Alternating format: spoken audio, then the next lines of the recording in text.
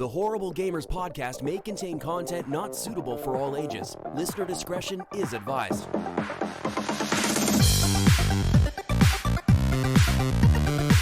Welcome, ladies and gentlemen, to Horrible Gamers podcast, show number 351. Been recorded on April the 25th, 2021. I'm one of your hosts, Jesus, because also known as Jesus Walks Out. Today I'm joined by my friend from the West Coast, the best coast, GunnyChief and The MAYO. Welcome back, Henry. Welcome. Yeah, they call me the bunny killer. Oh, okay. I kill bunnies. Oh. In Outriders, of course. Oh. How's it going, everyone? Hi. I was about to say, okay, that's a weird intro, but okay, we'll go with that. It's a video game thing. It's related. It's not real life. And from Little Ohio, trying to not scratch his neighbor's Lamborghini, the MAYO, Steve Willier is back. Welcome back, Steve. Welcome. Hey, what's up, Jesus? Have you put a ding in that car yet? Not yet. Are you going You didn't to? kick a rock would. at it? I would. I'd put like a fucking, just like a ding the shit out of it with the door. Like, oh, I'm sorry. Oh, sorry, this $40,000 paint job. Right. For a $220,000 car, it'd probably hunt me down, probably. That's what he gets for parking it and not in a garage. Right. That's what he gets. Someone's gonna ding it. All right. Every time I see nice cars, like at the store, right? You go to like Walmart or Target or something. You see like a nice car. You always see those people parking like in the back of the parking lot, like Yes. like 10 miles away from every other fucking car. They're like way out there because they know. Because I had a friend one time. He's like, "Yeah, my wife just bought one of those new Nissan Maximus cars." Mm-hmm. Yeah, Maxima. And then she goes, she loved it, and it was red, and it was really pretty. And we went to the Safeway grocery store parking lot, and she parked way in the back because she's like, "Okay, everything's gonna be fine." They get into the store, they hear a thing on the intercom with the owner of the red Nissan Maxima and the parked in the back, please come out. So apparently some redneck came up in his Ford F-150 and smacked into it. Really? In a matter of minutes, he said. It was a matter of minutes, like when we got in the store, like, and the dude was actually nice enough to come in the store and say, "Does somebody own this brand new car? I just like ran into." How did he run into it? Like just drove into it in the parking lot, like in an empty I know, spot? right? Like you figure it's probably parked there all back by its lonesome, and maybe he had a few beers. I really don't know the full story, but I just thought it was like, he goes, yeah, it was like Murphy's Law. Like, That's like weird. what happened? That brings back nightmares. I remember when I was a senior in high school, I bought a brand new Trans Am. That was my baby. And I worked in a little grocery store, and I was parked in the back of the parking lot. And it was a small parking lot because it was like a mom and pop owned grocery store. And a guy with a pickup truck with his tailgate down backed the wrong way and swung around and put the tailgate corner right through the back end of my car, right through the back wing and taillights. And I didn't even have 1,000 miles on it yet. And they had to replace all the rear lights on the back and the back wing and the back hatch. Damn. I was so mad. And I thought I was safe parked back in the back then.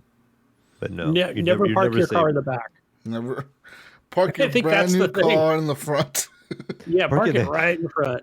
Of course, it's not as bad as I always see some of these really nice cars sometimes in the handicap spot. Yeah. Right in front, and this guy has this. I remember seeing one time it was like a GT 500 Mustang, like the top Mustang you can Yeah. get. You know, the top performance one. It was parked in the handicap spot. Yeah, Or some this asshole. wild. I remember seeing a wild looking M3 BMW with this real bright paint job and lowered and everything, and it was sitting in the very front handicap spot. Yeah, they'll do that too. They'll do that. Don't do that. Don't be an asshole. That's an asshole move. Just park somewhere else. You know, somewhere. Yeah, But not the back. Not ever the back. right. Yeah, because that's where cars get hit, is in the back. The least likely place is the place to get Yeah. hit. It's not as bad as like the last car accident that I was involved in my last car with my brother. We rear-ended a car, which rear-ended the car in front of it, you know, because like it was at a red light or whatever. And we hit the car going pretty fast. We were going like 50 miles an hour or something. But that car ran into the car in front of it. So it was like a 3-car accident. And the guy in the very front, the guy who was in the front who got rear-ended by the car that we hit, he had brought his truck that day.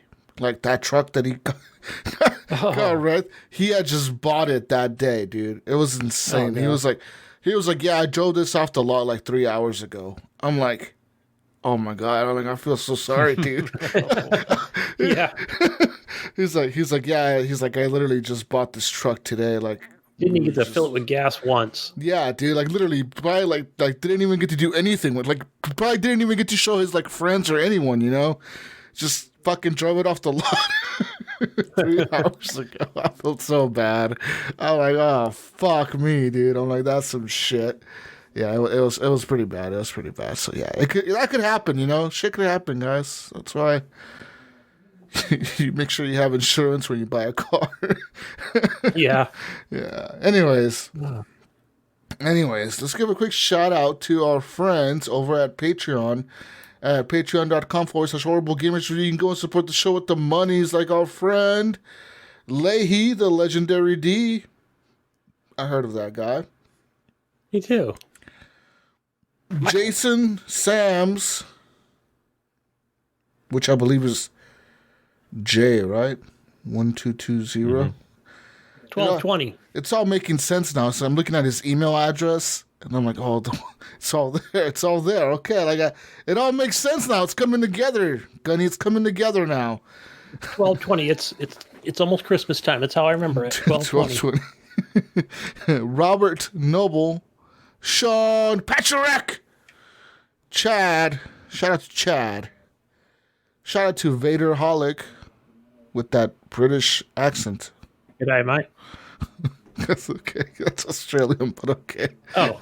Yeah, you're right. Shout out to Native Lives Matter, Henley M, Jesse Kraft, Pork Chop Who, Nipron the Micro D, the Mayo, Adam Sunday, John Jerome, Evan the Smallest D Tanaka, Jonathan D to the Ultimate D Power Hall, and Bill Still Even the Biggest D Gardner II. Thanks to all of you for being Patreon machines. I love all of you.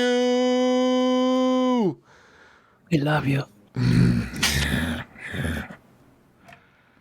Yeah. Anyways, let's get into some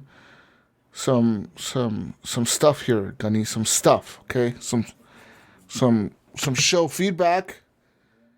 Do we have show feedback? Is this the only show feedback? Do we just have the one feedback mail, or is there something else? Yeah, I think there's only like maybe one from Imes, or no, I think there's another one from another listener. Oh man, Space Ego. Oh man, Deju? you guys. I thought Gunny had it. Oh my goodness, you. I just guys. put one in there. I failed. Wow, come on, guys, Jesus. Anyways, Space Degu or Degu. How do you pronounce that, Mayo? How would you say that? Space Degu. Yeah, that's my guess. Is that a hard G or like a JG? Is it a what kind of G is that? Anyways, you can let us know on the next feedback. Yeah, is it Degu? Anyway, who cares what it is?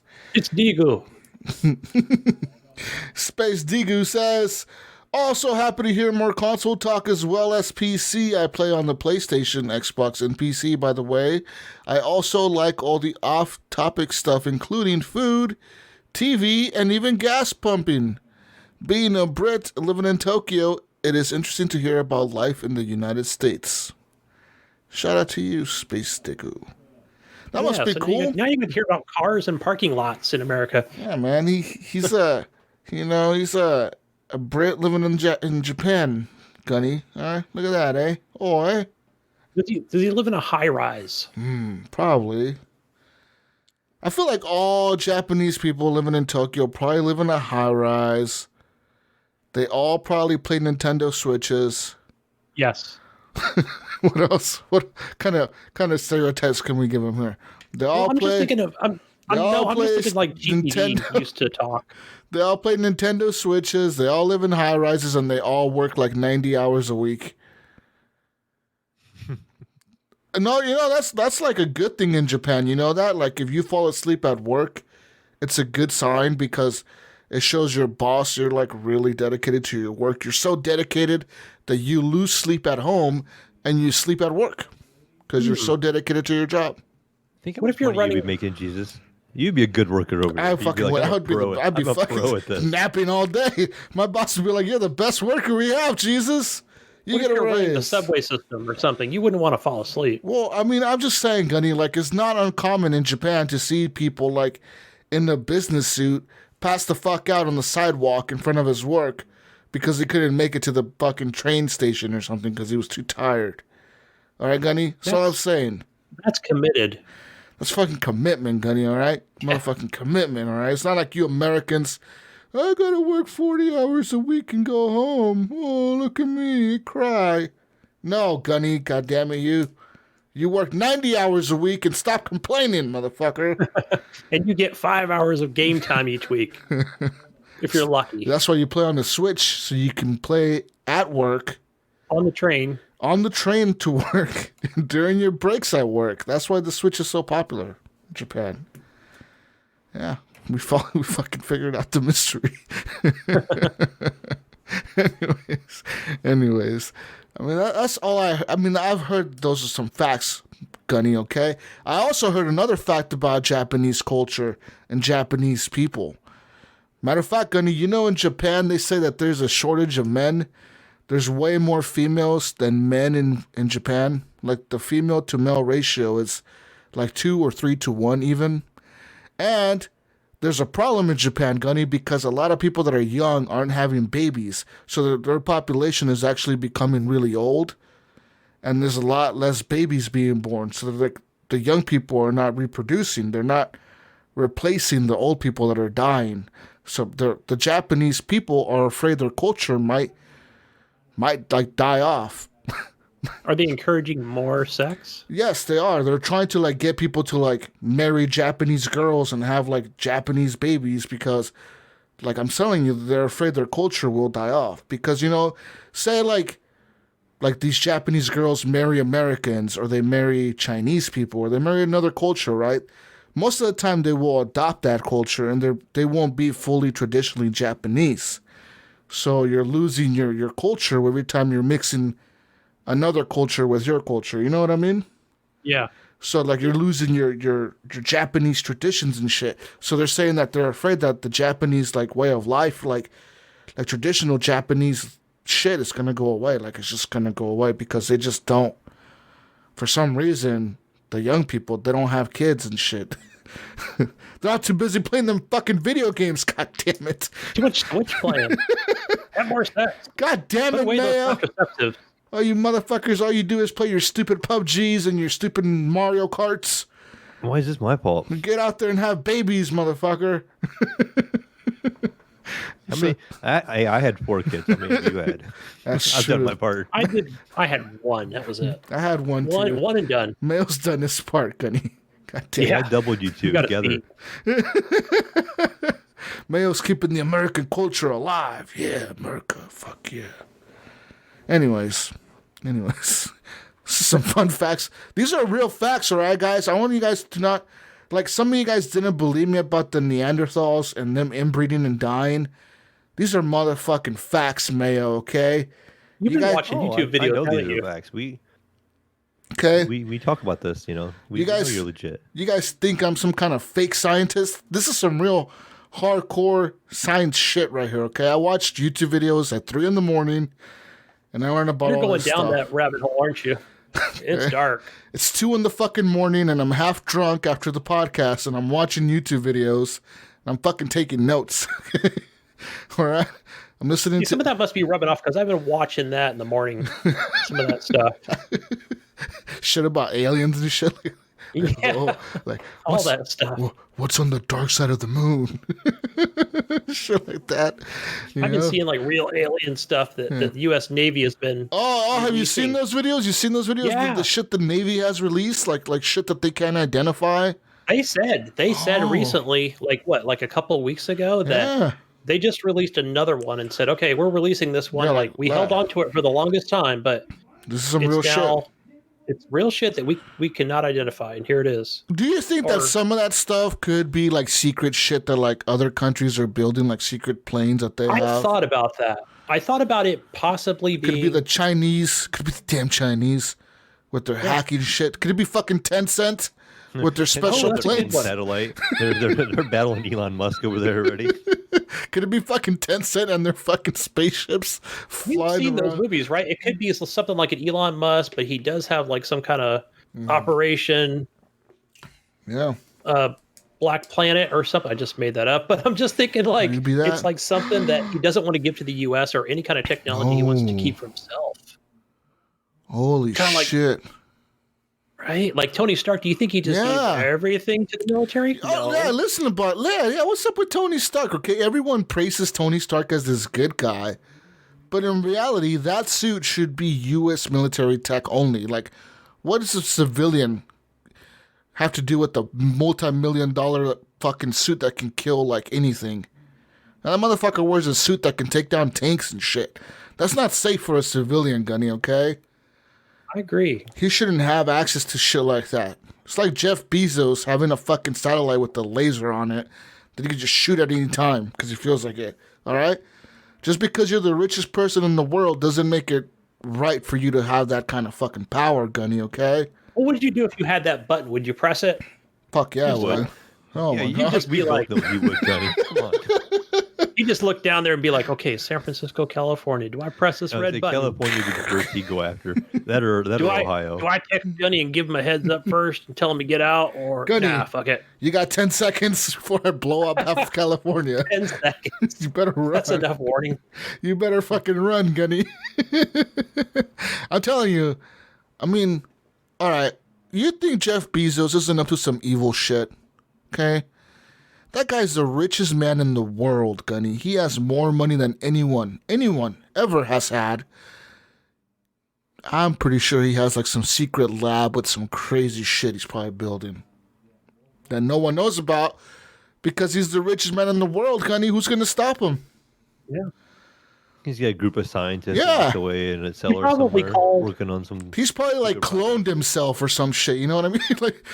like I cloned myself or some shit, you know? Like, why not? If you're that rich, you could probably figure out how to clone yourself.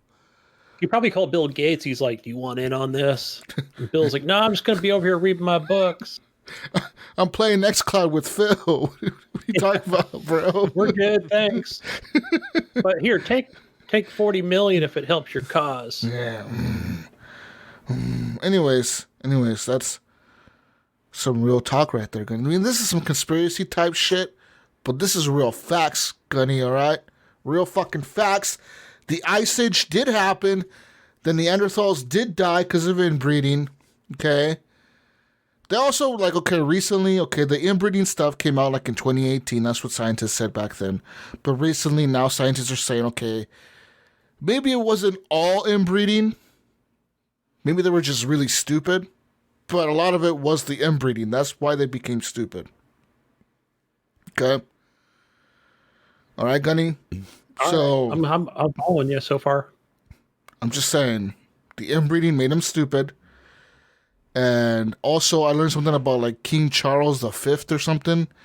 And apparently he was, his blood in his body, or himself, he was more inbred than anyone in the history of the world. Because his bloodline, his family, had kept his bloodline so pure within the family, right? Like only the royals marrying the royals and shit. And they were kept it so pure that by the time he was born, his blood was all fucked up. Because his cousins married his sister, and his sister married her brother, and her brother married her other brother, and her daughter married her father, and all this crazy shit went down the line, You got to keep the pure blood, royal blood keep it in the family. Pure.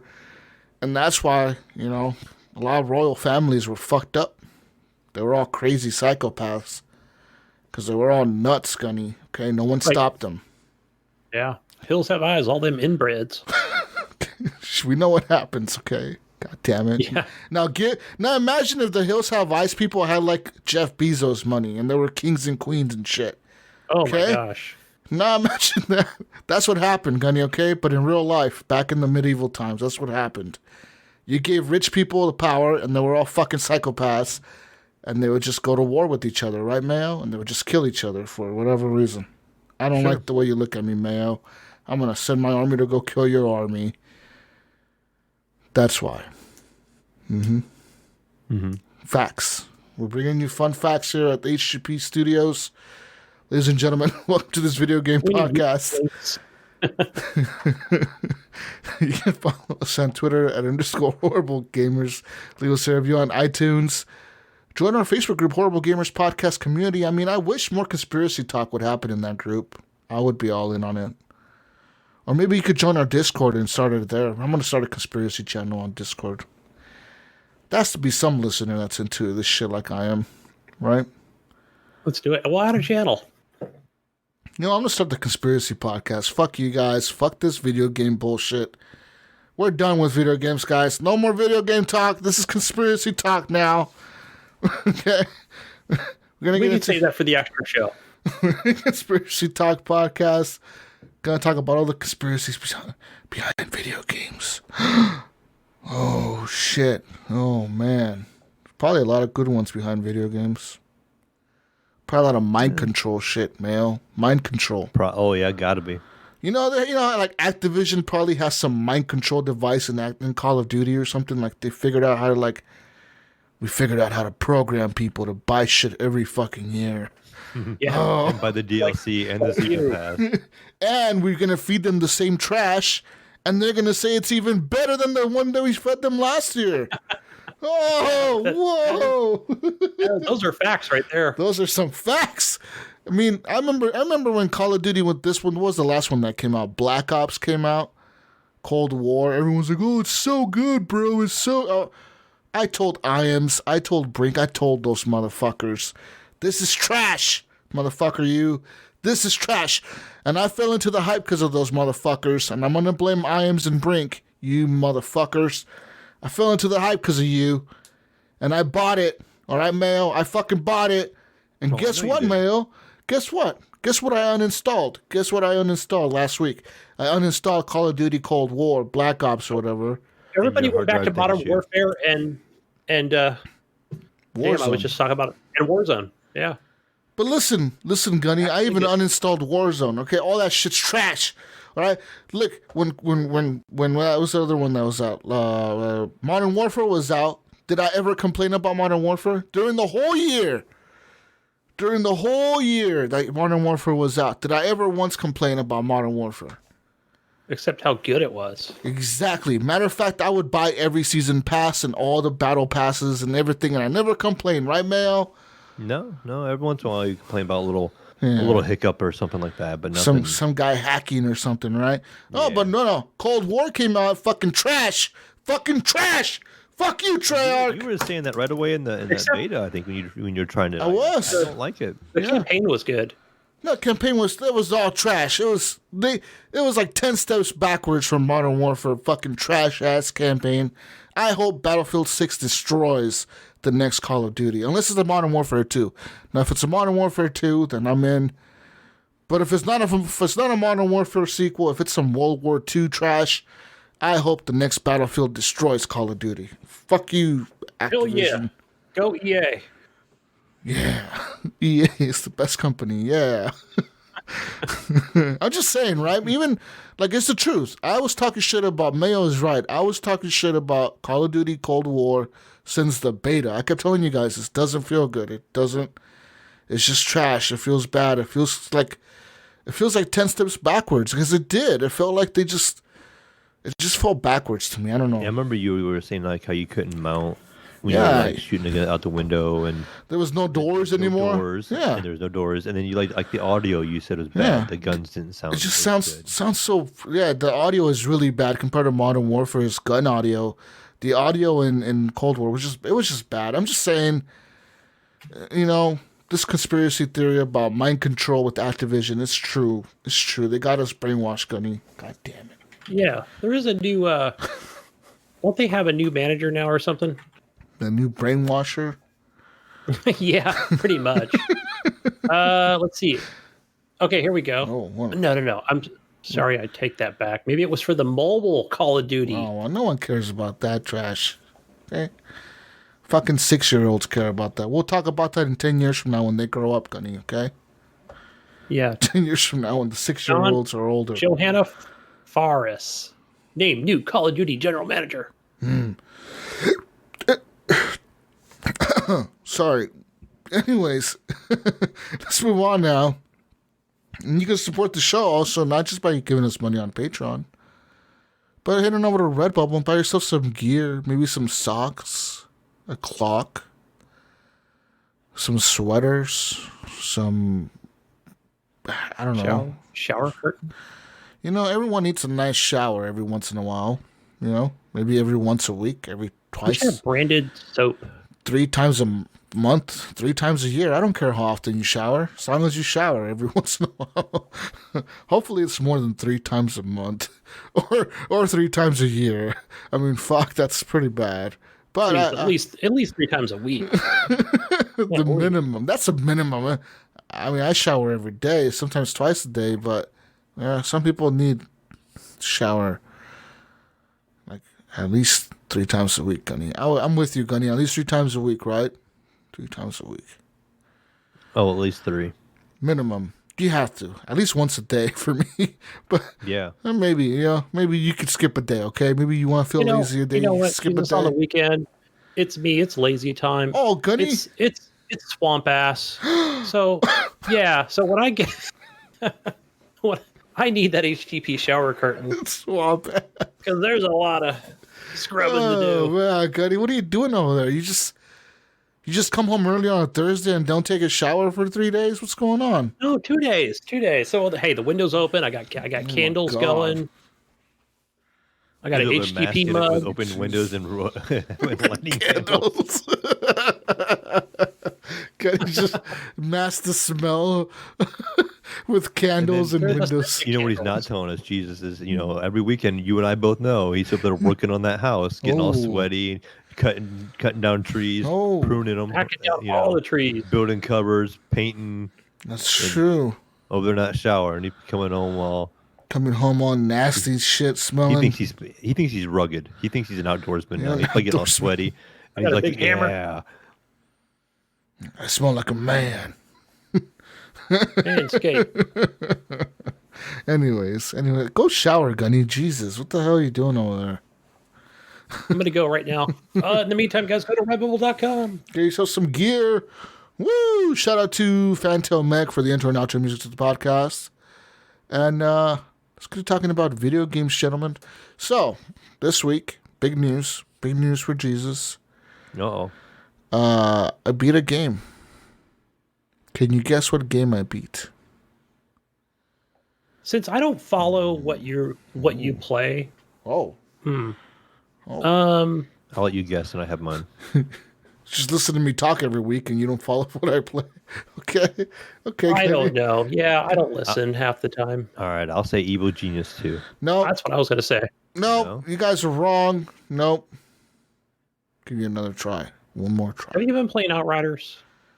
You haven't. Nope. Damn it. Oh, I know what it is. It's on the PlayStation 5. Okay. Real close. And you already beat Days Gone, so Spider-Man? No. Yeah! Woo! Spider-Man! So I finally beat Spider-Man Miles Morales.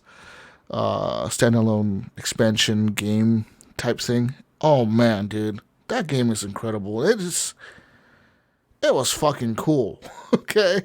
When was it? Like Thursday night or Friday night? One of those nights. It was just late at night. It was like 9 or something. Or 8:30. And I was like, you know what? I'm going to start playing Spider-Man. I need to finish this game. Next thing you know, I played it for like 6 hours. And I got to the end. And it was like, hey, this is the end of the game. Like, it tells you, like, hey, this is the end. Like this is the end. If you want to upgrade your character or, like, go do some more shit, I would do it before launching this mission because this is a point of no return. And I was like, fuck it, I'm just going to do it. And I did it, and man, that game is so fucking cool the way it ends. Just the whole... It felt like I was like in a fucking Marvel movie or something. It felt really fucking cool, man. And I just had a real good time playing it. The ending was pretty incredible, and then just god damn, that game looks fucking good. It looks so damn good. It is insane how good it looks.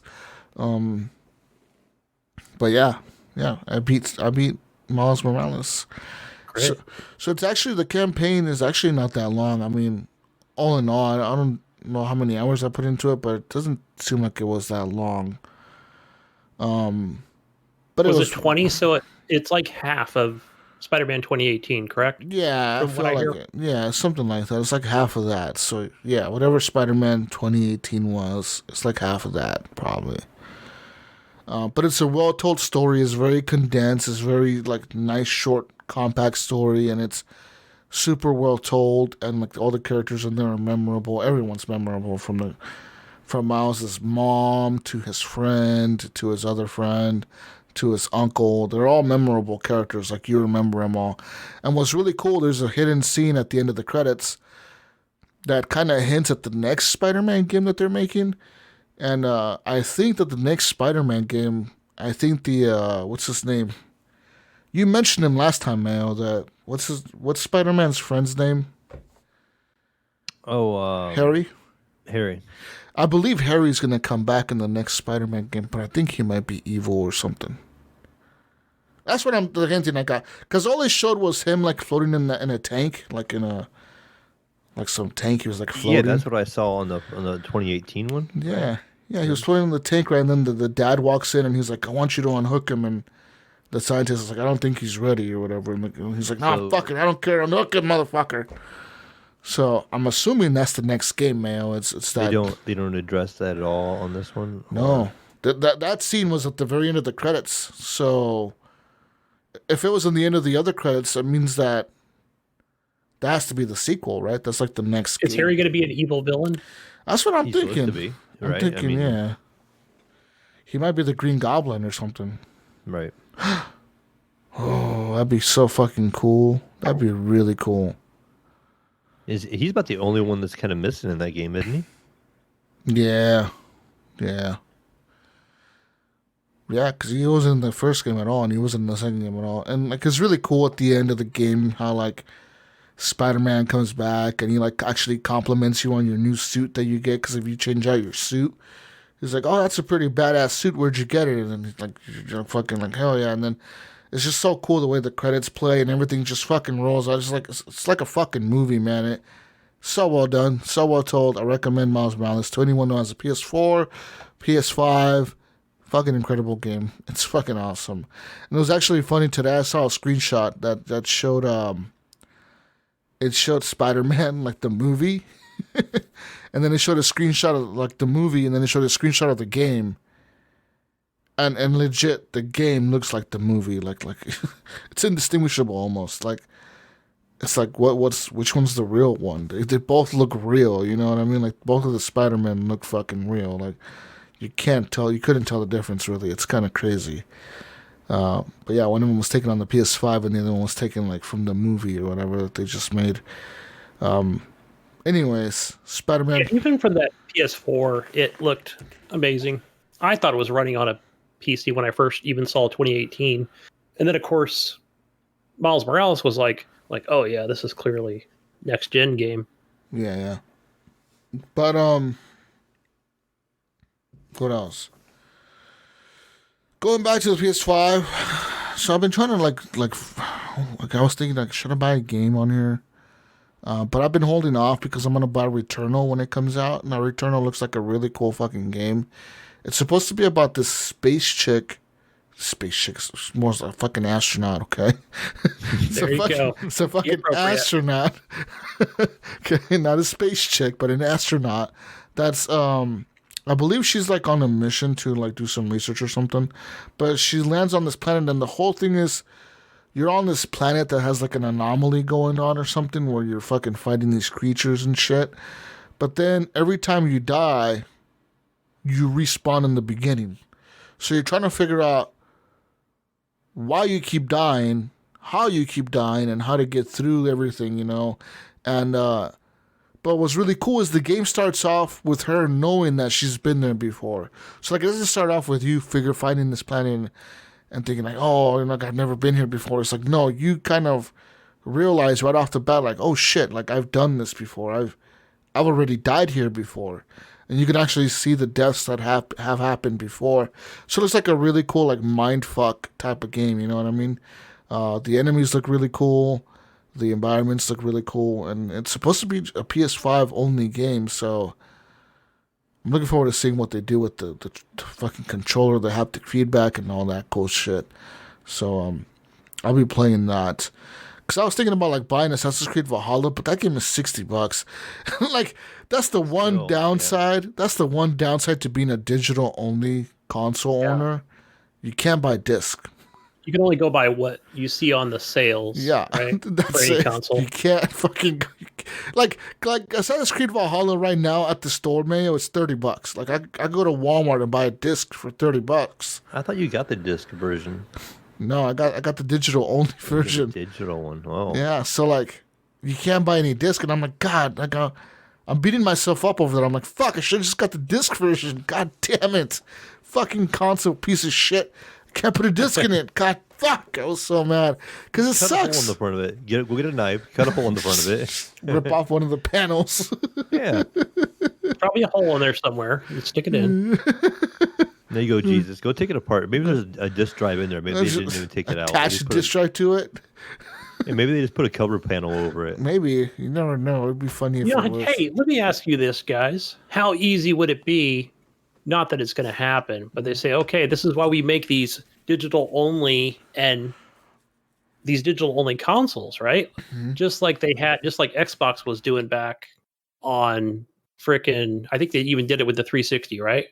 Or wasn't it until the Xbox One they were like, yeah, we're going to have this diskless version of fucking console for anyway.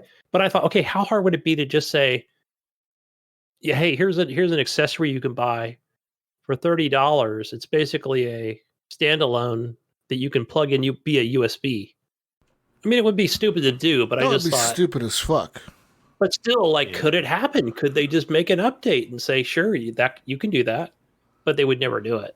I could see something like that coming from like Japan or China. You know, like you see all this knockoff Nintendo stuff. Nintendo just seems to let it ride. You know, their games get knocked off all the time. But then you see them, you know, going after people too when they make different things too. Yeah. But I could see something like that happening over there. But I don't see it happening. There's a reason why they want a digital-only console.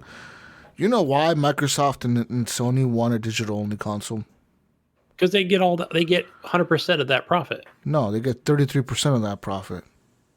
Oh, right, of course. Every when time, it's third party. Every time somebody sells a copy of a game on their digital store, they get 33%.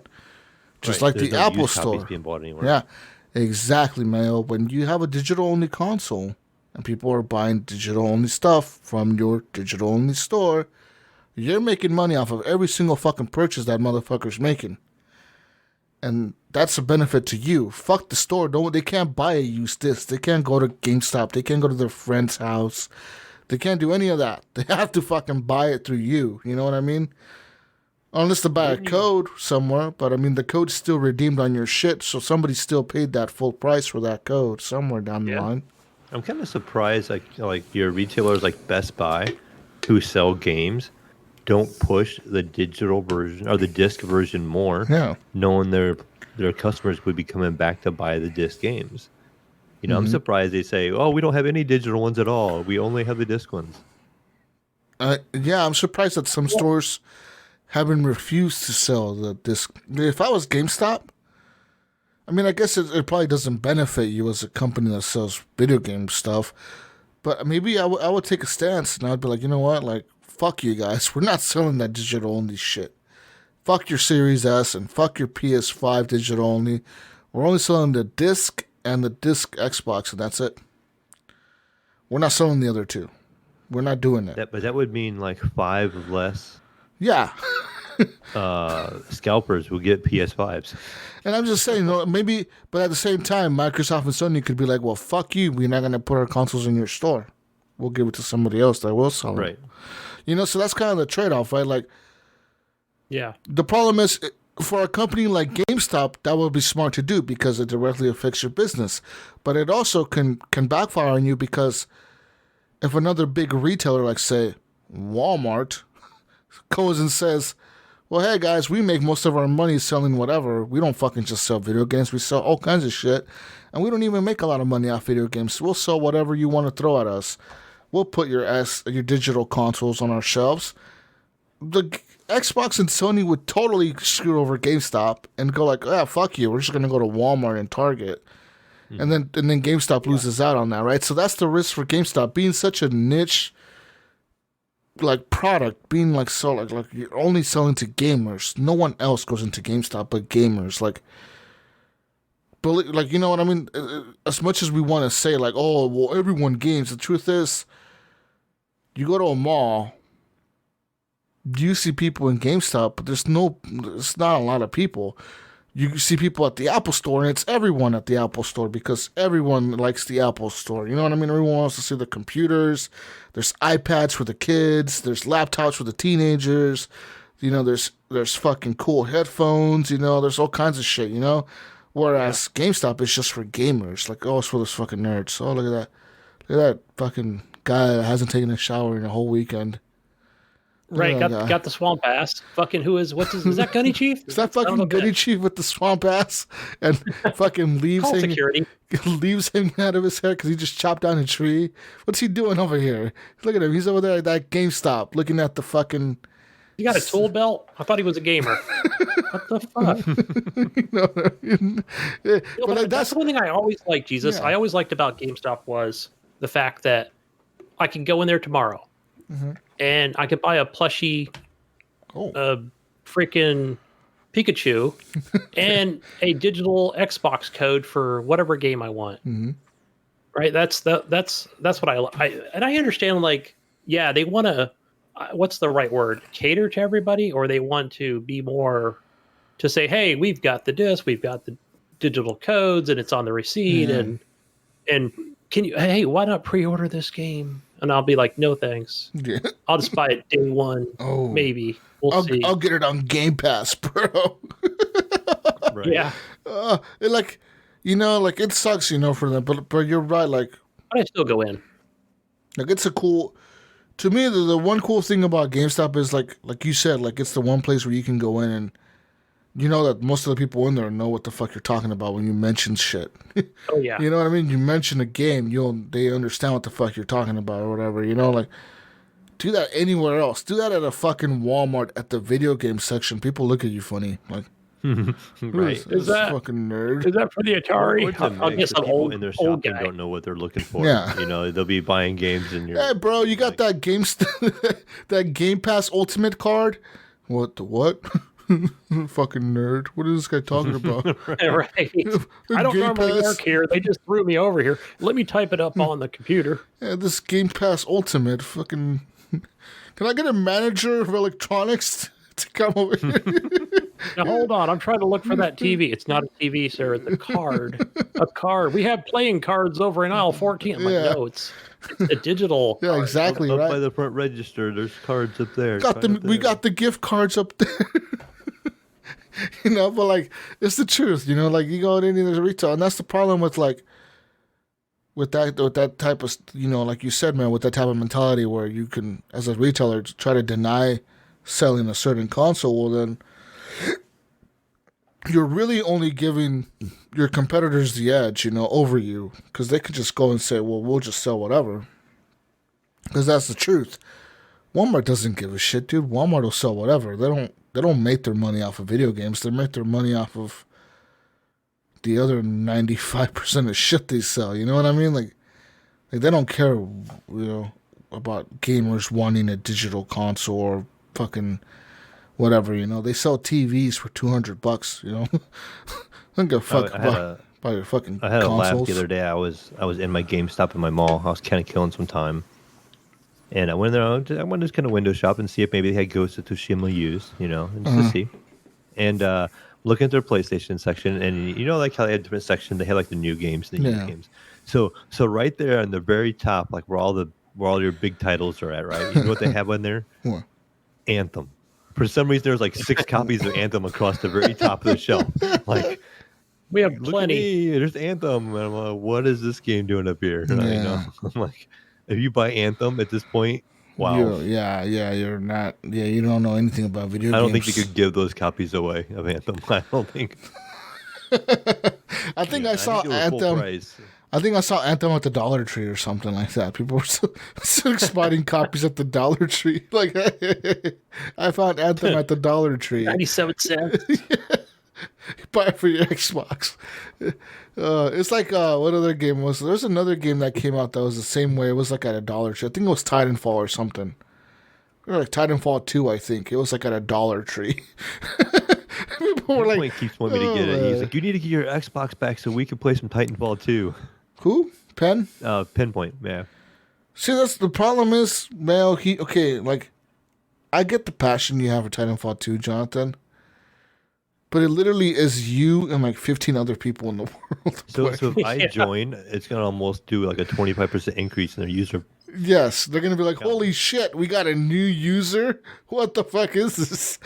And actually, and all kidding aside, though, I did see in the news when I was looking stuff up today that Titanfall 2, I believe it was, player count has risen. Oh. And I think it's got to do with Apex, I want to guess, because they now are leaking. Oh, yeah. A lot more Titanfall stuff in there. Yeah. I think your Apex players are playing Titanfall right now to see maybe that lore. Maybe. But that'll be short-lived. So Jonathan might be really happy right now. He might have some people playing the kill. He might be up to... That's why you see some of the numbers go up where it'll be a streamer.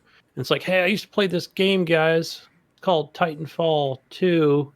And streamers are like, what's that? Here, let me show you. So then there's like 16,000 people watching, but only for that one day or something. Yeah. I mean, I don't know. Like I said, like it's cool to see Jonathan's excitement for Titanfall, but I think it's a trap. I think he's trying to trap me. It's literally only him and like 10 other people that...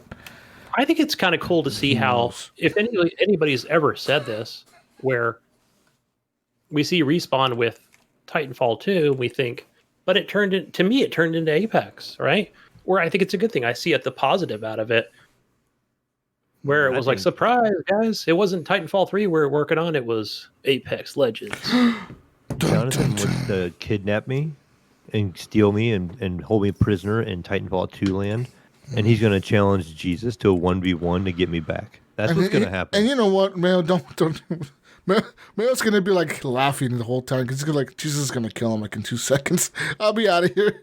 I'll be out of here in 10 seconds. This is like a jail retard. It's like a vacation for Mayo. He'll get out of jail in 10 seconds. No big deal. Right. I'll have the butler with the car ready. Anyways. But yeah, anyways, other games that I played this week. So I got all that. I played some more Evil Genius 2. I've been playing that. That game gets fucking difficult, man. It gets difficult. You still fighting the Bonds over there? The James Bonds? James Bonds. There's these other characters that show up, and they're pretty tough. But I have like 300 minions now in my base, which is a lot of minions for my base, because my base isn't that big. It's only like 2 floors. But I still have 300 minions, and I think that's the cap for how many minions you can have. So I'm kind of having like a side doing different shit, trying to get them to like train and become different characters to do different things. Yeah, that game is really a lot of fun. Other games that I played this week. So I've been playing on what else? So on my Switch, right? So like I remember I told you guys that I had linked like my Fortnite account. I couldn't link it to it because when I signed up for Fortnite, I just made like a whatever account and like just used that. Well, I figured out how to unlink all that. And then I linked my Jesus Walks a Lot account to my Switch, so that's all good. I got my Jesus Walks a Lot account on my Switch, on my PlayStation, on the computer. My Epic account, I guess, is what you would call it. But the other account that I made, I used my other email for it to make it. And the problem with that is now that when I went to Epic to try to delete that account from the Epic, like I try to tell Epic, hey, I want you to delete this account. Epic is all fucking Mr. fucking 3-factor security over here. Oh, we need you to verify 3 purchases you made over the last 6 months. And verify your credit card number. Like, what the fuck did I, like, I told him, like, I never bought anything with you guys with this account. I literally just played Fortnite on the Switch. And they're like, well, you cannot verify that you bought anything or didn't buy anything, so we cannot delete this account because we cannot verify that you actually own this. I'm like, I'm literally logged into this account right now as I'm speaking to you. They're like, yeah, but we can't verify it's you.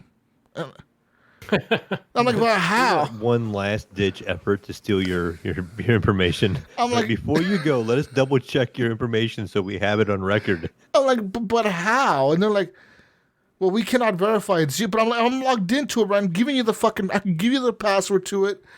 I don't know they're like, well, what date did you make the account? Like, what's the date? I'm like, who the fuck remembers the date? Like, who the fuck remembers when did you become a Facebook date? member? Tell me now. they're like, well, give us the date you created the account. I'm like, I don't know that date. And they're like, okay, well, give us at least 2 purchases you made on the account. I'm like, none. Now, I wonder if they're considering Fortnite a purchase, but I'm like, that's where I made the account. I made it on Fortnite while I was fucking installing the game. Like, I don't know what you guys want from me. And they were just like asking all these fucking questions. And then finally they just emailed me back saying, sorry, we cannot delete this account, but we cannot verify that you're you, that you own this account. I'm like, so I guess I just have another random epic So, account. Jesus, if you have any more questions or concerns, keep emailing us back because we don't believe you. Thank you. Pretty much is what they said. Like if you want to delete this account, you have to prove that you own it. But even though you logged into it and requested to delete it with your password, and you have to enter your password to request the deletion, you cannot verify it's you. So fuck you and goodbye, asshole. Have a nice fucking day. Really good security that Epic has. You wouldn't have this problem on Steam. Steam would just let you just delete your account. It'd be like, okay, get rid of your games.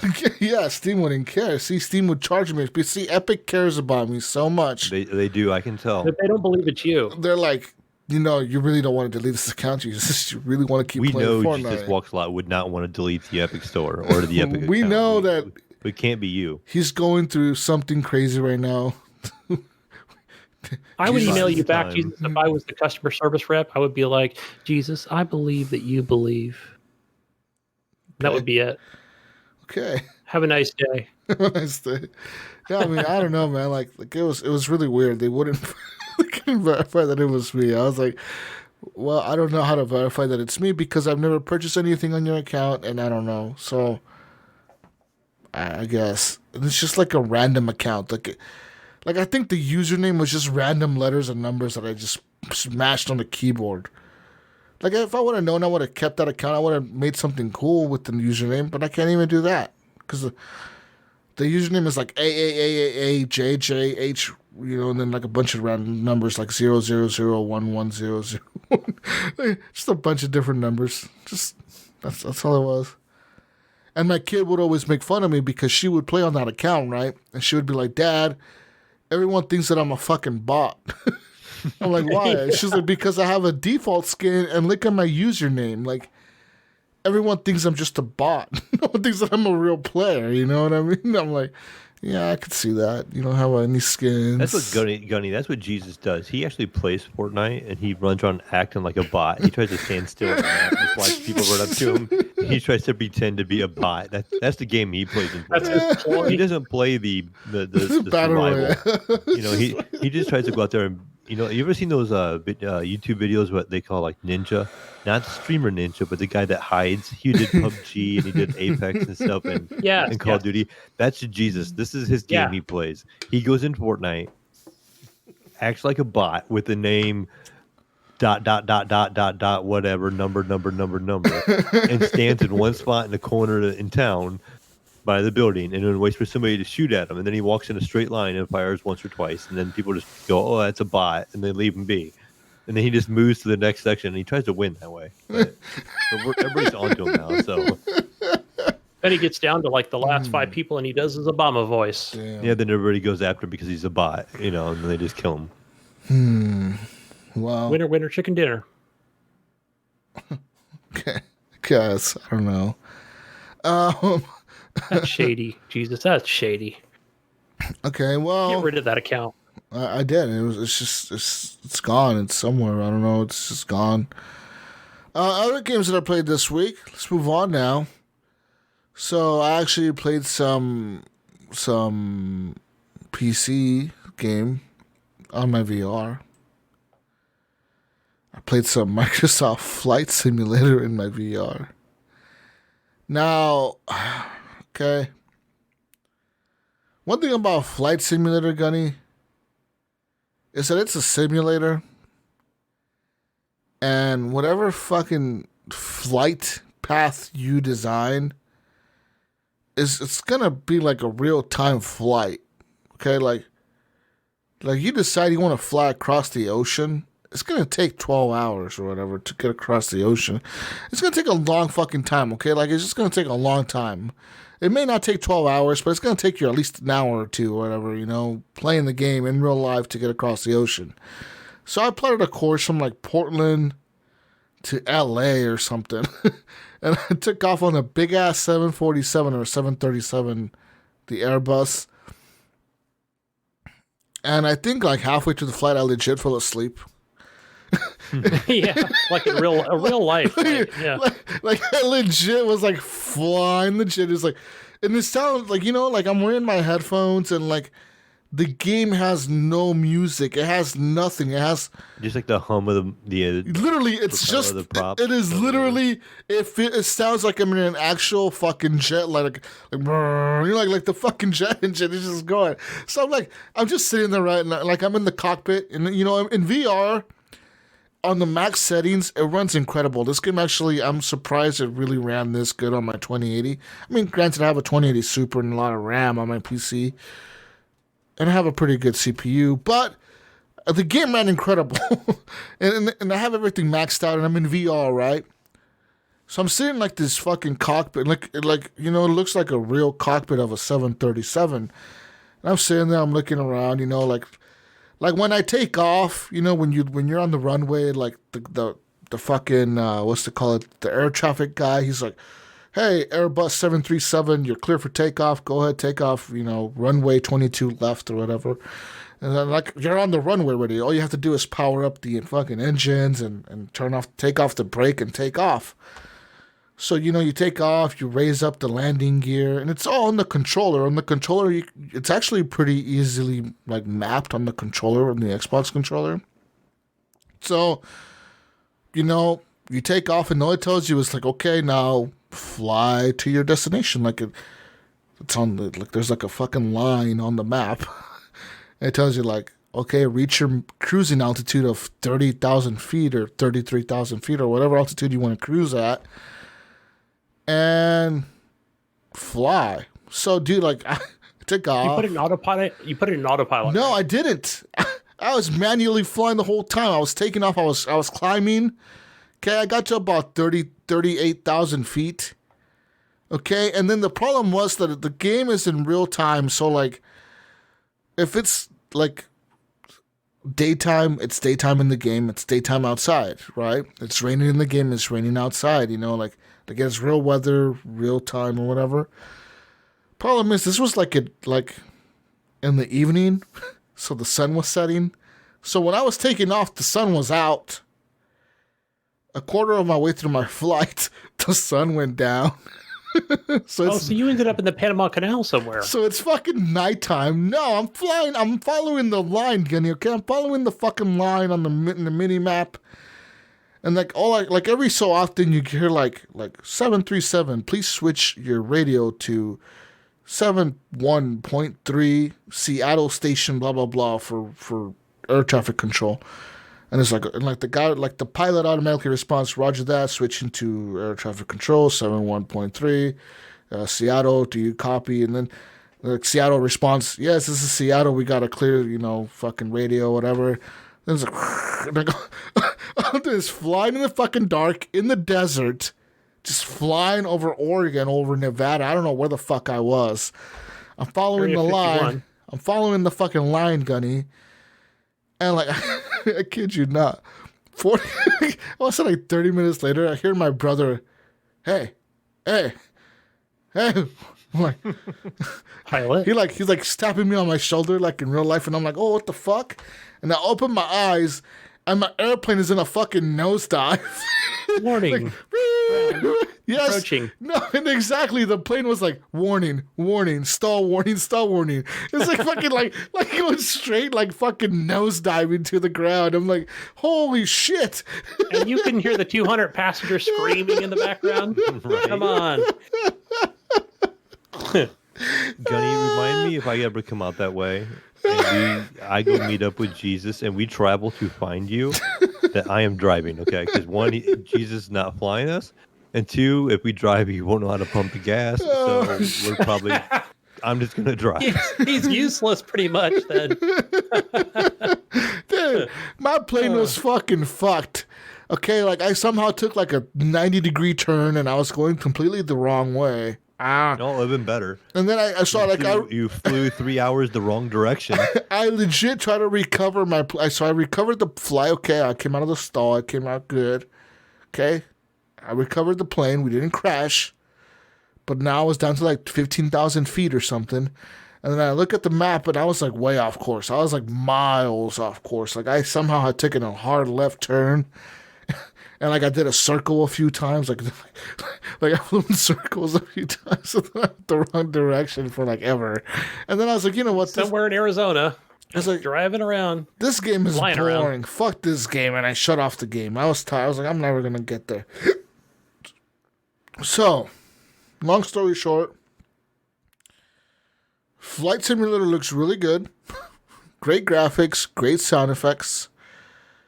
A very boring game if you're in VR, because you're literally just by yourself in an airplane and just... It's immersive as fuck, but like it's so boring. Like I wish I could sit there and talk to other people in multiplayer or something. Like I wish like there was like a multiplayer voice channel or something, you know, where like everyone could get on the Switch and just talk shit to each other. No, Jesus, I can tell you, I've watched, it's been a while, but I have watched, this was right, no, this was after Mixer or whatever, and this was on Twitch, and so I had streamers or whatever, and this is when I was checking the game out in different forms, right? Even though I was able to play it on my PC, which ran not very good, and you know, I couldn't run Ultra or anything on a 1070 Ti, but I thought it was pretty cool because the streamer was just constantly engaged with everybody, you know, again, not being in VR, and then the few that were, whatever, had like a great setup so he can read everything. Yeah. And others had like music going and stuff like that. Is that something like you could see yourself doing in the future where you're like, fuck, I'm going to put on some cool music and fly to LA? Yeah. Like, if I was streaming this and people were watching and I was chatting with people or whatever, fuck yeah, I could totally do this. Or like I don't know if the game does this or not. Does the game, if I'm playing the game, are other players in that world, like, can I fly a jet and like, say Mayo's flying a jet over LA and I'm flying a jet over LA, can we like legit fly and see each other? Like, yeah, Mayo, I'm gonna follow you around. Wouldn't that be fucking cool though? Like if you that would be. Yeah, I don't think you can. I think that's the next step. I think that's the next step they're planning with that game. Because that game it's insane. That game looks real, dude. When you're in the fucking plane, you're like, what the fuck? Like you could legit playing it in VR blew my mind. I'm like, as a fucking kid, I would never imagine like you being able to sit in the cockpit of a fucking plane and it looks this fucking good. Like you're in the fucking plane pretty much. The only thing is missing is the fucking like uncomfortable fucking seats and the annoying people in the back of the plane, you know, screaming because you're doing fucking flips in the air. Going in circles and diving straight down. Yeah, that might cause a little bit of panic. Those annoying people in the back screaming for their lives. Okay, like that's the only thing that's missing. And like, I was thinking to myself, like maybe they could mod this and add like passenger effects, like passenger sound effects at the back, or like something. You know, they could do so much with that game. The PC community could do a lot with this game. Multiplayer should be number one. And then once they have that, I can see them releasing it on the Xbox Series S and X. Because this game could run on console. Like I said, I was playing it with my controller. Like it is completely playable with the controller. Like the buttons are all mapped. Everything's mapped. Like the raise the landing gear, you know, your flaps, your rudders, your triggers, your acceleration is A. You slow down with B. Obviously your pitch and your yaw is with the joysticks, and it's all there. Like it's just easy to use. So yeah, I don't know. Maybe they're waiting for something to happen this summer or something until maybe there is a multiplayer. Who knows? I haven't heard from them. They've been really quiet. That'd be cool. I know that the latest update, what they did with their latest update was they've added what do they call it? They call it photo something like photogrammy or it's not photography. It's like photo something. It's not photorealism, but something else. It's like photo telemetry or something like that, where like they somehow got it to where these 2 or 3 cities in the world look realistic, like they are legit the actual cities of the world. Like it's the actual city. They just photographed it from the air somehow via satellite or something, and they put it in the game. It's probably your big cities, probably like. I know one of them is. I think one of them is like Paris. The other one's like Berlin. And I forget what the other one. They're all in Europe, though. I'm pretty sure. Like maybe London.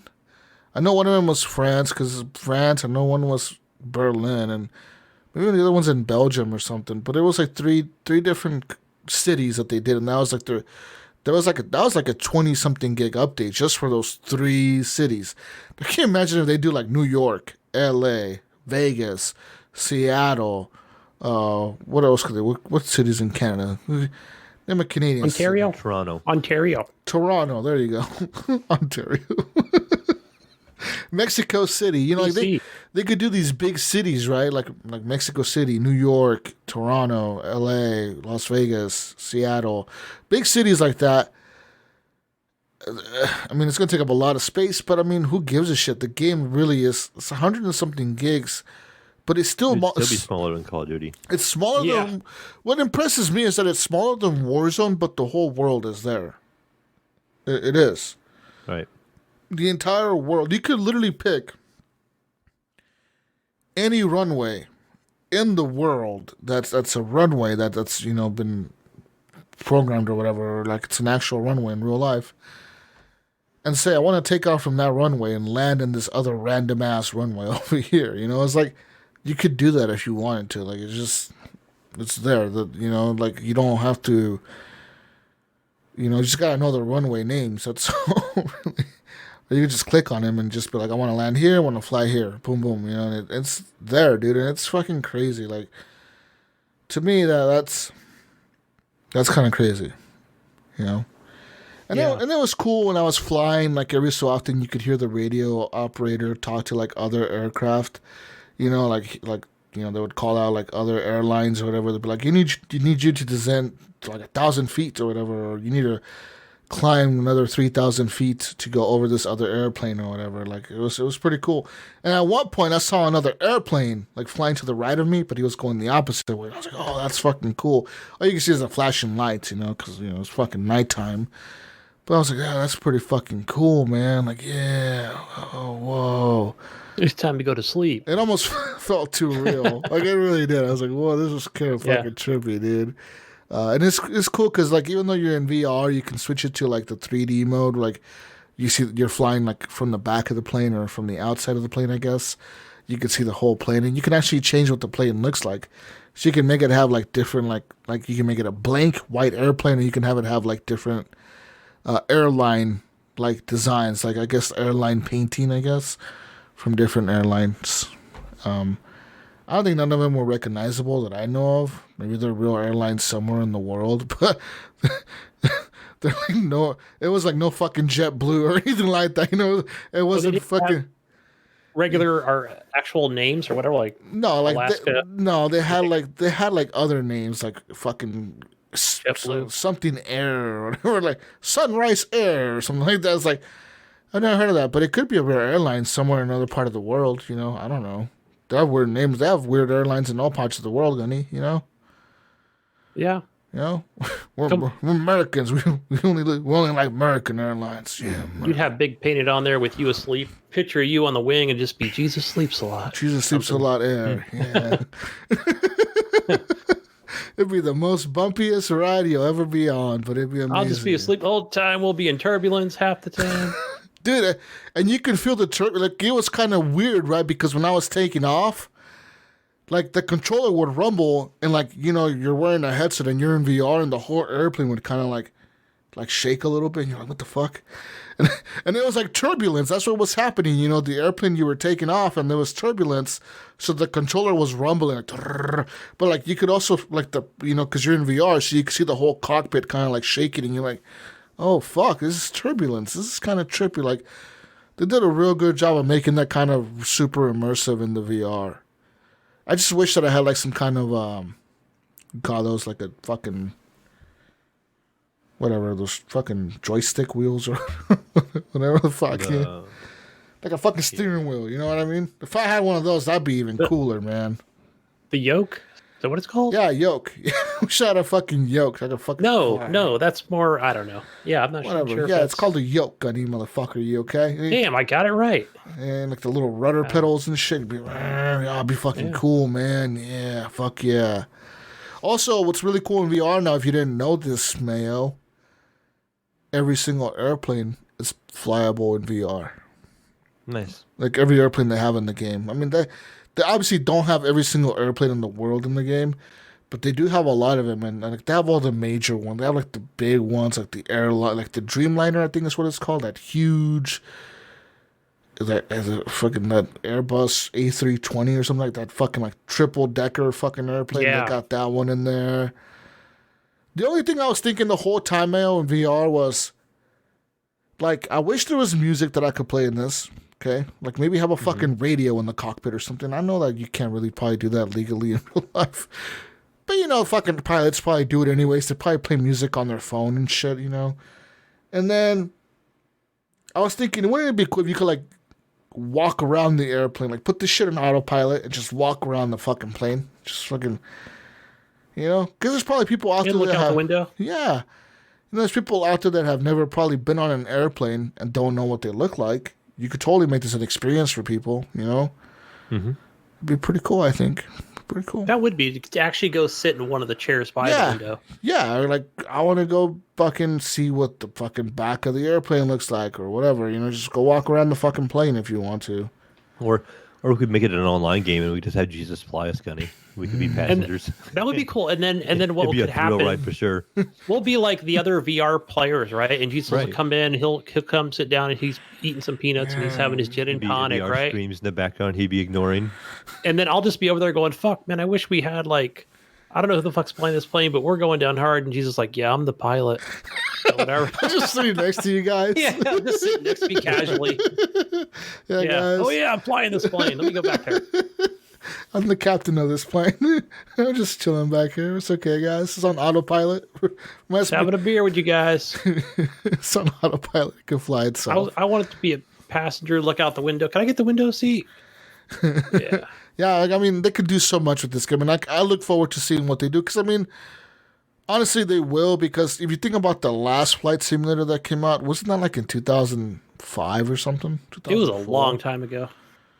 It was like literally back when they had their last train simulator. Exactly. It wasn't like 15 years ago or something. Yeah, the last one came out. It was a while. So, I mean, this is obviously going to be around for the next 10, 15 years or whatever. So, they're probably going to be updating the shit out of it. And, like, you know, hopefully it comes to consoles so the console people can actually play it and see what the hell I'm talking about. Because the game it looks really incredible, man. Anyways, besides Flight Simulator, besides all that, I think that's all I played this week. What else? I mean, I know last week I missed talking about Sea of Thieves, I think. Mm-hmm. I played a little bit of that. I think I played some Enlisted again. I played some more of that. What else did I play? I meant to play Enlisted, but I didn't get to it. Oh, yeah. Yeah, me too. The Enlisted game, yeah. Geez, I did want to. There's a couple of things I wanted to talk about outside of actual games, and that was something I didn't mention last week, but I did get my son for his birthday the Oculus Quest 2. Oh, dope. That's probably the best And- VR to get right now, yes. And so I've only done like is it just called the VR room or whatever? It's just more of a thing where when you have your perimeter drawn or whatever, right? And then Kyle has like his, whatever, just has a chair in the living room. And that's kind of freaking cool because it's like whatever that, I'll just call it the perimeter, whatever he drew, like it's true. Yeah. It's so true. Like you can get up, walk around, go back, and it's still like, it's still there. That area that he drew it's like some kind of even when you turn off the headset, GPS shit or something going on there. Yeah, it saves it until you change it. Yeah, it's still there. Like, how does it know? That's the crazy part. How the hell does it know, man? It's nuts. It's conspiracy. It's definitely a conspiracy because I'm thinking like the government is watching me from the sky or something, man. They're watching you, Through Gunny. the lens of his own VR.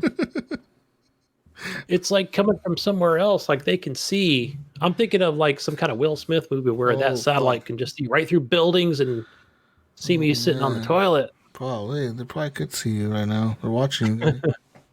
But no, it's I didn't really get to experience any games, and the only thing was Beat Saber, which it's like the only game that we played or purchased on there. Beat Saber's cool. It's probably the best game to play. Yeah. Yeah. It's like it's like definitely a lot more. It could be a responsive. workout, man. Beat Saber can be a fucking workout, dude. Man, that game gets tiring. Yeah. That I'm glad because that's something he doesn't get to do much of his exercise. So I know I was texting you guys about just briefly about that cable for Steam games or something. You don't need it. You don't need it. Well, so that was the thing that Kyle was okay. Let me start from the beginning here. Now, Kyle had mentioned when the first day he got it, he goes, "I want to play Minecraft and Roblox because he's 15 and he still loves those games and damn it, I'm glad he still likes those two games." And I was like, "What are you talking about?" He goes, "Dude, if you go to the store and you look at Oculus for the three different devices, the Quest and the fucking whatever the other two are called, right? There's different games on those stores and some are similar." I'm like, "Bullshit." Sure enough, I came in here, I went on Google, and he is actually correct. There are different games for each system, which I was kind of surprised. Jesus, that's something I never knew. Yeah, it kind of muddies it up. I did not know that either until you were telling us that in text. I just thought they had the same store for all the quests or rips and whatever. You just logged into that one store and you just purchased your games through there. Yeah, and I thought it was weird. I was like, wait a minute. So the Quest doesn't have Minecraft, but the Rift does, and what's the other one called? The other Oculus? The cheaper one or whatever it's called? Like that one had it too, and I was like, what the actual fuck? Like I just paid like what, $300 for this thing plus a $70 cable. Like it doesn't have Minecraft or something. I was like, you got to be kidding me. Hey, either way, I think, yeah, that was the thing too with the update that I think you guys read last week on the show. Yeah, and I plus, remember putting in the news. Yeah. Here's the other thing, guys, about anybody out there thinking about purchasing this cable. Is it called a lightning cable or something? Who knows what it's called? It's got a proprietary cable that goes into the headset of the Oculus Quest 2, okay? Now, this is the official one that I got from Target. Went and did a pickup on it. Was it $69 US? And it has it's a USB-C or something like that. And I was like, okay, like I don't remember ever seeing like a connector like that. But luckily, Kyle's Razer laptop actually has that on the right side of his laptop. I was like, no, fuck, good save on that one, right? Because I don't have it anywhere on my PC, and I've not seen it on anybody else's PC. But is that something that's on a USB-C connection? You mean? Yeah, USB-C Mini or something like that. I think it's kind of unique where I've never noticed, or I've never I have one on seen my it. motherboard of my PC. Yeah. Okay, so maybe because I got that iBuy power and it's smaller and it's older. You mean like this I one, mean, right? it's a little bit Like older this motherboard at one, this right? point. You have an older. Like a round like that? Yeah, that's it. I think that's it. Yeah, this came with my PS5. Yeah. Yeah. Yeah, these are pretty much the new USB, like, the fastest ones you can have. The cables. Yeah, and I guess the whole reason, or the reason that we bought the expensive cable was, it was just our thinking, like, we know that any of the knockoffs or just the cheaper ones it's were going to work be just as fine. shitty. Yeah. But I guess my wife was thinking, okay, long-term investment was maybe it won't work for that long or whatever. That It's was like her those thinking, cheap like, phone chargers you buy. You buy that. they last extra like 2 cord weeks. After, like a couple weeks, and it's already broke. Yeah, it's all That fucking was the thing. frayed and shit. You're like, what the fuck? How is this shit all fucking fried already and it's trash? Mine don't get frayed. It just quits working. You know. Yeah, It- because you bend them so much, they just break on the inside. Yeah. or like headphones or whatever, like one side stops working immediately. Yeah, that was our thinking. Like, okay, spend the $80 or $80 now. I think it was $70. These cables are expensive. Like they're like $80 almost on Amazon. Yeah, How that's what long we is got it? it for. 69 at Target. It says 16 feet. Yeah, it's a long cable. It's a long cable. Yeah. It's pretty long. It, like, literally he can like put it on his laptop, walk over to the couch and sit on the chair. So it was, yeah, but it works. It works fine. He was doing the virtual desktop and everything. And, yeah, I just had clarify it, play games on it. This so you can play your Steam games and stuff on it, right? For those that don't know. Yeah, so that's hopefully, yeah, hopefully I get to do that, guys. Play actual games on the Quest 2, since he hasn't really touched it. So I think it'll just end up being more me. Playing VR My birthday games. present. Yeah. But since I've been talking about that, Jesus, there is another game I wanted to talk about that you had mentioned that you liked, that I played, at least a good 5 or 6 hours of, or more. And this is a Steam game I'm playing on my PC, and it is called Be Castled. And this game is excellent. It's what would you say? It's city builder. It's a tower defense. It's early access, but man, it's not a city builder really. It's more like a kingdom builder. You're not building. There you go. I almost called it a village builder. Yeah, I guess it would be my description of it. Is it kind of like an Age of Empires? Kind of going sort of, but very light. It's very, very light. Like it's nothing. No decision. It is not decision making. It's not Civilization, Age of Empires. You're not fucking building a whole empire. It's just literally you have like a little castle. It's pretty much just tower defense, and you're trying to like just defend your castle, your kingdom, or whatever, while you're trying to expand it at the same time to get enough resources. Because you got to keep it growing to get more people. At the same time, you're defending it every single night. It's almost like that one game, but in 3D. What's that one game that me and Penpoint Red we beat? But yeah, more 3D top down. Or not For the King. It was something Castle. Fuck. No, fuck, it's from Fury, whatever that fucking developer. I can see it already. They made 2 of them. Yeah. No, it's not For the King. You get the coins and fucking upgrade your shit. That's a fun game, especially co-op. Playing it by yourself is boring. But yeah, Jesus, I've had a blast with it.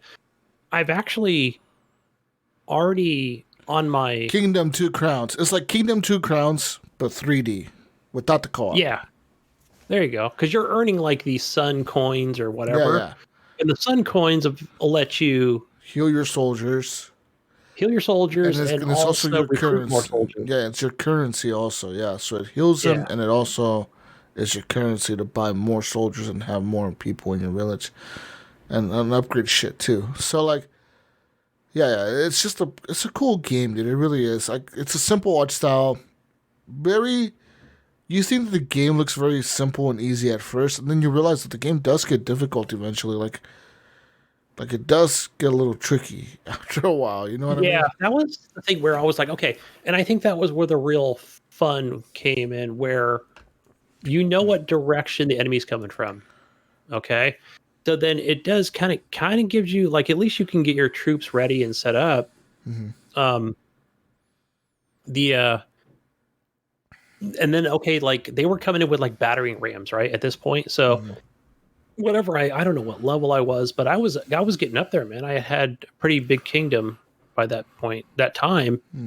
And they came in, I'm like, okay, let me get my troops over here. But there was an area, Jesus, where I had it to where there was a wolf's den, and I had kind of left, even though I had that area purchased, I kind of left my troops over there. And I was like, okay, because they're going to get ready for the invasion. And I think that wolf's den was like, they came over and ate my troops. Right. And I was like, son of a bitch, I wasn't keeping an eye on them.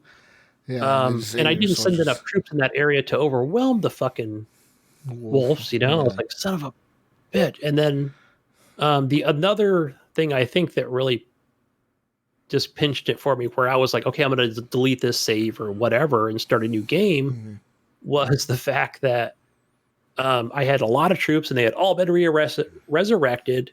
I'm ready to, like, you know, take on this last wave, right? And I think they all just fell over and died. And then I was like, what the actual? And then I realized, like, okay, I wasn't keeping an eye on my food supply.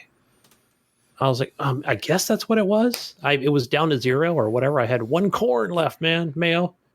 I had 1 corn stalk left for like 50 people or 60 people and 25 troops. But yeah, and that just, keep an eye on that. I think you got to make sure, for some reason, Jesus, I don't know if this is the game, but you know how, like, whatever night comes, you fight off the invasion. And then I think the people, they're afraid, so they come out slowly, but you got to make sure that at your farms and your lumber mills and everything else where you have jobs, you have to, like, reassign them again almost, right? It'll say, like, nobody's working here. Yeah, that I'll be like, why did everybody just quit and run out or whatever? Yeah, sometimes. I don't know what it is. They don't quit. I think they die. They die. Yeah. So you gotta, that's what it is. They just, they're dead. You got to replace them. Pretty much. Yeah, that's how it goes. You have to replace them because they either die from starving, because if you don't have enough food, people starve to death, and then you don't realize it, but people are dying left and right. Next thing you know, you're like half of your village, and you're like, what the fuck happened to half the people? And you're like, oh, they're all dead. Yeah, because if you forget or whatever, because there could be a lot going on where the invasion comes in, and the first thing they do is they take out my sheep farm, which supplied a lot of meat.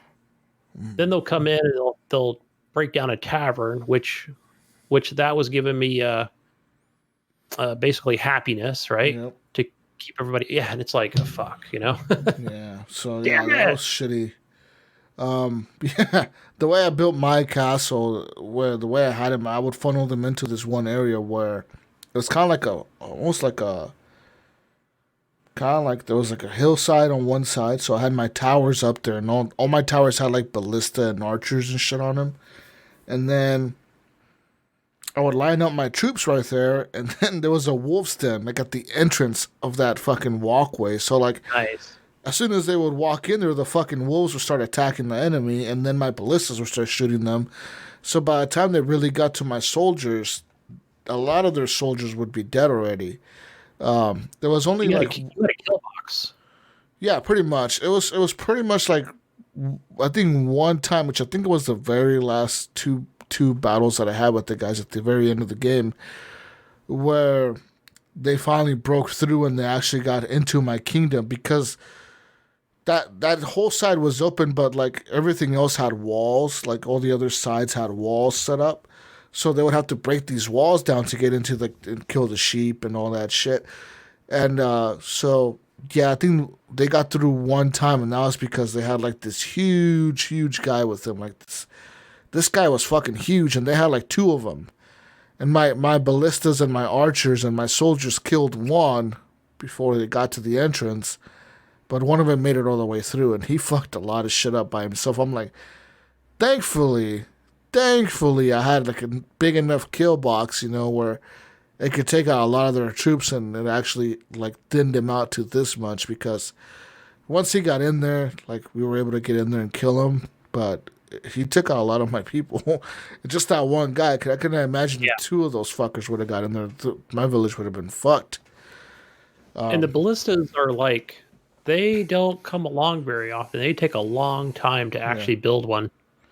Yeah, so I think I built like 4 or 5 of them, and I had some in my other entrance where the enemy would sometimes go towards, but I had most of them in this one area, and it was just like a fucking 7 towers of fucking ballistas and catapults and shit. So it was fucking intense. Like they would try to go down that way, and they would all get fucked up.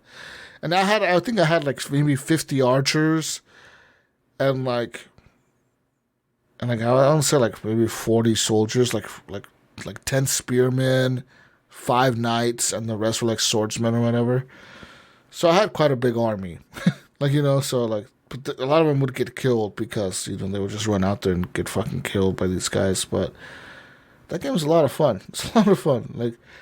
Like the physics of it remind me of almost of that totally accurate battle simulator, like the way that people flop around and shit.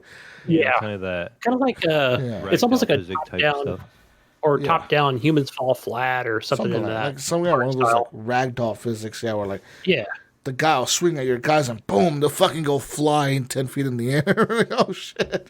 Yeah, that happens. Yeah, and they'll get the big guys in there just like throwing fists at one of your buildings and takes them down. It's like, no, there goes my church. That was resurrecting my soldiers, man. Good game, man. Good game. Also played some Outriders today with Brink and Brandon, Mayo's son. Why do you say it like that? Brand. He wasn't sure how to say it. He asked me earlier. He's like, how do I address him? No, I was thinking like, what Brandon? Is it? Omega? Yeah, it's Brandon. But yeah, because he was playing on your account. Fake Mayo was playing. But no, I played. So I'm the only one on Xbox and on the Hobo console, and Brink and Brandon were playing on like real machines, man, on the Steam machines. But it worked pretty well for probably, again, it did like the same thing. Whatever, it worked extremely well for at least, probably an hour. And then boom, it was just disconnected. I think maybe it was Brink's machine that went first or something. But trash game. Yeah, no, this game is fucking good, man. It's fun. So much fun, Jesus. If it wasn't for the server issues, it's a good game. It's really good. It's oh man, let me tell you, Jesus. I think this is I think it's what I even say? Like I want to say better than Borderlands or better in the way that it executes gameplay because it's not cel shaded. The game looks phenomenal as far as even graphics and in multiplayer. Where for like I'll say that Brandon was like freezing people. Me and Brink were both playing as pyros. He would freeze them and we'd burn them and shoot them and it was cool, man. So I basically went from a level 15 and they leveled me up. They did some of my story stuff and then we did the expeditions, right, Mayo? Is that what they're called? Mm-hmm. I hadn't done any of those before. Yeah, that's all in-game stuff. So they brought poor old Gunny into in-game, Jesus, and told him to like hang loose, I guess. So I was contributing because if you saw my screenshot in Discord, you saw that I got 1 kill, right? Yeah, Jesus. This game, these expeditions have probably 1,000 enemies to come after you. I killed one of them. Look, one of them. So Brink was like, "Oh man." Or was it? It was Brandon. He was like, "Here, look. Let me line this. Hold on. Let me hold the enemy so you can shoot it in the head 50 times with your fucking." It's laying on the ground, half dead, with Brink split holding it down to the ground, so Gunny can come up and shoot it. Is what it was. It was a great moment because there was this enemy. Okay, so those two were over there like just fighting like fucking big fire breathing dragons. Gunny's right? in the back, like I'm helping, guys. I'm helping. He's over there fighting the rabbit in the corner. So I found an enemy, Jesus. Check this out. I'm trying to set this up. I found an enemy.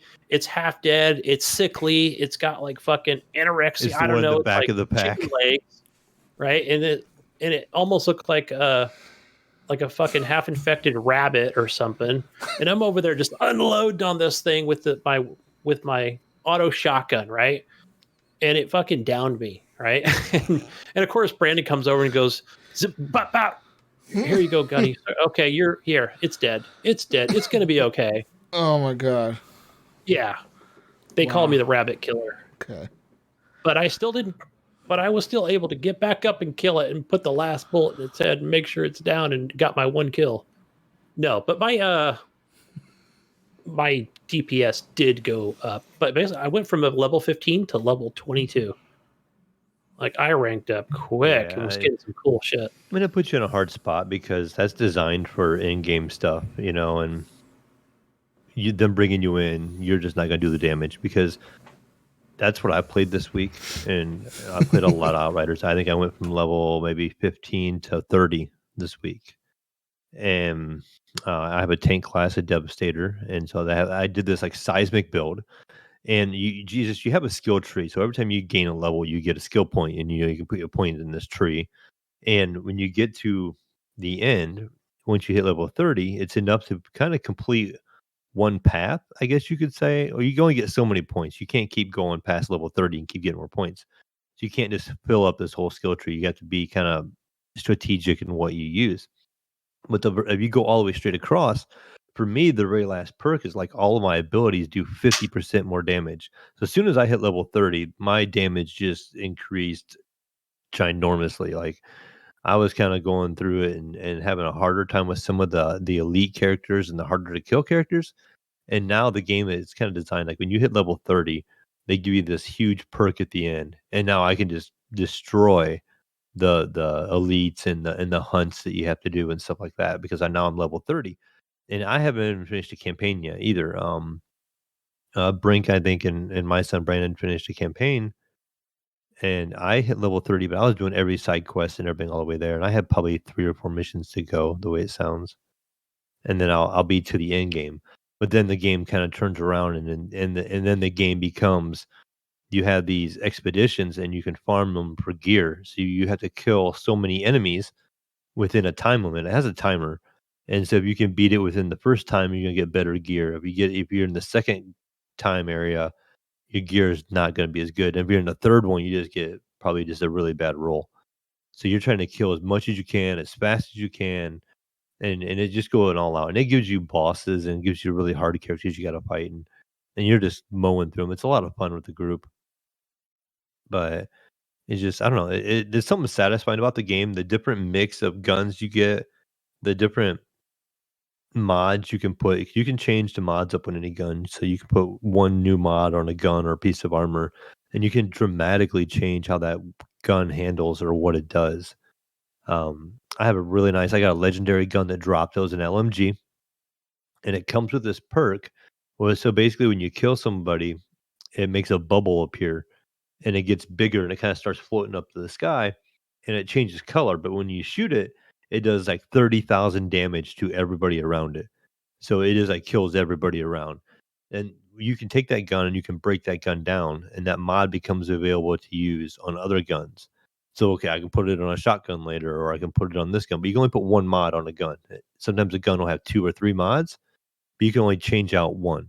And so you have to choose which one you're going to change out. But you can put some together. I had one that it did a shrapnel damage gunny where I had the bubble. They did a 30,000 when they died, but also when they died, their body would explode, and it said their bones would kind of shoot out and cause a bunch of damage and bleeding damage. And my character actually focuses on bleeding, and so when he causes people to bleed, they have like a 200% increase on their bleed, and then I do extra damage against bleeding people. So when I would do that, that bubble would kill a bunch of people, but then it also spread that bleed everywhere, and I would just increasing my damage and just going to town at it. And it just makes it a lot of fun, like trying to strategize what build works and what works with what, and then testing it is kind of part of the fun game in it, I think.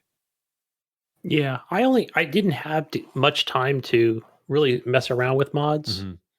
Yeah, because Like you're kind of getting into it a little bit, and you're going to be changing all the time until you get to higher level stuff, you're getting a new gun probably nonstop, you know. So Yeah, that was the thing. Like even like today's session or whatever, jump right into multiplayer, um, loot everything, fill up my entire inventory, go in, disassemble shit, are lower you tiered stuff, and then are you spending much time like trying to build a certain way? Or are you just grabbing yeah. what says is the best gear and going? I mean, So actually, it's funny because when Brink joined, he's like, "Okay, I'm a pyromancer." He goes, where are you specking at or whatever?" And I was like, "Okay, the bottom two." And he goes, "I'm doing the same exact thing." So I'm like, Mhm. "Okay, cool. I'm on the right track." Like that's like I don't know. It just seemed like the most logical choice when you looked at it Yeah. But I of mean, your like damage. for me, everything goes off anomaly power in the game for my devastator. So when I get armor that drops and it's got firepower, not anomaly power, I'm not using it. Even though it's a better armor, it's got like a better defensive stat. It doesn't have that firepower or that anomaly power to help me out. So I kind of wait. And so I was working on it that way. But I would just suggest because early on you're getting so many new weapons all the time. Just roll what it, for the most part thinks is better, and because you're just gonna keep getting new guns. Don't break them down and try to and crap and upgrade them so much because you're just gonna continue to get new guns and save those resources for end game when you get that gun that you want for that role, Oh yeah, and then right. you Makes want to be able to sense. mod it as much as you can. So it takes resources to do this. It takes iron, it takes titanium, sometimes it takes leather, and you get that from playing through the game. So I have a ton of them resources right now. I've never sold a gun to a vendor. I just break everything down and just kind of recycle the guns and the armor and all that stuff. So then now that I'm getting close to end game, I have all these resources. So if I do get a gun that I want and one of the stats are a little low or a little off, I can re-roll some of that stuff on that gun to make it better. So Yeah, for something down the road. that makes sense. Like kind of like where I'm at now. Like okay, and I don't understand how this works. Where I'm at level 22, Hmm. but yet I got those level 27 drops. I'm like, huh? Okay, I guess I'm Yeah. able So to the use weapons are them. always a little higher than your character. Mine's the same way. I think I just hit level 30 yesterday, and the guns I have are level 36. Hmm. And the Yeah. guns go up to level 50 to be max. So it's like 20 levels higher than what you are. And I think what that does is helps you the world tiers. If you notice, each world tier will increase the level of your enemies and the difficulty. So say just for an example, it's not the case, but say world tier I think 4 is the first one it gives you where they says +1 level on your enemies, but your drops are better. So your enemies are all 1 level higher than you, but they're gonna drop better items. So as you're getting those better items, it's gonna make you stronger. It's gonna make the game easier. And then you graduate to World Tier 5. Those World Tier 5 guys early on are gonna be tough, but they're gonna drop better gear. You're gonna get stronger, and then you're gonna progress to 5 and get to 6. You gotta work your way up. So once you get to level World Tier 15, I think they're probably 5 or 10 levels higher than what you are. I'm not that far. I'm only up to World Tier 9, and I'm almost into the game. Yeah. So I think I have two or three more missions maybe to go, or 2 or 3 more areas in the last desert. But I did hit 30 before the game is done with the campaign because I was doing a lot of the side quests and stuff like that. And then you can also do stuff too where you go back and fight the have you seen the hunts and the bounties? If you go back and complete all the bounties, there's 10 bounties and there's 10 hunts. Those will give you a legendary weapon as a reward also. Or maybe even armor, I'm not sure. I've only ever seen weapons coming from them, but they will give you a legendary item doing it that way too, and I guess you can farm legendaries that way, or when you get to end game, like what they were showing you, you go in there and you gotta try and beat all this within that time limit and get a good time. The better the time, the better the gear you're gonna get, Yeah. Get a and the gold higher or the whatever. difficulty you do, the better gear you're gonna get. I didn't see a timer on my screen. Is it just It's on the left side, or like right underneath the map. for It's the like expedition? Yeah.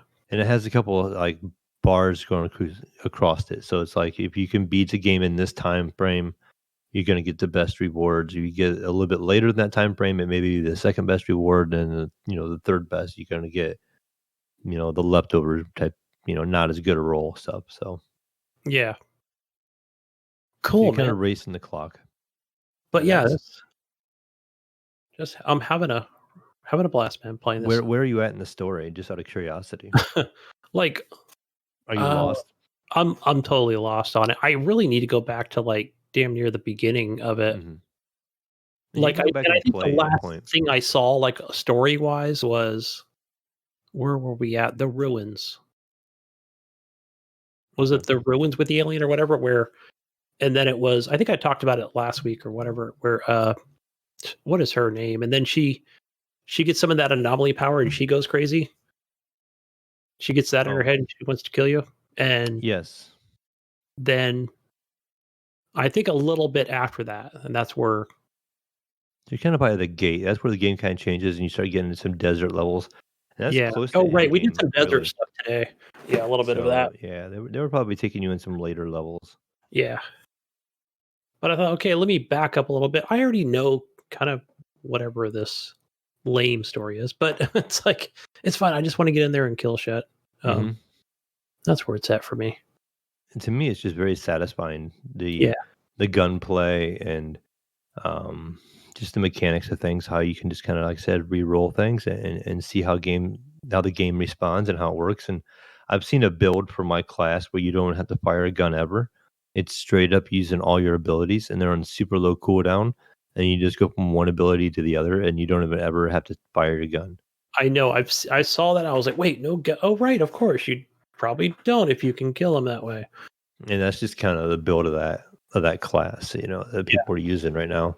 And so there's a lot of YouTube videos. You can watch YouTube videos now and see like this is the preferred layout, and people now are posting these videos trying to do better damage than each other. This is the best build, and then people no, this is the best build, and then people try to change it up a little bit and make their own variants.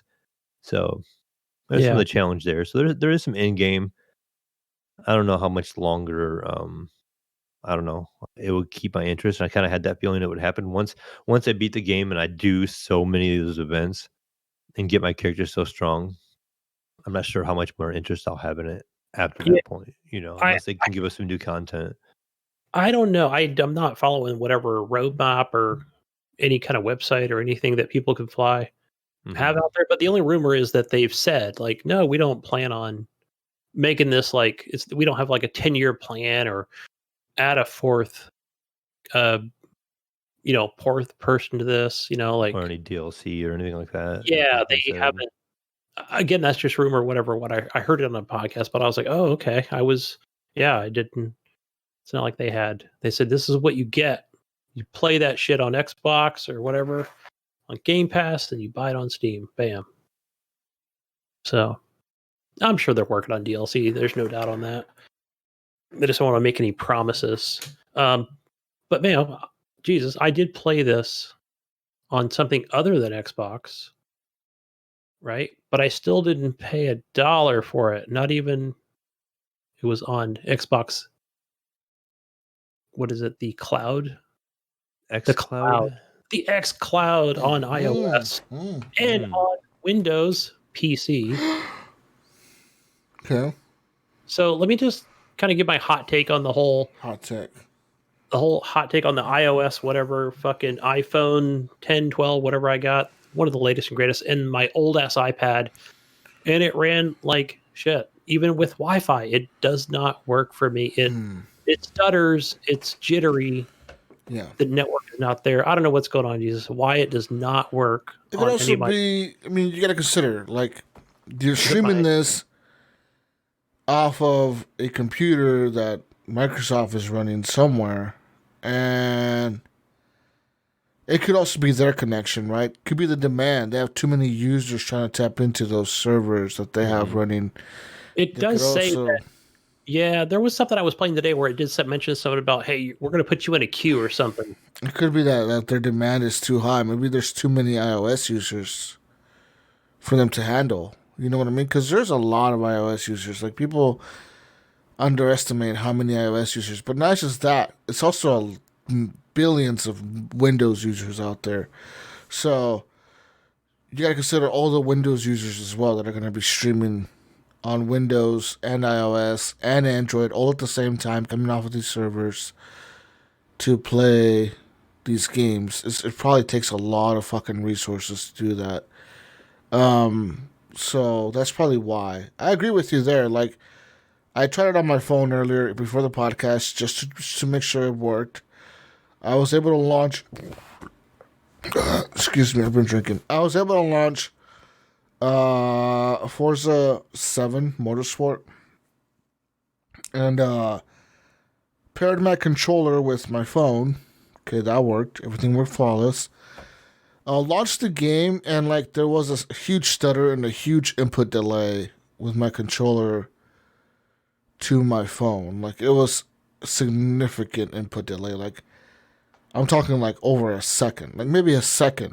And there you go. That's what I think I might have put in there, like a full second, and that's a lot when we're talking about. That's a lot, yeah. Like, I mean, if you're talking milliseconds, okay, you can notice that sometimes, but in a racing game, you could probably even notice milliseconds delay. Like, you probably could easily. But yeah, there was even a stutter there the whole time. There was just a constant stutter. Like, it was just like it couldn't keep up with the demand of what the game was trying to put out, or something where like it just couldn't download fast enough, or something was going on there where the connection was just bad.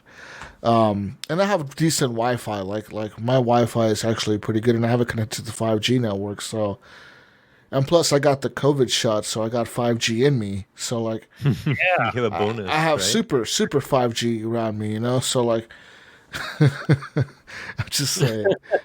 Yeah, you and Phil loves you. But anyways, speaking of the PC version, though, I did play on the Windows. I was able to test a couple games out. So one of the games that I tested out was Sea of Thieves. And now, first and foremost, I'm going to say, I do play Sea of Thieves on my PC when I play it. So, I'm playing that game on, like, the mythical settings, like the highest settings you can put the game in. And it looks incredible. Playing it via streaming... Is that 1080p, right? Yeah, I don't know what it is. It has to be 1080p because it's lower than my monitor resolution, that's for sure. It just looks blurry. I'm assuming it's the Xbox settings that it's streaming, right? Because it can't be... There's no way those are PC high settings. Those have to be when I looked at it tonight, just kind of messing with it, I noticed like it has the Xbox games on there, so it's got to be... It can't be used in PC settings if the show was on there, because the show is not on PC. So it has to be using an Xbox setting. Yeah, so it has to be some Xbox One X's or something they have laying around. Right. Yeah, they just have like the shells, or not the shells, but the actual... Yeah, whatever. On the server farm. Yeah, so like they have those, and like, yeah, so Sea of Thieves look kind of shitty. I mean, but like, granted, I haven't played that game on a console in a long time. Even then, it still looked a little shitty, a little blurry, but it was passable. It was playable. What else did I play on the PC? Oh, on the PC, I did try Grand Theft Auto 5. Because that is surprisingly one of the games on the beta. It's GTA 5. So yeah, I tried that. And I just did the single player, which I haven't played that single player in such a long time. It was just a random mission that I was on, playing as Michael. And playing that was actually fun. It was actually playable. Like I went on a high-speed police chase, and I could be hard-pressed to think, like, I'm playing this on a 360. Like, that's what it felt like. Like, I'm like... It could almost feel like you're playing on a 360. Like, there was no input delay, really. The streaming was streaming okay. There was never any, like, crazy frame rate drops. Nothing of that nature. There was any stutter. None of it was there. I went on a high-speed police chase, and the cops were chasing me forever. I'm telling you, the cops were chasing me for, like, a long-ass time. And, yeah, when I finally died... yeah, it just works. I mean, the game literally was just streaming, which was kind of incredible. And like I said, the game could have looked better. It could have, like I said, that could just be because it's a beta also, you know? Maybe when this stops being a beta, it's going to have a higher streaming quality. Right. I think we'll get actual options where right now being in that beta, there are the only there's some options, but it's only for like in-game narrator and these other things that are not anywhere. I did notice your quality of the game. I did notice that in the menu though, when you play the games, that there is some games you can actually play via tap. Yeah, like it says on their launch my phone. Yeah, launch this and you can play it via tap controls, and I'm like, I tried that with, I think it was Minecraft Dungeons, where that was the first thing that came up. Mm-hmm. That's one of the featured games with tap, which again I tried on my iPhone. Again, I use Wi-Fi, and then so I don't have many options here. So it's either going to be Wi-Fi or I'm going to get like 2 bars of LTE, right? Using the LTE, since we don't have like 3G or 4G or 5G or any of that shit here. 3G or 4 we do, but not the latest and greatest where I live at. But yeah, once I did switch over to my PC on my did I use Chrome, or I can't remember if I used the Edge. I use Chrome. Yeah, I think that's what I used. I used that, and I was like, okay, Chrome, bam, I fired up. It was Dead Cells, and it ran flawlessly. Like, I couldn't tell. I literally could not see any kind of hiccups or anything. I was like, holy shit! Like, it even felt weird to be playing not on the Xbox app or on Steam. It was like I'm playing this on a browser, and it just works. And my son ended up playing for 2 hours. This is really cool, like being able to play these games. And like I said, there's not a lot of games on the library, but once this comes out of beta, if they have the same amount of games they have on Game Pass, so say any Game Pass game that's on Game Pass is able to stream, that's going to be huge. It's going to change gaming forever. Like, I could see more people subscribing to this than anything else in the world. Like, this could overpass Netflix easily. It could overpass every subscription service out there. Like, without a doubt, they could charge as much as they want for it, and they could do it, and they will charge people as much as they want, and people will pay it, and people would gladly pay it. Without a fucking doubt, dude. I'm telling you, people will pay $60 a month for this fucking service if they can get it to work, and they can offer all those Game Pass games as streamable. Like, stream it. 2 seconds, you're in, you're streaming, you're playing. If they could do that and get it on everyone's TV somehow, I don't know how, like connect your laptop to your TV via HDMI cable, or buy this streaming box, or use the Safari browser on your Apple TV or something. If they figure it out, dude, it's game over for anyone else. Like, goodbye Netflix, goodbye everything. The streaming game has changed, and this is going to be Xbox, and I feel bad for Sony because they won't be able to catch up. Any other, like Nintendo even, will not be able to catch up. None of them will be able to catch up. It's going to change everything forever, dude. I'm telling you, it's going to change Steam. Steam will not exist after that. It won't. People will want hardware, and people, eventually, like at first, it will. People will forget about it within 10 years. No one will want. Do you think Gabe is working on some sort of secret streaming service? I hope he is, because if he's looking at this, if I was Gabe, I would be legit thinking of how the fuck are we going to get streaming Steam? Like, we need to figure out a way to get people to be able to stream their fucking Steam libraries anywhere, like ASAP. Like, we need to figure this out. Because I'm telling you, dude, if Microsoft figures this out before everyone else does, which there seems like they're pretty far ahead. I mean, seems like Stadia got it figured out, but Stadia fucked it all up. Like, I don't know, somehow Stadia could have done this, but they didn't. But Xbox has the name, right? People know what an Xbox is. People trust them in gaming.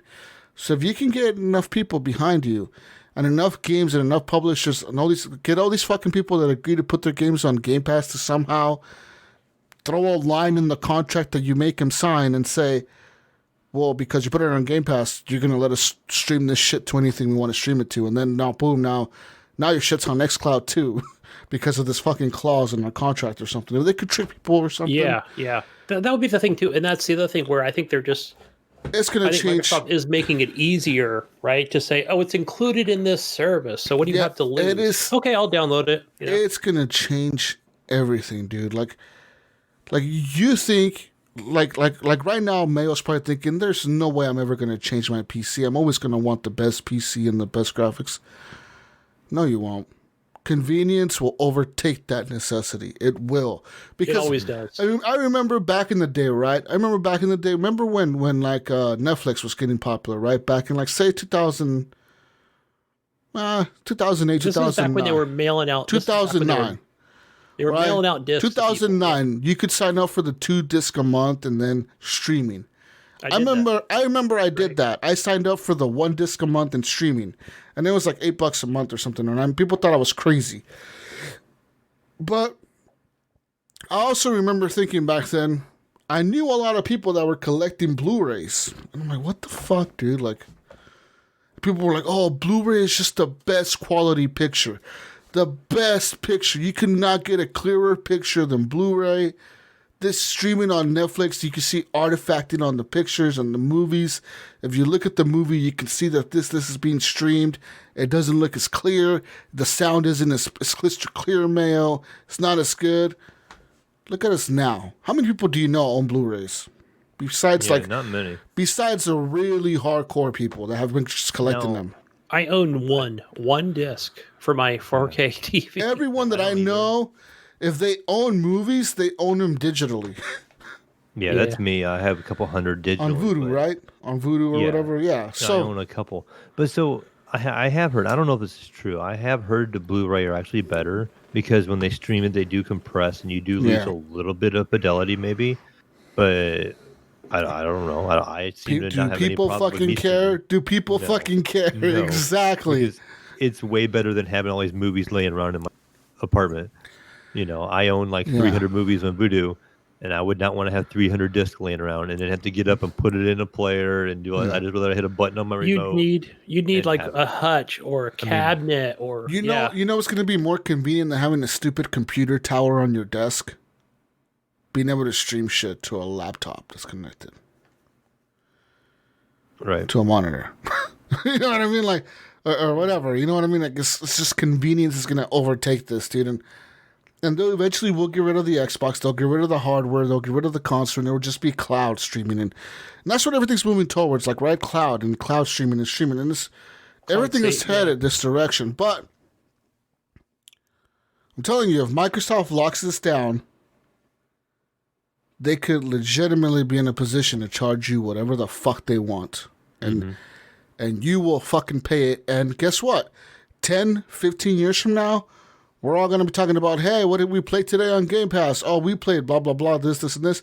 And you know what? No one's going to ever be talking about PC or hardware or my shit looks better than yours. No, that won't exist. It's going to die. All that shit's going to go away. The people that are going to be buying hardware and the hardware people are going to be the corporations buying the hardware to run their fucking server or whatever the fuck. That's it. Yeah. You won't have to worry as a consumer about the hardware, about your PC specs, about being able to buy a 3090 because they're overpriced or there's fucking scalpers out there selling PlayStations and Xboxes for $800. That won't happen. What happens there? Okay, so we have NVIDIA and we have AMD making graphics cards, right? So what happens to those companies? Because they're not selling cards anymore. Are they going to still make graph cards? Yes, they'll sell them to the companies that are running the servers. But how many do you think they're going to actually sell? Enough. Whoever makes the better deal. You think they're going to make enough to get their money back for the research that they put in, or were they just going to phone it in? The research they're going to put in. Do you think these companies are working on cloud tech too? That's what they're working. Well, they're all working on cloud tech. They're all doing the same shit. So whoever figures it out first. That's a big loss to NVIDIA and AMD on selling to people like us who are buying upgrades for the computers. I mean, they sell a lot of them. That's a big loss that they got to try to recoup somehow. You will recoup it. If you're selling just to Microsoft or just to Sony, they're going to buy so many initially and maybe buy some backup ones, and then they're going to be done. And you're not going to sell anything until they're constantly going to be upgrading them. You're constantly going to be upgrading your servers and whatever, because it's just going to be constantly upgrading. your shit Right, wears because out. you got to keep up with the competition, right, and constantly reinvent and outdo the other. If Sony buys fucking better company. graphics cards or better hardware to make their games look even better or whatever, guess what? Microsoft will come out next week and be like, hey, we're doing something even better than they are. We got the new whatever the fuck. And each company will just compete. It's just competition. It's going to bring out the best in all the companies. The one company that I just feel like is going to try to stick to their guns and be old Nintendo. school is Nintendo. Right. Yeah, 'Cause we it's have Nintendo. tradition. Yeah, they're traditional as fuck, and I think they're not going You want to give buy a Mario fuck. Kart, Yeah. Jesus? You want to buy the next one? I think Buy they're not the going to new give a Nintendo fuck. Switch 2. Yeah. I think they're the only ones that are going to be like, fuck you, motherfuckers. We're not going your cloud route. Buy our shit. You know what I mean? Buy the next plastic device. There you go. But you're right, And man. own it there. You're right. These companies will lose a lot of money, but they're going to make a lot of money based on like the information they get out of us, the data. I mean, I would think they would have to downsize probably a little bit. You know, That's just the amount of because all money is to these companies is data. Like it's just data. Data is worth so much money to these tech companies. That's where they all make their money. Google isn't a fucking multi-billion-dollar corporation because of fucking they make a search engine. Mm-hmm. No, it's not the search engine that makes the money. It's the fucking data they get off of you for using their search Right. engine. That's what makes them their money. Your information makes them the money, Mayo. So as long as they can figure out what you're streaming constantly on your Xbox and they got the data to back that up, they'll be fine. All these companies will be fine. I don't remember. That makes sense. Jesus. Do you think it's just Amazon that knows what you're searching for on Fuck Amazon.com? Fuck no. Google knows exactly what you're Facebook searching knows. for on Amazon. Yeah. right? Yeah, Facebook definitely Facebook knows. definitely knows. They all Yo, know. So I can't remember who it was. I think it was my oldest son. He was talking about, he might be getting a new job here at a local car dealership. Oh. And he was telling me their name, you know. And I no more than a half hour I jumped on my phone for Facebook for something, and I had an ad for that dealership Yeah. on my Facebook. Yeah. And I'm like, oh, geez, how convenient. You know, you mentioned them. Look here, and I showed him. I'm like, look here. Here's an ad for this place you're going to be working at. Funny Right in my thing Facebook is, already. me and my coworkers, one time I told my coworker didn't, because I had this coworker at my old job who didn't believe me. He thought I was like too conspiracy theory, and he's like, oh, you've been listening to those fucking podcasts too much. You're too much into those fucking conspiracy theories. You're a fucking weirdo. Like he's all about like being a Republican and trusting the government and all this shit, right? Like true American, you trust the government and all this shit. I'm like, motherfucker, you don't trust no one. These motherfuckers are after your data. He's like, oh, you're full of shit. I remember one time he was talking to me about Coca-Cola, but not just any Coca-Cola. He was talking to me about the Mexican Coca-Cola, like those glass bottles with the sugar, the real sugar. You know how, because in the U.S. is like the one country that makes everything with high fructose corn syrup. But in other countries like Mexico and South America, they all make them with the sugar, right? Mm-hmm. So he was talking to me about like the Coca-Cola with he was talking about the Mexican Coca-Cola. I shit you not. Not fucking 20 minutes later, we're sitting there on lunch break. I open up Facebook, and what's the first ad that I see? Coca-Cola. But not just any Coca-Cola. It was like some shit about like importing goods from Mexico or something like buy goods from other countries. You like import like food or shit from other countries, like Mexican Coca-Cola. It was specifically mentioned Coca-Cola from Mexico, and I was like, can you explain this? And he was just looking at me. He's like, motherfucker. I'm like, motherfucker, they're listening. I'm like, what do you think? I'm like, these microphones are on all the time. Like, they're constantly just fucking listening.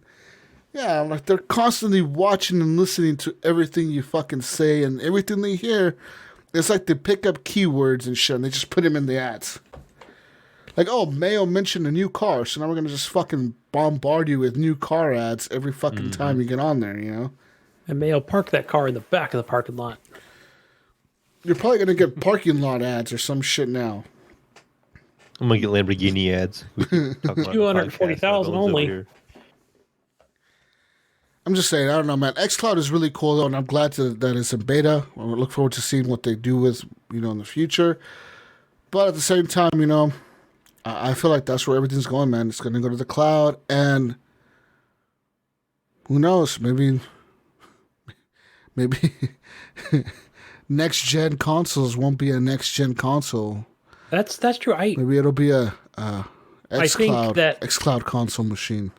having a crappy experience on other ways that Microsoft has tried to do this on iOS devices, where, hey, use the fucking Xbox app on your iPhone and stream it from your console. Oh yeah, that's but your stupid. controller, I don't know, and it's using some kind of network workaround that worked like garbage. That was trash. Maybe what I have to do is like have to leave my house, go down to like where there's a tower go to use my Starbucks. 4G, and then it would actually work. I should try. I don't know. That's what I should. I try think to do, you need get a better. I think you need the 5G shot Oh yeah. in your arm to increase that signal, and you'll get 5G everywhere you go, and then you'll be fine.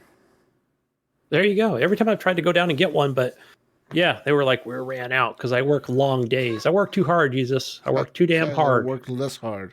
Too long days like they do in Tokyo. Then I'm falling asleep and I can't get my shot. But no, Jesus, I think about it now. Working on Windows, right?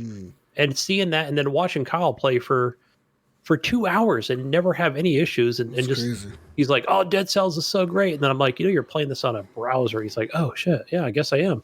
It did look a little bit blurry, I will say. Like, and I go, "Kyle, what do you think this is? 1440p?" He goes, "No, this is clearly somewhere between that 720 and 1080." You know. He goes, "But it doesn't matter. The fucking game is fun and it works perfectly." So there's that. Yep. But that's all.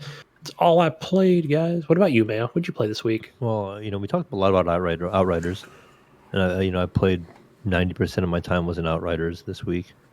The other things I've done, just kind of felt like firing that PlayStation up again before I give it back here pretty soon. I went ahead and just since I had a couple of those free games, I downloaded the Ratchet and Clank, the PS4 one. I didn't get real far into it. It looks really good though, right? Yeah, it looks really good on my TV. It looks just like the movie, dude. Whatever that. Have you seen that movie, the Ratchet and Clank one? No, I have not. Watch it. It's literally just like the video. It looks exactly like the fucking same. It looks exactly the same. Like you couldn't tell the difference.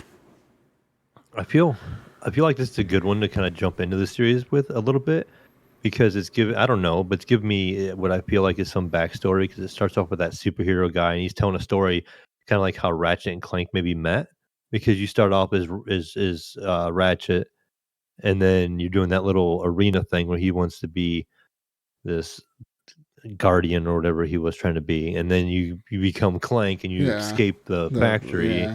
And so with the I've big done a little bit of robot that. guy chasing you. Yeah, you were a defect.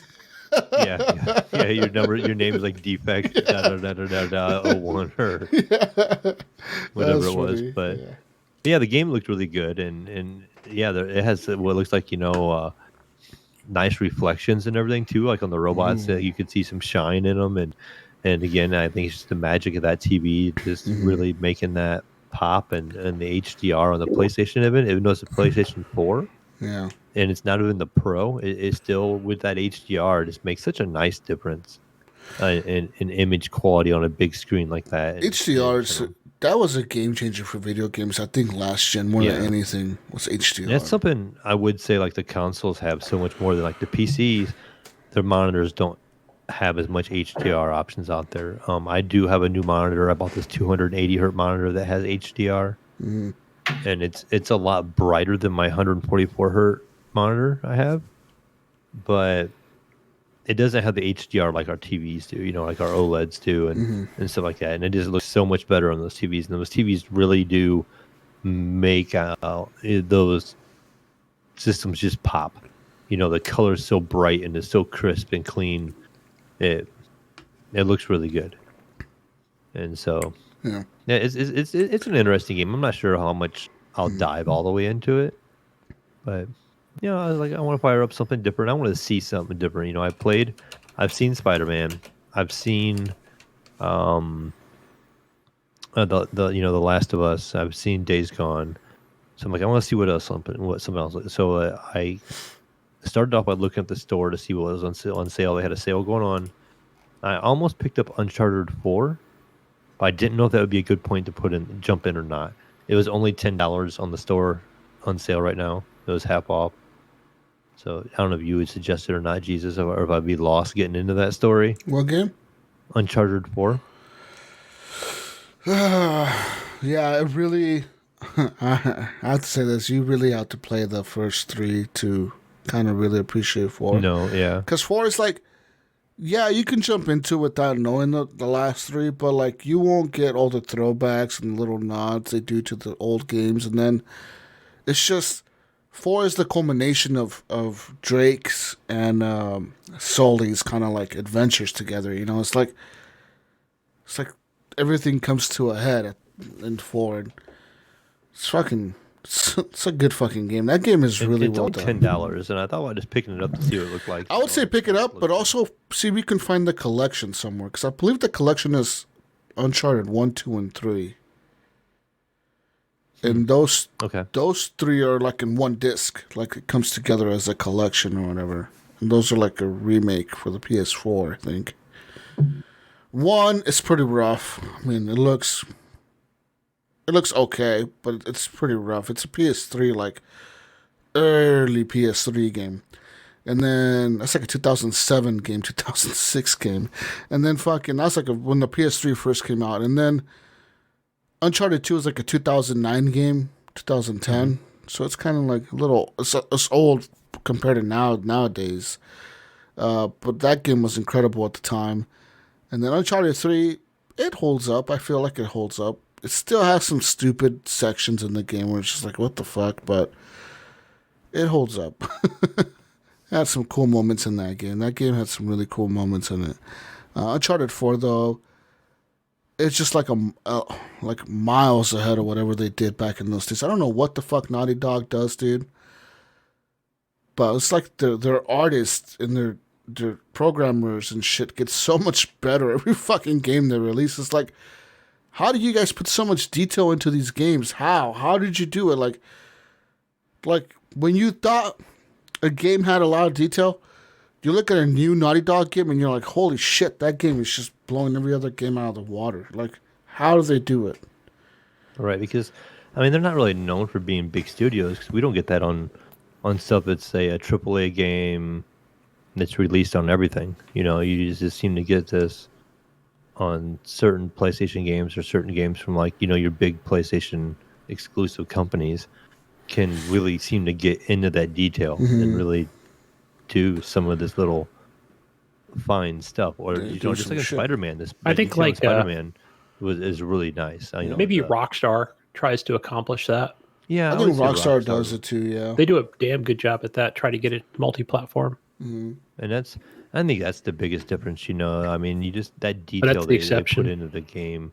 I don't know if it's just a love they put into the game, or if it's just they have some really smart people that kind of oversee those companies and say, we need to focus on this. We need to focus on this, because it just, there's certain Uncharted, man. Like Uncharted 3 had some real cool sections in like the desert, and like there's like this boat section that was really fucking cool. Like you're like in this huge cruise liner and the fucking boat like flips upside down and you're capsized, and like there's a lot of crazy shit going on with the water effects.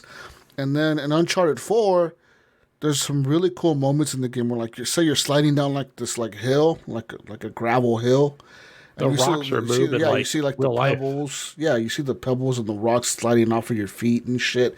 Or like say you're in a shootout like in a marketplace, and you shoot like this bag of rice. You see the rice pouring out of the bag. Like it's kind of like it's shit you wouldn't like not even really notice in the middle of the gunfight. But if you're paying attention to the detail, you're like fuck, that's actually pretty fucking cool. Sense. Yeah. Like that's actually that actually makes sense. You shoot the bag of rice, the shit falls out of it, you know. And it's like Red Dead Redemption 2. Did you know in Red Dead Redemption 2, if you kill an NPC, their body actually decays? Like you could sit there and like watch the body decay. Like it takes days. It might take a day or two, but the body actually starts to decompose. And like the fucking vultures will come, and the vultures will land, and they'll eat, and they'll poke away, like they'll eat the eyeballs. I never noticed and that. Shit. Yeah, and they'll like eat the guts out of the body, and like the clothes start getting more raggedy and worn down, and the body will decompose. If you sit there and watch it, it'll actually decompose in front of you.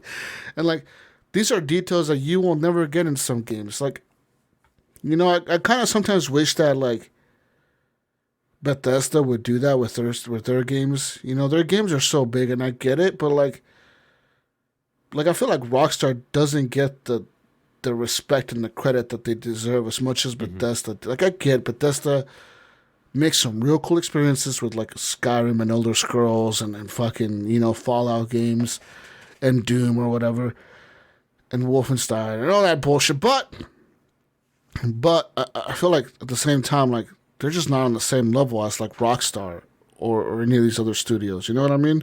I think it's maybe quantity versus quality too, because Rockstar doesn't put out a lot of games. And it's not often. Where Bethesda, and it's usually a GTA or a Red Dead. Like you said, they're putting out Wolfenstein, they're putting out Doom, they're putting out Elder Scrolls, they're putting out this. Yeah. So they're kind of separating their, you know, they're stretching themselves thinner than what, say, somebody like Rockstar is, who probably dedicates all their resources into one game for the longest time. That's true. But I mean, just the level and of maybe detail. That's what Sony does with like Insomniac and all those, you know, developers that they have, is they just put all those resources into one game. You know, they're not so spread out trying to make all these games. They focus in one game, and they're kind of known for that one game. You know, who all, you know, cause I guess if you think of, you know, The Last of Us, who makes that? Naughty Dog. You know, okay, so Naughty Dog. I mean, what else did Naughty Dog make? Uncharted. And that's about it. Uncharted, Last of Us. Pretty sure that's it. Let me look it up. But I mean, amazing looking games. You know, kind of the point is, yeah, them games are great games, but I just feel like they really focus on one series, and they kind of do really, and they don't come out. They do what they do well. They do it great, and so put those resources into that one game, and that's where you get that attention to detail and that extra feel to the game, I think. I guess they also make Jak and Daxter, but they haven't made one of those in a long time. That game was actually pretty cool too. Jak and Daxter, it's almost like Ratchet and Clank, except with two different characters. They're both kind of cool, though. I like them both. Yeah.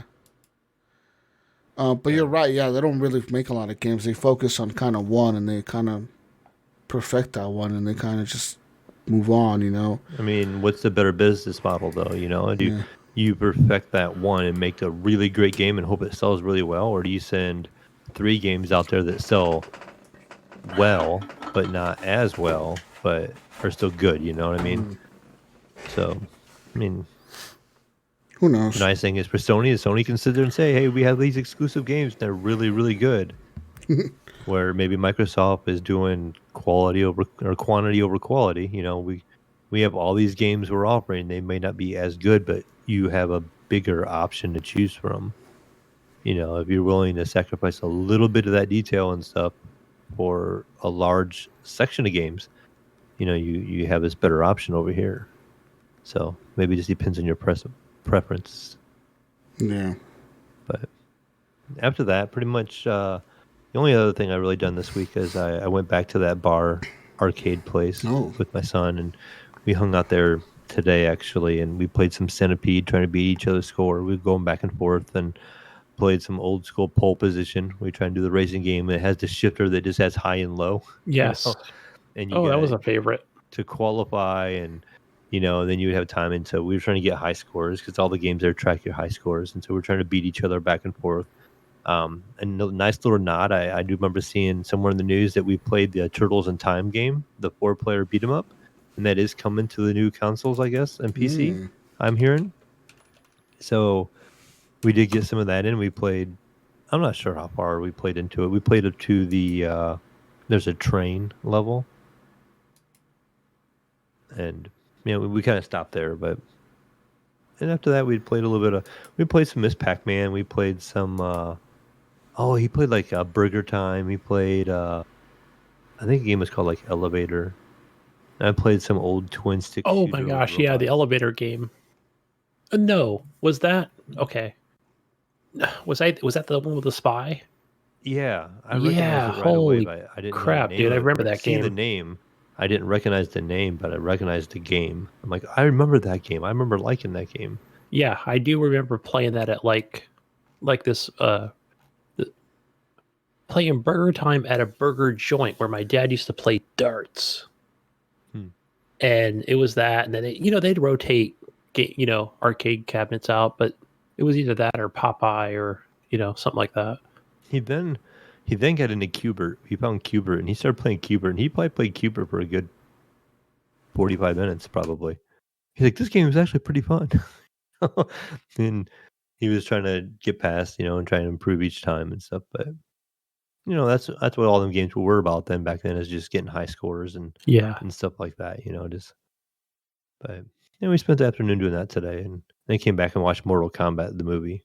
So that's kind of where I finished my week up. Did you guys watch it yet?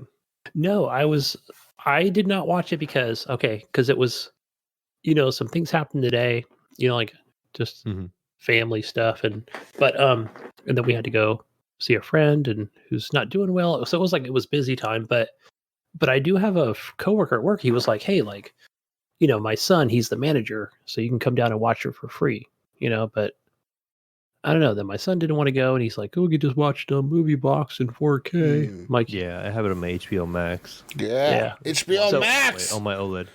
Woo! Yeah, I watched it the other day. It was pretty dope, actually. I actually liked it. I liked the setup. Mixed. I don't want to give any of the plot away, since Gunny and maybe some of the listeners have not watched it. There are some things I wish they would have done a little different. Like what? Like what? A couple people got killed off really, really fast. They didn't really give much of a nod to. Just throw out one. Just my example is Reptile. They killed him off so fast. You get to see him, and they just kind of basically throw him in there so he's in there. And I also didn't really care for the fact that they just add that filler character. You know who I'm talking about? He kind of became one of the major characters at the end. The guy with the armor. Because he's not in the game whatsoever. Oh, so like the main character guy. Yeah. Okay, yeah, fair, yeah. And so they kind of throw him in there, and without break, he defeats a particular person. And I'm like, this particular person is this badass in the whole Mortal Kombat universe. And this brand new guy who gets his powers, defeats this champion, Yeah. In the movie. It's like, okay, this guy has been a champion throughout the whole Mortal Kombat series. But the way he doesn't beat him, the other dude beats him.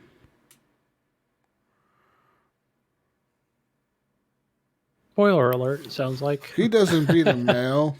I was thinking he did. Well, the other dude really helps him like a lot. Like the way the fight is going okay, you're talking about the very end, right? Where he's fighting the dude in that gym. The very end of the movie, right? Yeah. Everything's iced up, everything's fighting. Sub-Zero's fighting the dude, right? Oh no, not that one. I'm talking about a different one actually. Which one? I'm talking the one where okay, I'll give away the character. He's fighting Goro.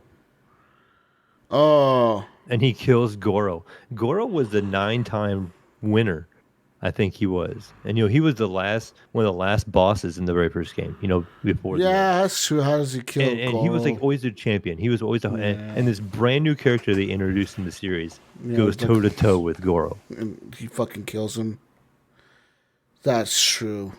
And I just thought that was kind of, I'm like, oh, okay. I thought you were talking about the very end of the movie where he's fighting Sub-Zero. And I'm like, how the fuck, like, Sub-Zero was whooping his ass. If he didn't get the help of the other dude, he would have probably got killed by Sub-Zero. Mm-hmm. But, so little things like that, I just thought I'm like, okay, it wasn't a bad movie. It wasn't great. But it was obviously, I would say, a nice Mortal Kombat movie.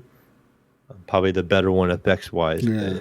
I don't know if the story was still the greatest. I think they still could have done some things better. Yeah. And was it Citadel, the one character? They kill her right away. Yeah. I mean, she never even really fights. And a couple other ones just never really get a nod. But yet this other guy he's never been in the game. He's you, Mayo. You're him. Yeah. You're the player or him. Yeah, whatever. They're gonna identify him as that. Like in the universe of the games, this guy is you. He's You is the game, yeah. Jesus, have you played Mortal Kombat on Xbox or PlayStation? I have, but not recently. No. I'm just thinking like if they do like a PS5 release or an Xbox Series X release, because those games look phenomenal. They actually have Mortal Kombat 11 on the PS5 as part of that collection, for the PS5 collection or whatever that you can get for free. They have Mortal Kombat 11 in there. Those are super well done and detailed. Yeah, they look really cool. Graphics wise. But yeah, that movie was pretty cool. I like how they have a sequel set up already, so it's no doubt going to happen. Yeah. Because this movie wasn't really the tournament. It was more of like the prequel to the tournament. That's what my son said too. He's that's what your son told me. That was kind of a... He's like, they don't actually have the Mortal Kombat tournament. They don't. Yeah, they talk about it, and they're like, oh, and then I feel like the end of this movie is where they're like, okay, the next time we need to get the people ready because the tournament is coming. Mm-hmm. So we'll probably see all those same characters again come back to life or something. Yeah, that's the other thing too, is like how do they bring some of them back that they killed? Yeah, how the fuck are they going to bring Goro back to life? Magic! Woo! The rules of the tournament. He gets to come back to life.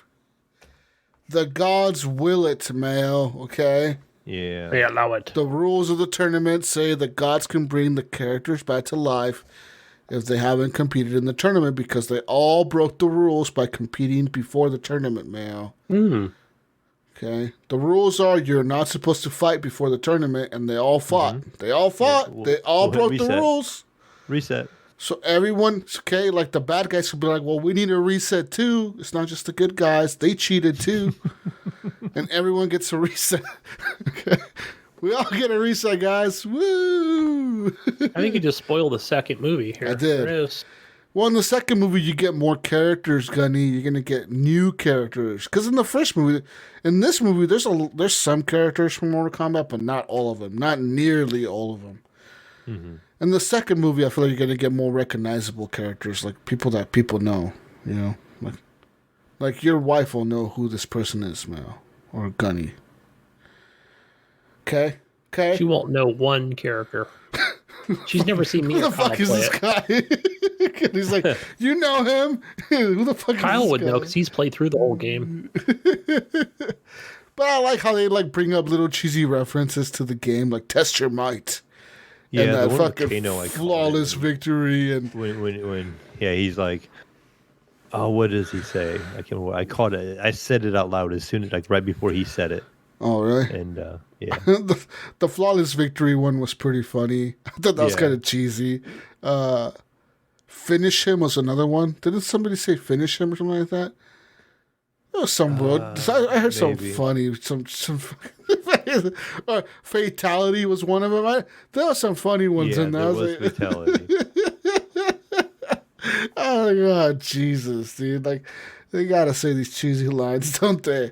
I guess they have to, right? It's part of the game. Anyways, Mortal Kombat was dope. I recommend anyone who. Yeah, it was a good film. Just go watch it. A good action movie, you know. If you like the lore, it doesn't. It kind of really, the lore that it sets up is why Scorpion hates Sub-Zero and why Sub-Zero hates. That's the lore that it sets up. Scorpion versus Sub-Zero movie than anything. Yeah, that's really what it is. It's more like a Scorpion versus Sub-Zero. Like that's. Let's take the most popular characters and put them against each other because. Let's show you guys why these guys don't like each other. Why one of them is fire and the other one's ice. You know, why don't they like each other? Here. And then they kind of show you why they don't like each other. That's really it. All the other shit is kind of like a fucking filler. Everyone breaking the rules of the tournament. Yeah.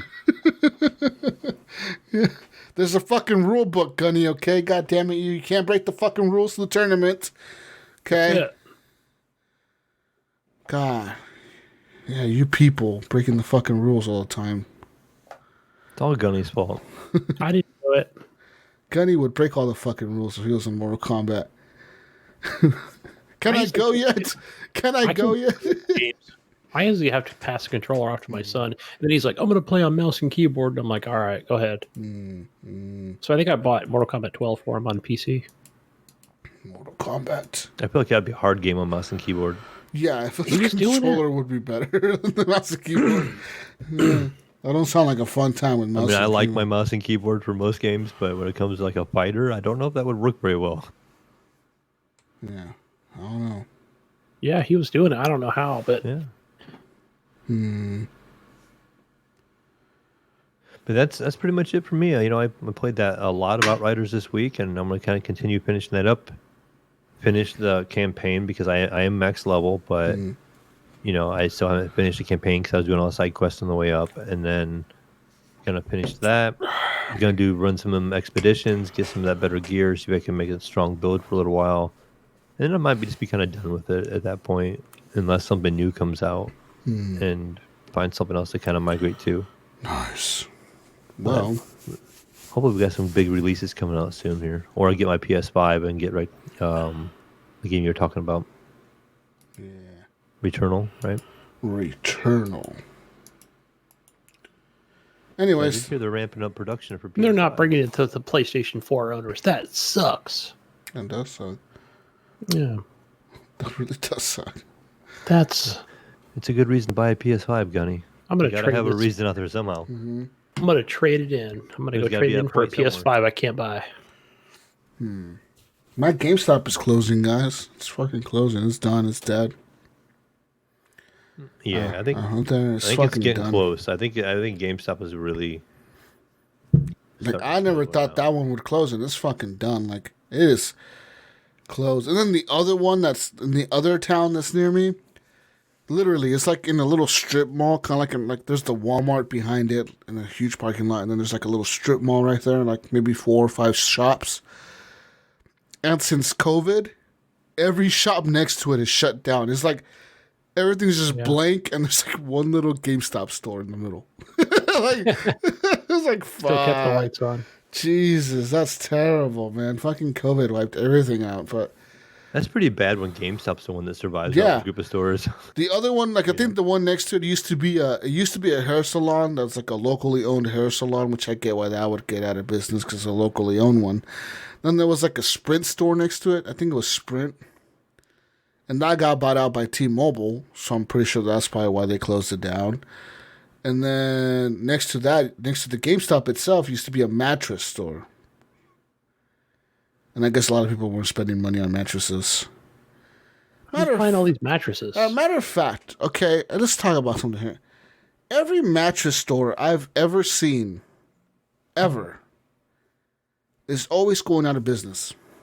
Well, I don't ever see people shopping at a mattress store, so I don't know how they can stay in business. But is this not true? Have you ever seen a mattress store that's like, hey, this is a mattress store, like, just come in and buy something, it's cool, like, we're not going out of business. No, every fucking mattress store I see, like, shit painted on the window with fucking signs and, like, people on the street flipping fucking cardboard around, doing handstands and shit, talking about going out of business. Fucking 10-day sale or whatever. Closing our doors in 20 days, Gunny. Come in here. Maybe they're being more like Tokyo, where they're not traditionally not making any babies. Right? Did you think about that? I mean, they're just fucking... Are they just constantly... They're not procreating, or whatever you call it. Going out of business all the time? They pop up all over here where I'm at in Ohio. Like, I'll see them, like, when I go pick up my kids where they live, there'd be a strip mall, and... you know, grand opening, whatever mattress store, and it'll be there for a year, and I'll see maybe 2 cars there. I'm like, how does this stay in business? And I remember there was this area I used to go to where I used to live, and there was this really nice do-it-yourself car wash there. Oh. And they knocked that sucker down and built a Sleep Number store, like its own store for Sleep Number. Just for Sleep Number, huh? Never see anybody there. like, how does that thing stay open? I don't know. I've got one by my house that I've never seen. So the only place, like, it's funny, like you mentioned that, right, Jesus, where it's like we see all these mattress place stores, but there could be like 30 cars in the parking lot, but they're all at Jack in the Box or the liquor store. Ain't no one at the mattress store. That shit's going out of business.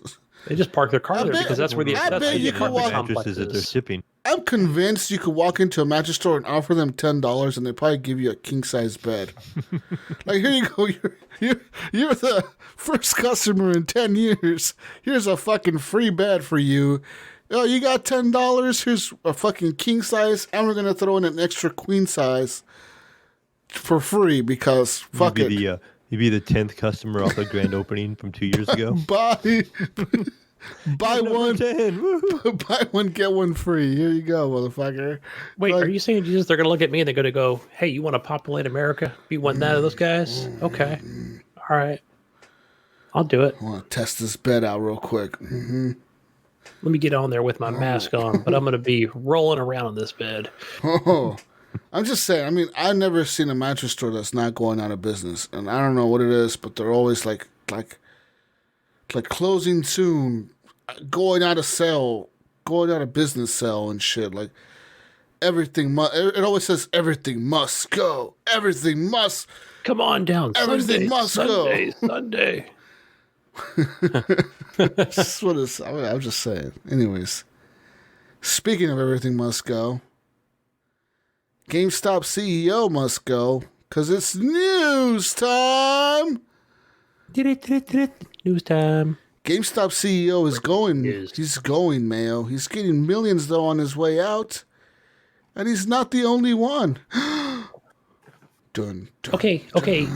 I said this to Mayo earlier, but why is it every time GameStop gets a new CEO and 3 years later they just take millions with them on the way out the door?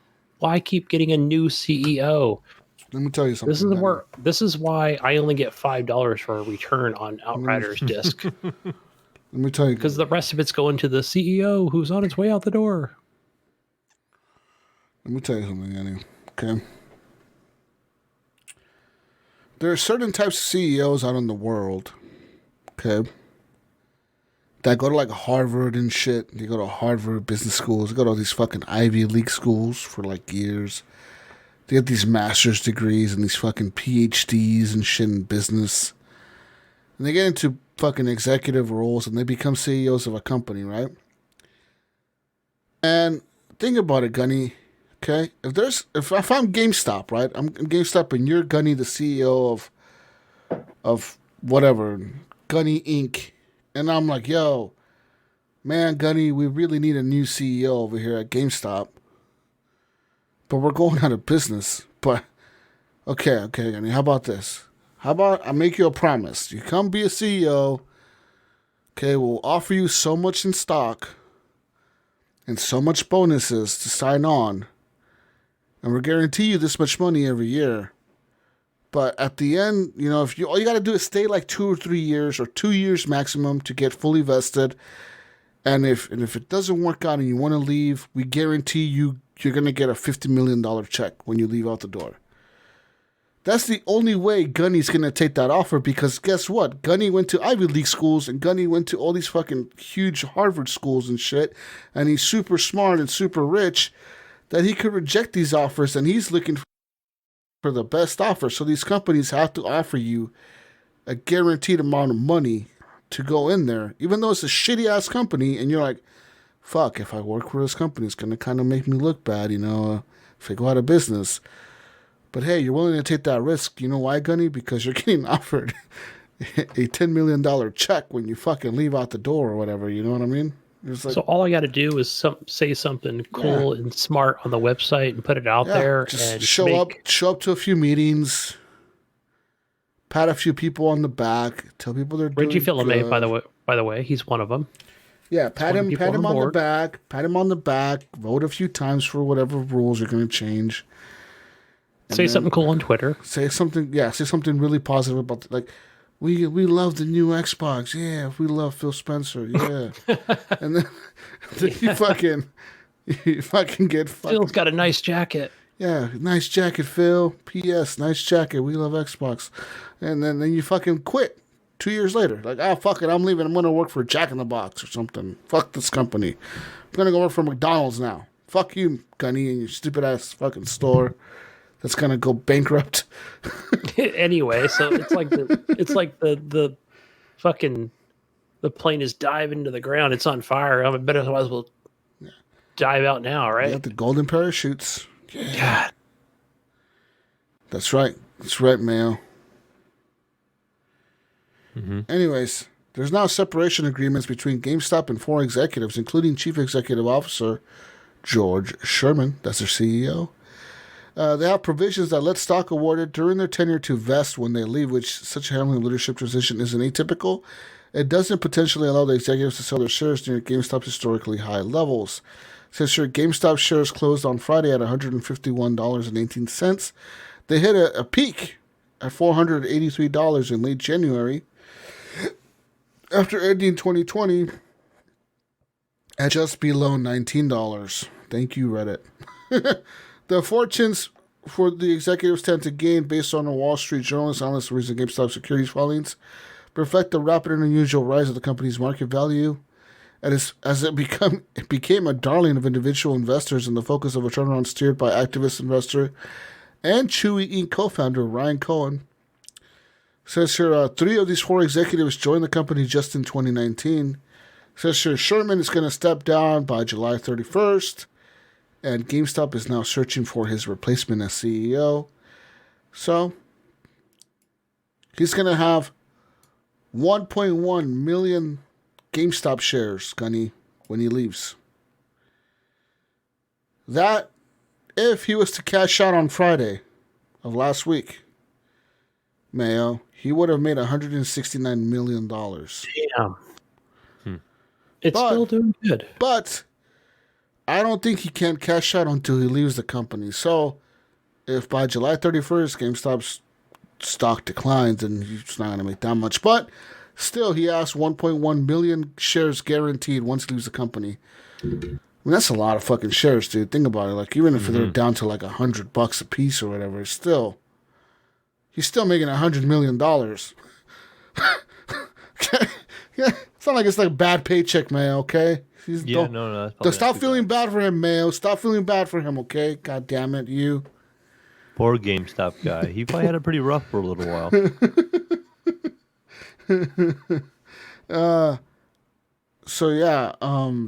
Anyways, it says here, Mr. Sherman's severance pay could have been a little bit higher, but according to his separation agreement and GameStop's recent proxy filing, the CEO has agreed to give up at least $5 million in cash of his separation agreement, which is stock valued at roughly $47 million as of Friday, and additional equity awards, so whatever. Anyways, as of mid-April, Mr. Sherman held roughly a 2.4% stake in the entire company, making him one of the largest individual shareholders in the whole company. It says here, restricted shares held by former GameStop finance chief James Bell vested on April 1st, which those shares are now valued at $43.6 million as of Friday. So Mr. Bell will be leaving, but they didn't cite why he was leaving. And says here, Frank Hamlin, who resigned as chief customs officer last month, had restricted shares that vested on April 7th. And these were valued at about $33.5 million on Friday. These guys all made a killing, dude. They picked the right time to leave the company, dude. Hey, man, this is an all-time high. Let's fucking leave. Woo. It says here, Chris Homeister, who plans to resign as a merchandising chief because of diminished responsibilities, has nearly 289,000 shares due to vest in connection with this exit, as those shares are roughly valued at about $43.5 million as of Friday. So, whatever. These guys, a few of them, could earn more shares according to their employment agreements based on the company's performances of this year. And so there's that. I mean, they could still make a little bit more, whatever. And Mr. Sherman, who joined the company back in April of 2019, just a few months after the company failed to find a new buyer, GameStop, of course, he has become the company's 5th CEO since 2017. And he pledged to turn the retailer around. During his tenure, GameStop was able to reduce its cost and debt, but the business has continued to struggle. Revenue fell to nearly $5.1 billion by the end of the year, which ended January 30th, and from $6.5 billion last year. So at the same time last year, they made $6.5 billion. This year, well, apparently 2020, they made $5.1 billion.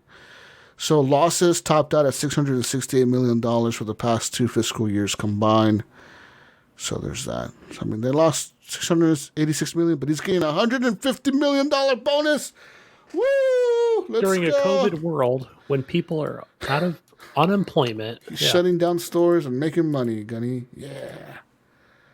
Yeah, motherfucker, you. Yeah. The rich get richer, Gunny. That's how the world works, okay? Let me tell you. that's it. Conspiracy. That that's how it is, right? That's why you see, Microsoft buying up some of these publishers, right? Or these companies. That's how. Yeah, I've seen my company do it. I've seen my competitor's company do it, and they merge with other companies. They call it a merger. We merged. Yeah. We merged. We didn't hostile takeover. We merged. Yeah, we just merged. Like we became more powerful. Mayo didn't could vote charge more Jesus.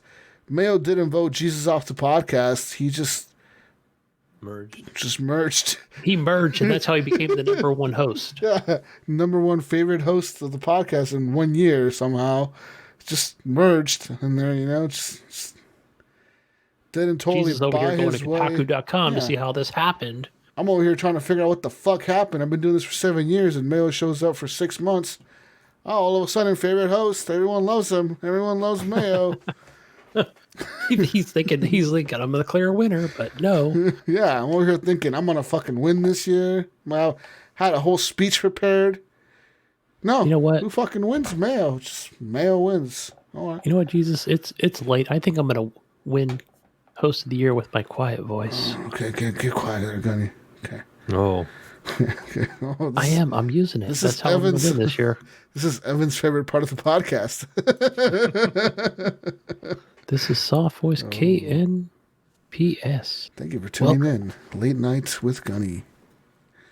Anyways, Gunny, speaking of late nights, NVIDIA doesn't want GeForce Now to make the same mistakes as Google Stadia.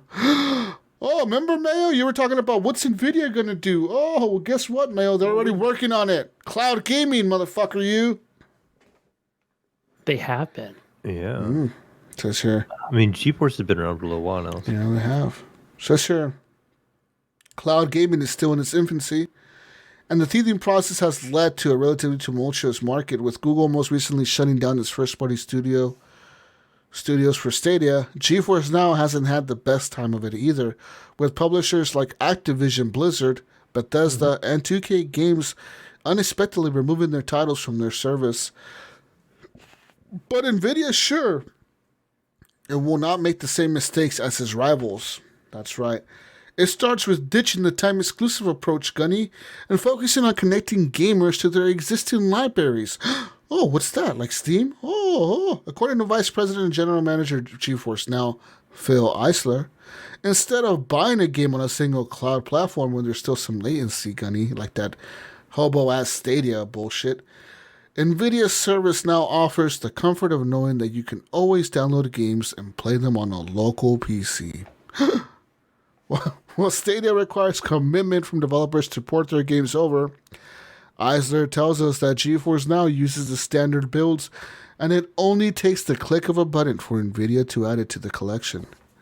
Nice. There are also no incremental support costs for the developers to keep their titles on this service because NVIDIA is the one that makes the graphics cards powering their servers that stream the games to your device, Mayo. No, Mayo, these aren't the ones you can't get your hands on because of stock issues. These GPUs, Mayo, are specifically optimized for cloud computing and encoding, but GeForce Now can stand in for an RTX 3080 while you wait. Says here, it's no surprise that cloud gaming won't beckon the end of the best gaming PCs and consoles, as some originally thought. That's what these fucking assholes who wrote this article think. It's going to happen in 10 years, motherfucker. So, and it says, here, after all, its growth is still very slow, similar to that of virtual reality, but NVIDIA doesn't believe it ever will replace computers, with Eisler calling it a complementary service. Yeah, you're full of shit, dude. It's going to replace computers. I think it will. Yeah. I think it will. No one thought Netflix was going to replace cable TV and shit. It did. It did. So sure, the cloud is intended to be just another way to play, man. Hey. Like PC and mobile, but with the more cross-platform approach. Yeah, man. Phil Spencer joined this fucking article all of a sudden. Apparently. Says here, cloud gaming also brings the opportunity to expand the gaming market by instantly making 1 billion underpowered PCs and other devices game ready. It's an opportunity to introduce hundreds of millions of people to PC gaming, baby. Yeah. Wait, this is Phil, not Phil Spencer, though. This is the other Phil. Oh, yeah. This is Phil Eisler. Big Phil. So, it is, you know, you get to introduce a lot of people to PC gaming this way. And, I mean, who knows? I just don't see GeForce Now being as popular as Xcloud. Like I said, Xbox just has the name, dude. They have the name. Xbox. You know what that does. And you can just kind of see it now because GeForce Now has been out for a while. Yeah. And Xbox Cloud is new, Xcloud. And it seems to get a lot more talk than GeForce Now. A lot of people probably don't know what GeForce Now is. Oh. You know, I've never tried it. I wouldn't even know how to do the GeForce Now. Like I use my GeForce, I keep it up to date. You know, my my NVIDIA settings and all that stuff, but yeah, baby, yeah. But the Stadia thing, remember Jesus, I was talking about it a couple weeks ago on the show where I was talking about how I wanted to know where they were going with their whole game studios that were making some things exclusive, right? Or, you know, that was the whole plan behind the Stadia thing. But yeah, they closed those studios down. It was a bit of a bummer, but Let's speak about Xbox. Oh, here we go, baby. Yeah, we got a motherfucking Xbox Game Pass. Xbox Game Pass has reportedly surpassed 23 million subscribers. wow. 23 million subscribers. Let me read that number again, Mayo. 23 million subscribers.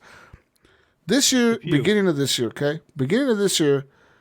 Microsoft said that they had surpassed 18 million subscribers.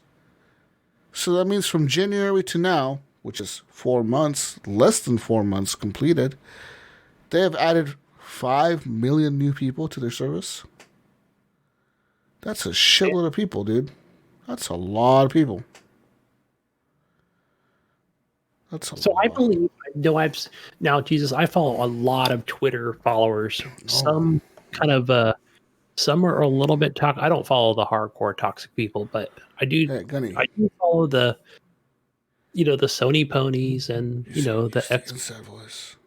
I try to follow all of them to kind of see their perspective on things, okay? Late night voice. Oh, sorry.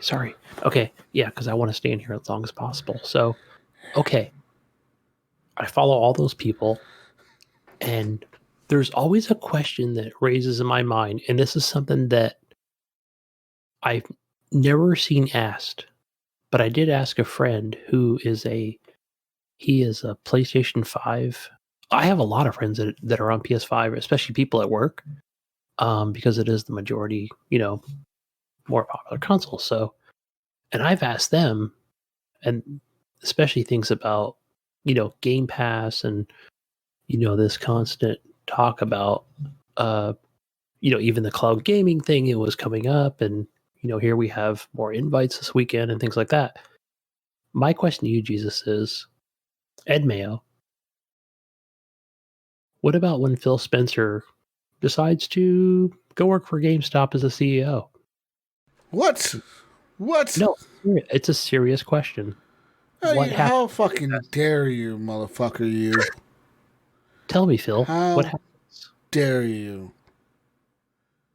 Phil Spencer will never betray us, the Xbox people. He would never leave Microsoft. I know he's been there forever, but I'm just saying, hypothetically, man, hypothetically. Why would you leave a thriving company to go work for a dying company? What if not Tadella or Satya? Maybe you're getting a lot of GameStop shares. I don't know. Satya or whatever his name is, the CEO of Microsoft tells him to hit the road, Jack. They fire him, and they hire this GameStop CEO because you turned GameStop around so well. What if the dude from I can't even say his name, but the Microsoft CEO says it's time, Phil, for you to kind of seek other adventures. And Phil goes to become the GameStop CEO. What happened? It's a serious question. What the fuck happens to Game Pass and backwards compatibility? Do you think I think Game Pass, hopefully they would continue it and continue following this fucking roadmap that he set up. I hope so. I think it would fuck up their momentum. If right now, Thing. if they came out next week and said, yo, Phil Spencer's quitting Xbox, he's going to go work somewhere else, wherever he's going to go work, people would be like, what the fuck? Why would he quit? Yeah. People would be pissed. They would question what's going on in the background, I think. Yeah, they'd be like, why is Microsoft failing? It's like, is they shutting down Xbox? What's going on? You know, people would be like, what the hell's going on over on Microsoft? Yeah, I don't think it would happen, Gunny. I think you're crazy. I don't think it would either, but I'm just thinking hypothetically, like, I understand when he took over, he was like, he couldn't say anything bad about Don Matrick and, you know, the Xbox One and launch, and kind of did, right? But, you know, it was kind of his goal and his vision to look for the backwards compatibility thing. Yeah. To kind of make it come to fruition or whatever. But I'm sure there's hundreds of Microsoft employees out there that, you know, share the same vision as Phil. But I just thought, okay, well, what about when Phil's not in the boat? You know, he's not the captain of that ship anymore, you know? Do they still carry on that torch? I hope they do. Yeah. Yeah, I don't know. I think you're fucking nuts. Gonna stop smoking the weed. Stop smoking the marijuana, you. Wait, I've been watching a lot of Key and Peele on YouTube, Jesus, because I've been doing that same thing that you do at 2:00 in the morning, and I want to know, where does my duty go? Where does my duty go? My favorite, one of my favorite one is the one that me and Brink always laugh at. This one, the one where they're on the plane, and then they're sitting next to that one dude, and he like. Key's fucking hair is like all fucking funny. Both of their hair is all funny looking. Their fucking mustaches are all funny looking, and they're talking about the terrorists. They're like, we're gonna get them terries. The terrorists. And the guy's like, what the fuck are you guys talking about? Like, we're gonna Drex them clamps. And the guy's like, what the fuck are you saying? And like one of them pulls out a box cutter and the other one pulls out a gun. Like, how the fuck did you get a fucking knife on the plane? Yeah. I love how they like slapping each other or punching each other. Or whatever you want to call it. Yeah. It's hilarious. I love Key and Peele, dude. Yeah. They're funny ass dudes. I wish they would still do more skits and shit on Comedy Central. They were funny as fuck. They reminded me of Dave Chappelle. Dave Chappelle was fucking funny as fuck too. Yeah. Anyways, Mayo, back to business here. Stop fucking slacking around here. 23 million subscribers, Mayo. This is an additional 5 million users since January. This is without any major Xbox exclusive titles, Mayo. So there's that being said. But Microsoft did add a few things to their shit. They added EA's whatever access to it. That's part of it now. And a lot of marketing. So, yeah. Anyways. More news here. Let's talk about more news. I have some news for you, motherfuckers. Speaking of Xbox, this week, or last week, Gunny, alright, you and your Xbox Series S shit. Yeah, let's be clear. I have the S as in Sam, not the X as in X-ray. Oh.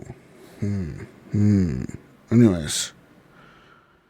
Microsoft planned or promised last year to make old games look and play better on new hardware, Mayo. This backwards compatibility team developed the FPS boost feature to achieve that, which works by nearly doubling the frame rate on select titles. Better frame rates means a smoother gameplay experience, but sometimes at a cost of a slight resolution drop, Mayo. But last week, 13, Mayo, not 1, not 2, not 3, 13 titles from EA Games got an FPS boost to their frame rates, including, but not limited to, Battlefield 1, Battlefield 4, Battlefield 5, Mirror's Edge Catalyst, Plants vs. Zombies, Garden Warfare, Battle for Neighborville, and Garden Warfare 2, Sea of Solitude, Star Wars Battlefront, Star Wars Battlefront 2, Titanfall, Titanfall 2, and Unravel 2. Now, with the exception of Sea of Solitude, all these games now have 120 Hz support on the Xbox Series X. The same is true on the Xbox Series S, but with one key difference, Gunny. In order for 120 Hz to be achieved on the Xbox Series S, the resolution of some of these games will need to be dropped. So, Series S owners will not have 120 Hz support enabled by default. They just need to turn it on if they don't mind taking the resolution hit. So, to do that, you have to go and turn it on somewhere in the fucking game or the settings or something. But as for Sea of Solitude, it's going to get a 60 Hertz support on both the S and the X. So, yeah. With this 13 new games being added to the list, Microsoft now has 23 titles taking advantage of their boost feature. This includes a number of Bethesda's best-known games. So there's that. So, yeah. Anyways. I need to finish that Sea of Solitude game. Seems like it has a good story to it. Mm-hmm. Your best buddy there, Gunny, Larry Erb, the Senior Director Corporate Communications. Smoking herbs.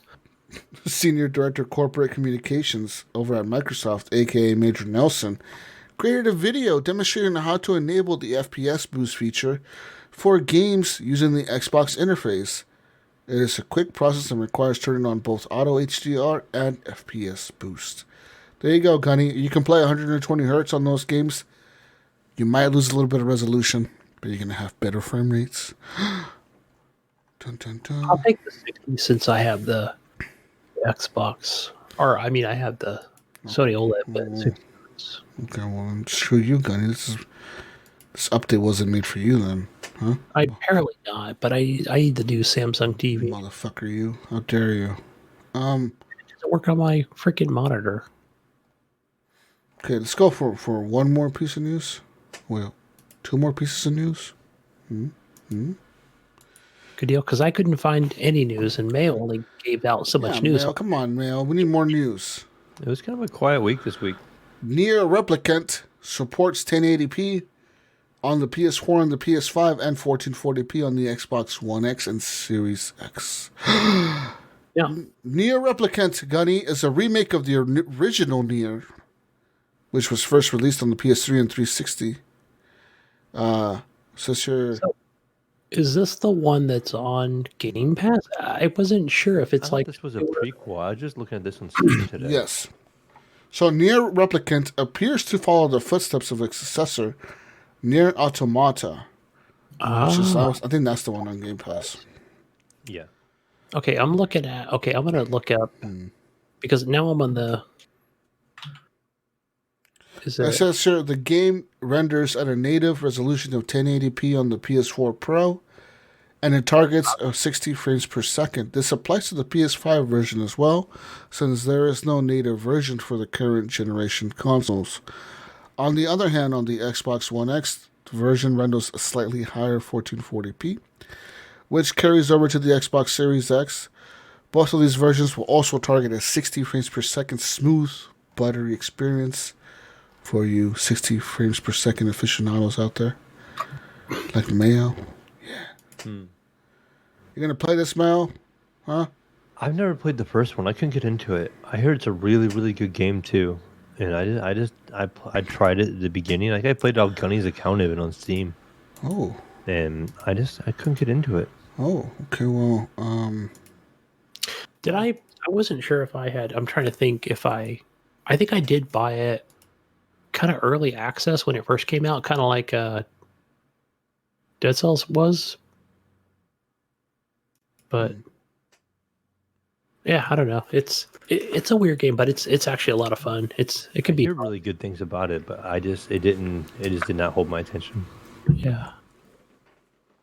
I got lots of news for you guys, man. I got lots of news here. Holy shit, this is lots of news. How'd you skip all this news? How? Let's move on to some more news. We'll see what it is. It's all that important news. Important, hard-hitting news. Speaking of 60 frames per second, buttery smooth experience on the new consoles, Mayo. Dun dun dun. Dun dun dun. Okay. So, this, similar to a recent unofficial Bloodborne 60 frames per second patch, an unofficial method has been published by scene researcher and modder Illusion0001 to give Uncharted 4 a boost in frame rate. How? Well, by lowering the game's resolution, not to 720p, but to 540p on the PS4. Ew. On the PS4 base console. That's right. If you play the game at 540 pixels on the PS4 base console, you get an unlimited frame rate. But also, using this information that people found on this blog, people were able to implement the 540p resolution and the debug menu in a vanilla copy of Uncharted 4 running 1.0. And pretty much it worked for them. They could get 60 frames per second mostly on everything. They're saying that this could possibly be the way that they're going to bring a 60 frames per second patch to it on the PS5, which, I mean, why wouldn't they? Why haven't they? I don't know why, but they probably should. But, so on to some more news. Speaking of PlayStation, Mail, fans are now remaking the PlayStation Home in dreams. That's right. Fans are remaking Sony's former PlayStation 3 MMO PlayStation Home in dreams. Dream Central is described as, quote, a social entertainment hub featuring public and private spaces, mini games and attractions which attempt to realize the ambitions of the closed online social game. When PlayStation Home closed, it left a void in the gaming community which hasn't really been filled, the project's community-led team wrote.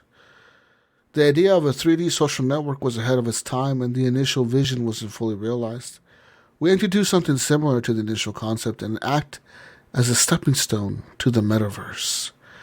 Games like Planet Coaster, The Herbs, Jet Set Radio, Thrillville, and Splatoon also inspired us along the way.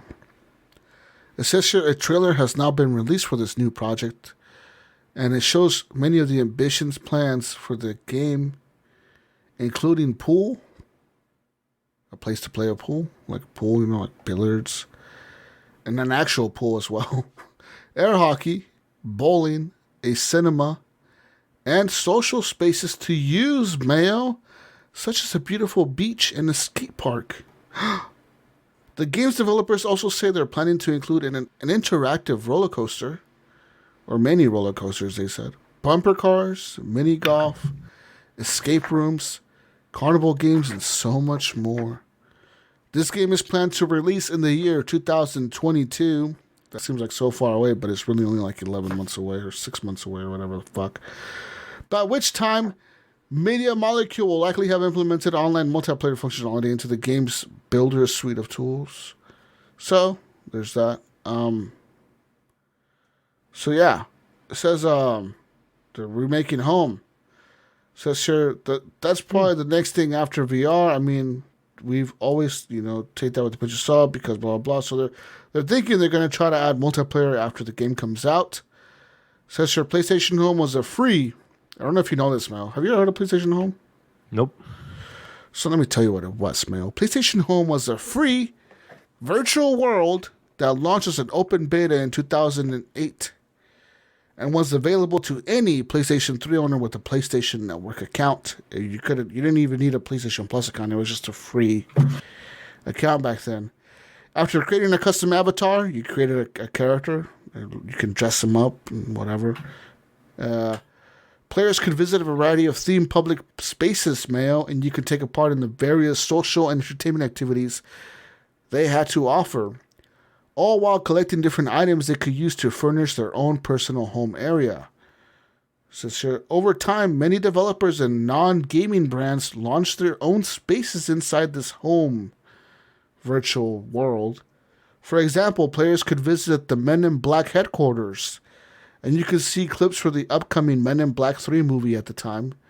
You can also head over to the Abstergo lab from Assassin's Creed 2 to play minigames and find concept art for the game. Or you can go to Sully's bar in Uncharted and play the arcade machine in there. It says here, Sony shut down PlayStation Home, which was still in its beta, in 2015. That long ago? But it was way ahead of its time, dude. Like I'm telling you, like this is like, Yeah, I remember that from PS3. this is like the Oasis without the VR headsets. You know what I Yeah. mean? That's pretty much what it was. The Oasis without the VR headsets, because you literally had your own apartment, dude, and you can buy shit for your apartment. You can actually like spend money and buy furniture for your. I remember going to like people's apartment. You can like invite people over to your apartment, and like people would be in there chilling with you and shit. Like, what the fuck's going on here, guys? And like it would be random people from around the world just chatting with you. Like, hey, where you from? Oh, I'm over here in fucking Germany or whatever. It's like, oh, cool, man. I'm in Oregon. Whoa, hey, how's Oregon? And you just be chatting with people, strangers. Yeah, man, yeah. I know you PC people don't like being social. You motherfucker, you. Right. Speaking of more news, let's move on to some more news here. Netflix. Are they making an aggressive move into video games? Who knows? But they did mention video games on their latest earnings call. So, they said, we're in the business of creating these amazing, deep universes and compelling characters, and people come to love those universes and want to immerse themselves more deeply and get to know these characters better. We're trying to figure out all of the different ways that we can increase these points of connections and deepen that fandom, Gunny. And certainly games is a really interesting component of that, whether it's gamifying some of the linear storytelling we're doing, like interactive with Bandersnatch, and we'll continue. And we've actually launched games themselves as part of our licensing and merchandising effort, and we're happy with what we've seen. There's no doubt that games are going to be an important form of entertainment moving forward, and an important modality to deepen that fan experience, so we're going to keep going. This is what their CEO and their financial management team said to their earnings call. They also said they plan to spend $17 billion this year on content. Okay, it's a lot of fucking content, but yeah. Also, they said The Witcher, a show called You, and Cobra Kai will return to Netflix in Q4 of 2021 with brand new seasons this fall, Mayo. Brand new seasons of The Witcher, Mayo. Oh my I never god! finished the first one. Well, you never finished it? It was really cool. No. It was really cool. I never watched it. Oh my god! I hear it's really good. You guys call yourselves gamers? Jesus fucking! And you got favorite host of the year? God damn it, dude! It's because I watched stuff like Mythic Quest, I think. Where you going? Mythic Quest was dope. Okay, and I think they released a new episode recently. But yeah, Okay. Well, they had that one, that episode 11, where they did the. I don't know. Have you seen it? Where they do the role playing, and no, it's actually kind of funny. Like, I saw the one where they did the Skype call or whatever. Yeah, there's a new one after that. It's special, and so they basically, what the storyline behind it is they're reopening the studios, and they're going to do they call it a yearly tournament, and so they're all dressed up, and they each have one's like a cleric and one's like a warrior, and they have a contest where it's they give it a name. It's basically like you're fighting with foam swords and stuff, and they make it look all cool, and they're all playing roles, and there's some CGI effects thrown into it, and they declare a champion basically, and then they talk about the thing. It's how it's rigged, and they do it for morale for the company, for all the people. And the main guy was it I don't know his name, but I know you're talking about the boss. But Poppy, the girl, and then the main boss, they're not part of it because he's like, I would win no matter what. I'm so dominant here, you know. And so he's like, I'm just the king. I'm just a bystander. He's like, you can't have the king in the tournament, you know.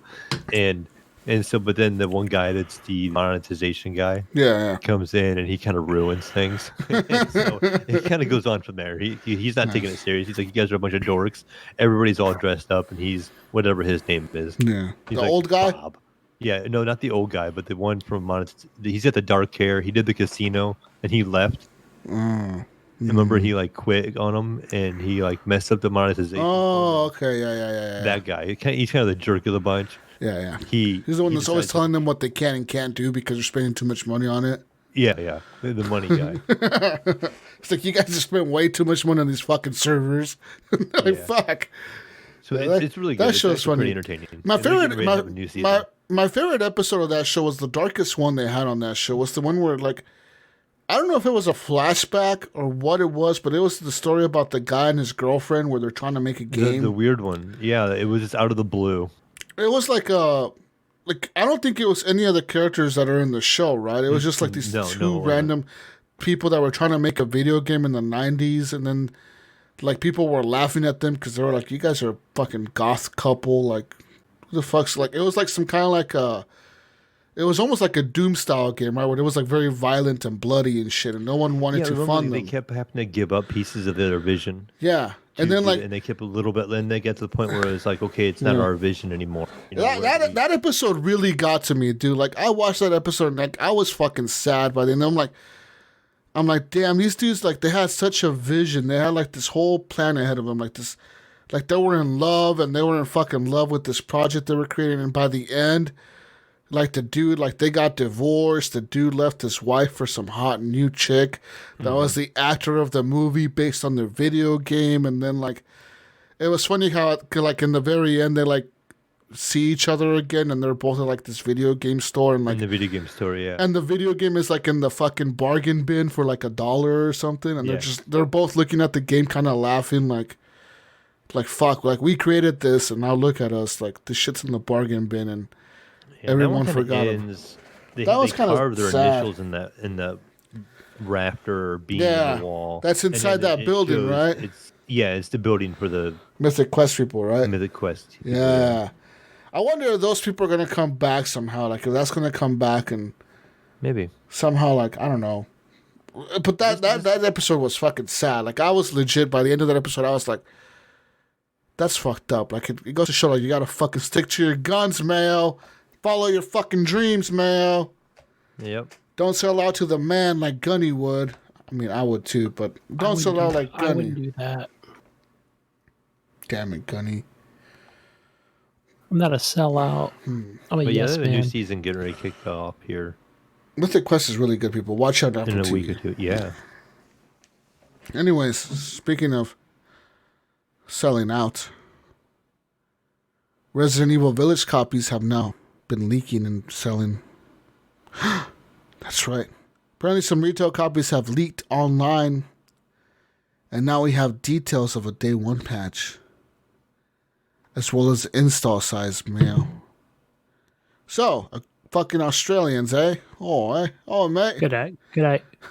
Hello, how are you? Fucking Australians and their leaked copies. Would you like a cup of tea? The install size of the game without any update is roughly 27 gigabytes on the PS5.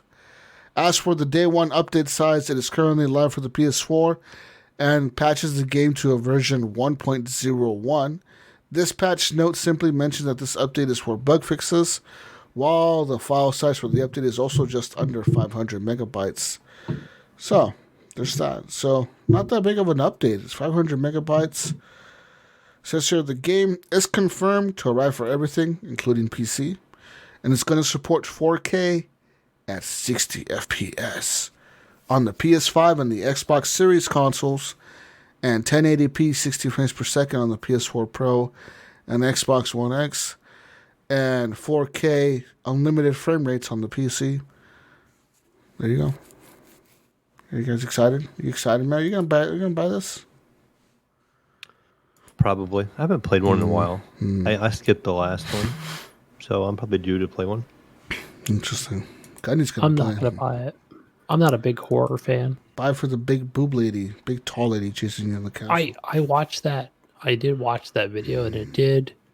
I will say, Jesus, watching some of those clips on there with the big lady it excited me. Whoa. Gunny likes them big ladies, huh? Well, Gunny found out he don't need no blue pills. He just needs that. He just needs that big lady. in the big hat she was wearing. Oh, them big hats. And I think I've seen somewhere when I was looking at news, there's a life-size poster you can get. Oh, really? That shit in your bedroom. Fucking huge ass poster of this fucking lady. Gunny's wife is like, why have we have this poster above our bed? Yeah, what the fuck is this above our? Does it have to be above the bed on the ceiling? Yes. I'll tell her it's a vintage poster for a video game that I'm passionate about a character that gets me excited about playing the game. Yeah. Okay, never mind. It's not going to work. Take that back. Speaking of games, Sony has now filed a patent, Mayo and Gunny, for an AI that will play your games and judge you. Ooh, I almost put this article up, but I wasn't sure. I thought we had read something like this a while back. And I thought, this is kind of cool. This is some cool stuff right here. So, this patent, Mayo, is for an automated artificial intelligence, an AI, control mode specifically designed to perform certain tasks. This will include playing a game while the player is away from his console. So this AI is gonna just fucking pick up your games and play them. Like, fuck it. Fuck Mayo. I'm gonna play the Spider-Man game. Fuck Mayo. He doesn't deserve to play this. I deserve to play this. Okay? In this patent, Mayo, it is detailed that this AI will involve assigning a default gameplay profile to the user that it's assigned to.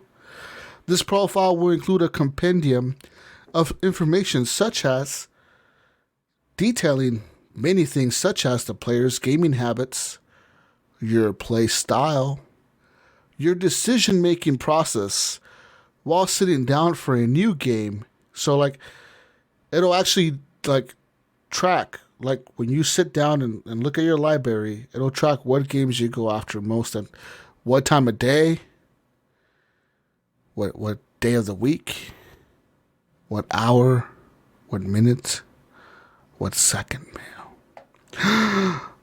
Dun, dun, dun. It also, this knowledge will then be harnessed to simulate your playing habits, Mayo. It will be like a virtual Mayo, and when said gamer is away from their platform of choice, it will even play the games for you. This method includes monitoring a what the fuck do you say? Plurality of gameplays of the user playing. Plethora? Is it plethora? No, it's not plethora. It's here. I'm gonna make you guys say this. Oh, here. Yeah, send me the link. No, I'm gonna put it right here. Check the show notes. Okay. You follow show notes? Go down the bottom here. Who's on bumper cars? I right there. Disregard that. That word right there, motherfucker. You. That word. Plurality? Yeah, whatever the fuck. Okay. Yeah. That it just does not roll. Plurality of gaming applications. This method will include generating a user of gameplay profile of the user by adjusting the default gameplay style based on your fucking gameplays, where the user is customized to the user, blah, blah, this controls. This includes everything. It's pretty much going to just track everything you fucking do, from your controller movements to your fucking movements in the game, to your menu movements, to what you fucking pick. It's also going to use the internet, game logic, all kinds of different shit, okay? That's cool right there. That's some shit. You know why, Jesus? Because I'm thinking, okay. I got an idea, Jesus, because it's thinking like, okay, Gunny is a streamer. right? Oh, Gunny is a streamer. And okay. we're gonna follow him as a streamer, and that will run through like basically how he interacts with, like, let's say Steam and the things he clicks on and the games that he plays, right? And I'm just trying to think of the possibilities. Like, he, whatever he plays, Outriders, he gets the one kill, right? Gunny's a badass. He got that one kill today. Or Gunny really sucks. We need to help him get more kills. And the game's going to tell you, Gunny, stop shooting that guy. You need to shoot this other guy first, and then shoot this guy. Maybe get Brink of Eternity and Brandon and Maybe it's going to tell you, look, you don't Mayo need one these. and Jesus Walks a lot in there to help him. You don't need these guys as friends. Delete them from your friends list. You know what? I'm going to delete them for you, and I'm going to get you new friends. Yeah, also they were all removed. We're going to delete these guys from your friends list. You don't need them. We're going to get you new friends that are more compatible to your playstyle, and then you'll be fine. This does say that the AI will also like learn like what you struggle at based on your gameplay. Like, I don't know if you suck like at puzzles or if you suck at detecting stuff. And when it comes to certain sections of games, like Lara Croft Tomb Raider, say you're playing that, and say you're stuck on a tomb, and it knows you suck at these fucking tombs. It just knows you suck at puzzles. The AI will actually know that you suck at puzzles, and it'll actually ahead of time calculate how to defeat that puzzle, and then, or like while you're away, it'll actually beat that level by itself, and then it'll actually, when you're playing it, it'll tell you, hey, you need to do this and this and this to get past this fucking part. So. Okay, so what you're saying is you're going to be at work one of these days, right? Yes. And you're going to get an email from this AI bot, right? That you trust, and Okay. and it'll say, uninstall Evil Genius, you idiot. You fucking suck at this game. I beat it for you. You suck at it. Just uninstall it. Move on with your life. I beat it in 2 minutes. You're trash. Uninstall. Matter of fact, I uninstalled it for you. You're welcome.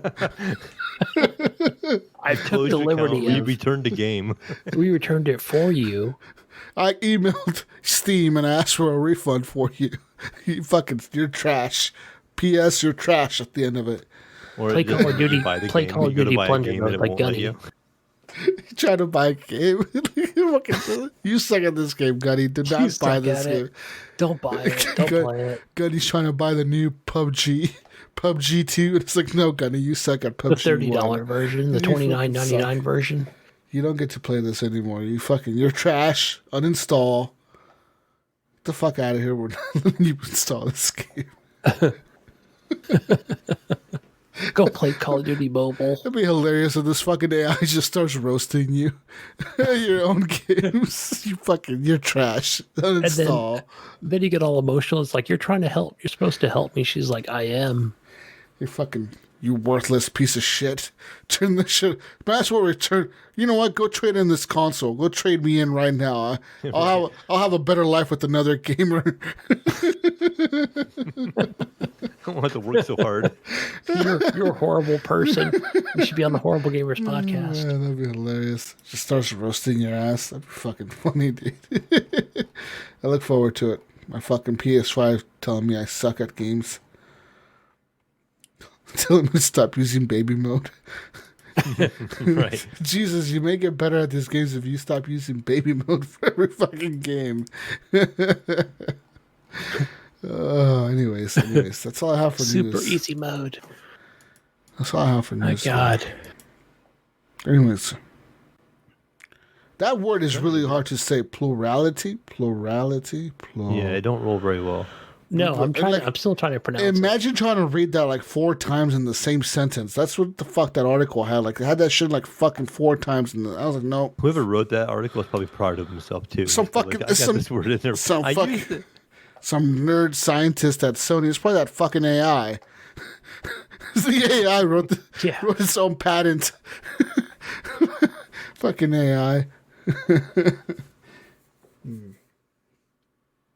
Anyways, what time is it now, Gunny? What do we do now? It's 11:22.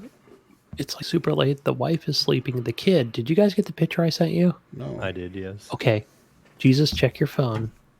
So right now, right now Kyle is sleeping literally on his brand new gaming chair that the wife bought 2 of them, exactly the same exact color. Mine's blue, his is blue.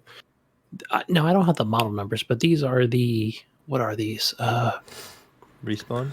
The Respawn chairs. I think they were like the wife. If you go to Amazon, there are like so many different prices on them, but I think they were like 170 or something like that. But yeah, damn near 200 a piece. But they're really nice chairs, and this one's actually really comfortable. Like I will say that my Swamp Ass right now is actually quite comfortable. Oh, okay. Probably need to wipe this down tomorrow for sure, due to the fact that I haven't taken a shower in 3 days. Okay, 2 days, 2 days, not 3. God, Jesus Christ. I need that HGP shower curtain and the branded fucking shampoo. You're bad. Jesus. Yeah, I know. You don't want to be in here. Scented candles, man. That's all I'm saying. I feel bad for Kyle. Jesus. I know. I'm in his room right now. It's pretty bad when the 15-year-old has to tell you to take a shower. Yeah. Right. Hey, and Dad, it's been 3 days, Dad. Take a shower, please. That's why Gunny likes driving Jeeps. He takes the top off so the smell doesn't fucking kill everyone in the car when they get in there with him. He takes the top off. So Jesus, check that. Shit. You mentioned that, Jesus. So here I am. What's today? Sunday.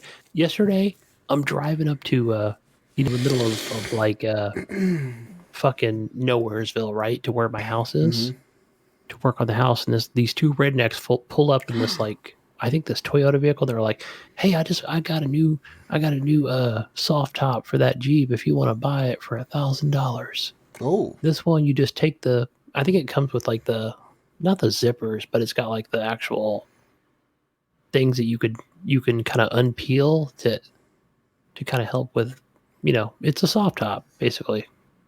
Okay. It's for the Jeep. And yeah, you're right on the money with that, man, for sure. Because this one would really help with the smell. Yeah, I mean, I'm telling you. Where was I going with this? Yeah, so new gaming chairs, they're pretty comfortable so far. I really like these armrests compared to that Office Depot, fucking Staples, whatever the fuck is left open these days. I had that chair forever, but it basically just fell apart on me. I was duct taping it and everything. You saw the tape on it, right? You saw the electrical tape I put on it, or the black tape, or whatever you want to call masking tape, or no, it's the shit you put on your wires. It was like electrical tape. Wow. Yeah, it was on its last fucking leg. Jesus. It barely rolled anymore. But yeah, they're pretty good chairs so far. Oh, and they do have the leg support, which I would never use while doing a podcast here, or I'd probably use it I used it for watching a movie the other night. We watched a couple of movies, and it works really good. It looks like a dentist chair when you do it. Oh yeah, well your legs are sticking out or whatever. Your legs are literally sticking out. So yeah, it's kind of cool, and it's super comfortable. Respawn gaming chairs are badass. But moving on, guys. Here, since I'm still here, let's where are we here? The console corner. It's pretty much the same crap from last week. Oh wow. Okay. Your PlayStation stuff. We're nearing the end of April, so go get Days Gone. I haven't checked the website, but Zombie Army for Dead War. That game's awesome. It's on Game Pass as well, but it's also downloadable on your PlayStation for free, guys. So go get it if you are a PlayStation Plus member. And Oddworld Soulstorm if you're a PS5 owner. Grab that thing up. Also, geez, I didn't go to the website, but what's the other PlayStation exclusive that you can purchase? And I have not done so. It is oh my gosh, it now it escapes me. But another Horizon. Thank you. Horizon is now, or has been actually for the last week, free for the stay-at-home COVID whatever. Stay-at-home initiative. I apologize. I did Horizon not Zero Dawn for those who don't know what. Yeah, I had the disc, but I didn't have the digital code. So now, But yeah, even if you have bought this game before, like I would suggest that you check that it's this one because this one is the full edition or whatever. Like it has all the DLCs, which I think is 2 DLCs, right? yes, So yeah. yeah, I didn't click on the article. I apologize ahead of time. So there is that for PlayStation. Over to the Xbox One, it's the same shit. Truck Racing Championship. You can be in the not the pole position, but whatever I said last week that was kind of silly, but it showed it on the screen. It's you know what it is. It's Forza 7 is what this game is. It's a racing sim. I didn't mention that last week. It's a racing sim. It's hard as balls, especially if you're playing on a higher difficulty. But it's still challenging, and I love challenging racing games. So there's that. Hardcore Uprising, which is a 2D side scroller that's also on the Xbox One as a backwards compatibility game. And for your Epic store, you have Alien Isolation and Hand of Fate 2. So Alien Isolation, that's a few years old. Hand of Fate 2, I think, is an older game, which was way back on older PS3 or Xbox 360 consoles way back in the day. But grab those 2 free games on the Epic Store. That is all for the console quarter. In the lowest possible voice I can do it in, guys. All right, now Mayo, what's the community questions? We got some of them. We got a few. Yeah, we got a few. Jesus, Sean, I'm Spoiler, wants to know, what's the weirdest color your poop has ever been? Green? Like green, like Greenish? I'm not talking like green. I'm talking like Army green. like no, like that green, like light Like green. bright. He's pointing at bright green over there. Like bright fucking green. Like I'm talking like neon green. Like The fuck were you eating? okay, but it was an all neon green. Okay, think about it. Like it's neon green on like one end and like white, and then like brown. So like it was like a multicolored shit, and I was like, what the fuck? Like, Did you eat a fucking unicorn? Fuck. I thought I was dying. I was like, do I fuck? Does this mean I have cancer or something? What's going on, dude? And like, I know what it was. Okay, so I like Mountain Dew. And one of the Mountain Dews that's one of my favorite is the blue one. I don't know if you guys have had it. It's called Voltage. It's I'm more of a white. What's the white one called? White White. Rush or something like that. Is it called like White Rush? Whiteout. Is it white out? I think it might be. Maybe Whiteout. I know something like that. White Rush or Mountain Rush or Whiteout. Some fucking shit. Okay. They got different ones, man. Okay, man. This is for the gamers, all right, motherfucker. You. Mm-hmm. We got normal Mountain Dew, which is lime green. We got blue one, which is Voltage. We got the classic red, which is motherfucking Code Red. We got the white. Let me look up. I know. Now I'm thinking of like what the hell that I white gotta one's give the called. facts to the gamers.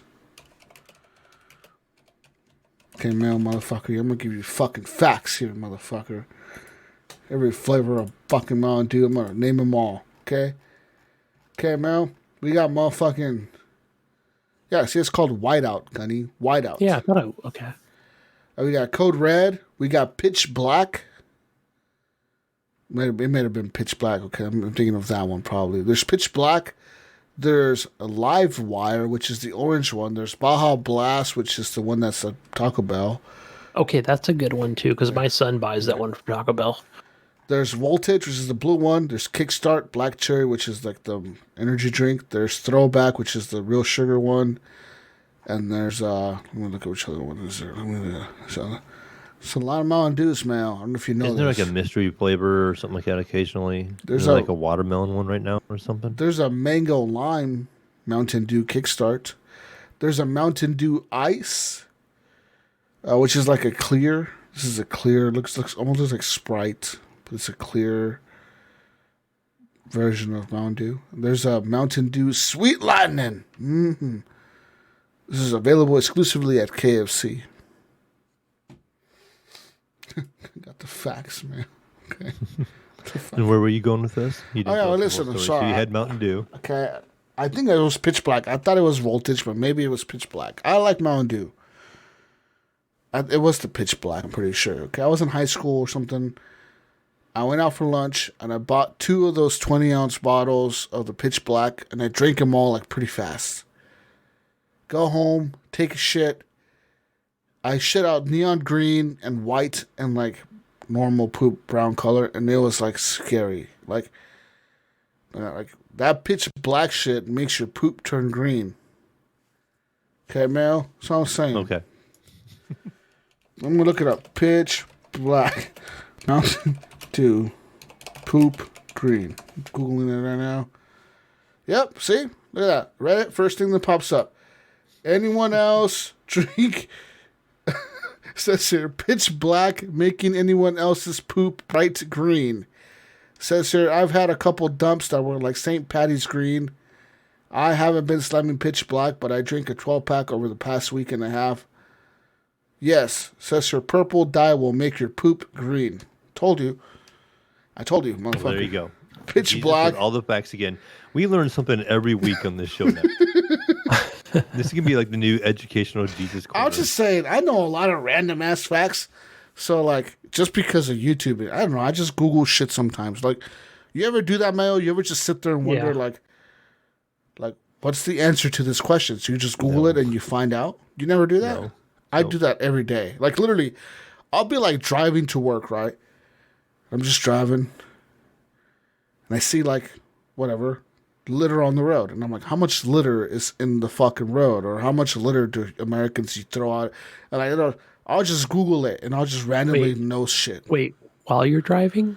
Well, maybe after I get home or something. Just randomly, like, throughout the day. Or, like the other night, I woke up in the middle of the night, right? And I drank a lot of water. And I was thinking to myself, man, I was really thirsty. Like, I really needed that water bottle there. And I was thinking to myself, does drinking water help reduce kidney stones, or the like how do kidney stones even form? So, like, here's me at 4:30 in the morning googling how do kidney stones form, and does drinking water help not form them? And yeah, I learned some facts. Just Stop drinking all that soda, right?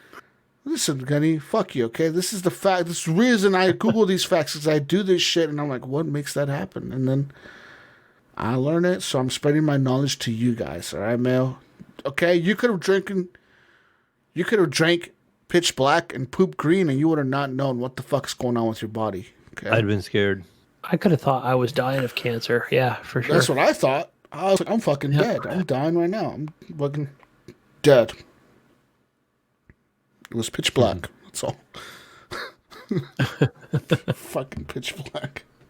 In our community, we had a guy answer part of his. He gave his answer. Larry Hansen. He says, "I don't know about mine, but I had a dog, and we went on a long cross country trip, and she wouldn't poop for a long time because there wasn't any good grass.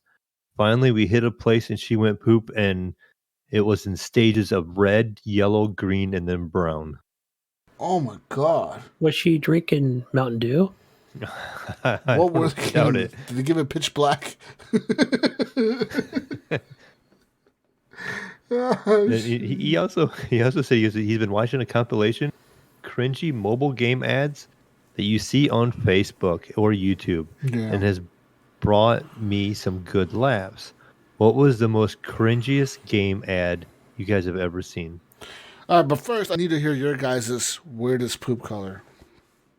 Ooh, I would agree, Gunny. I would say probably just like a dark green. I think that green or whatever, and I'm like, okay, is that like spinach or something? Like, what is the fuck is that? Mine wasn't dark. It was like bright neon flash and light green, like green at a green light green.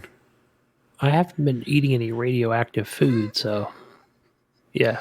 Mountain Dew green. That's what I'm talking about. Okay. Damn. You guys are talking just about green poop is normal. Green poop, okay? You guys' green poop is normal. Mine was half green, a quarter white, and the rest is brown. That's not normal. Huh?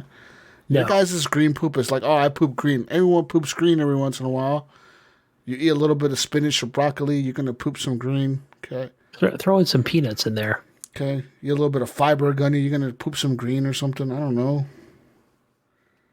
Yeah, I've never had red, orange, blue, purple, nothing too ridiculous. Purple would be fucking scary. Can you imagine shitting purple? Be like, what the fuck? What the fuck did I eat?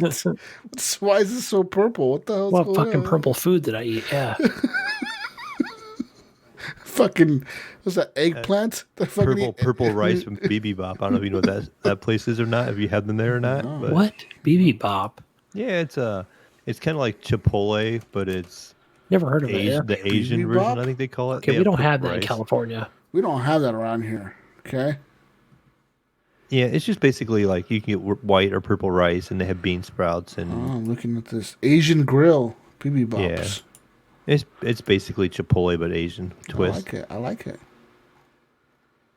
They have a yum yum sauce that's really good to put on top. Sounds pretty yummy. We got Panda Express. That's Okay. what we got. We have that here too. What was the next question we had? Oh, what was So it? the No, next question, he says he's been watching a compilation of cringy mobile ads that he sees on Facebook and YouTube.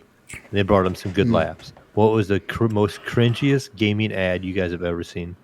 Oh, isn't it that's Oh. the one I see on Twitter all the time, which is the game State of Survival? Oh God! And All they- those they- mobile games are stupid ones. They Like, put up these videos and they're different every time. have you ever seen the ones where like it says like only 2% of people can answer this? It's like some like legit like it's like little the ads that pop up on dumbest, the phone. Yeah. like the Yes, I hate dumbest those. I fucking could get those. like only 1% of people in the world can answer this correctly. It's like, dude, really? Like, are you fucking kidding me? Yeah, If not you gonna can work. beat this, your IQ is better than 150, Gunny. It's like, really? I could never beat it, so I'm an idiot. Gunny's like, I don't know how to do this. It's too hard. I Those must be one of them.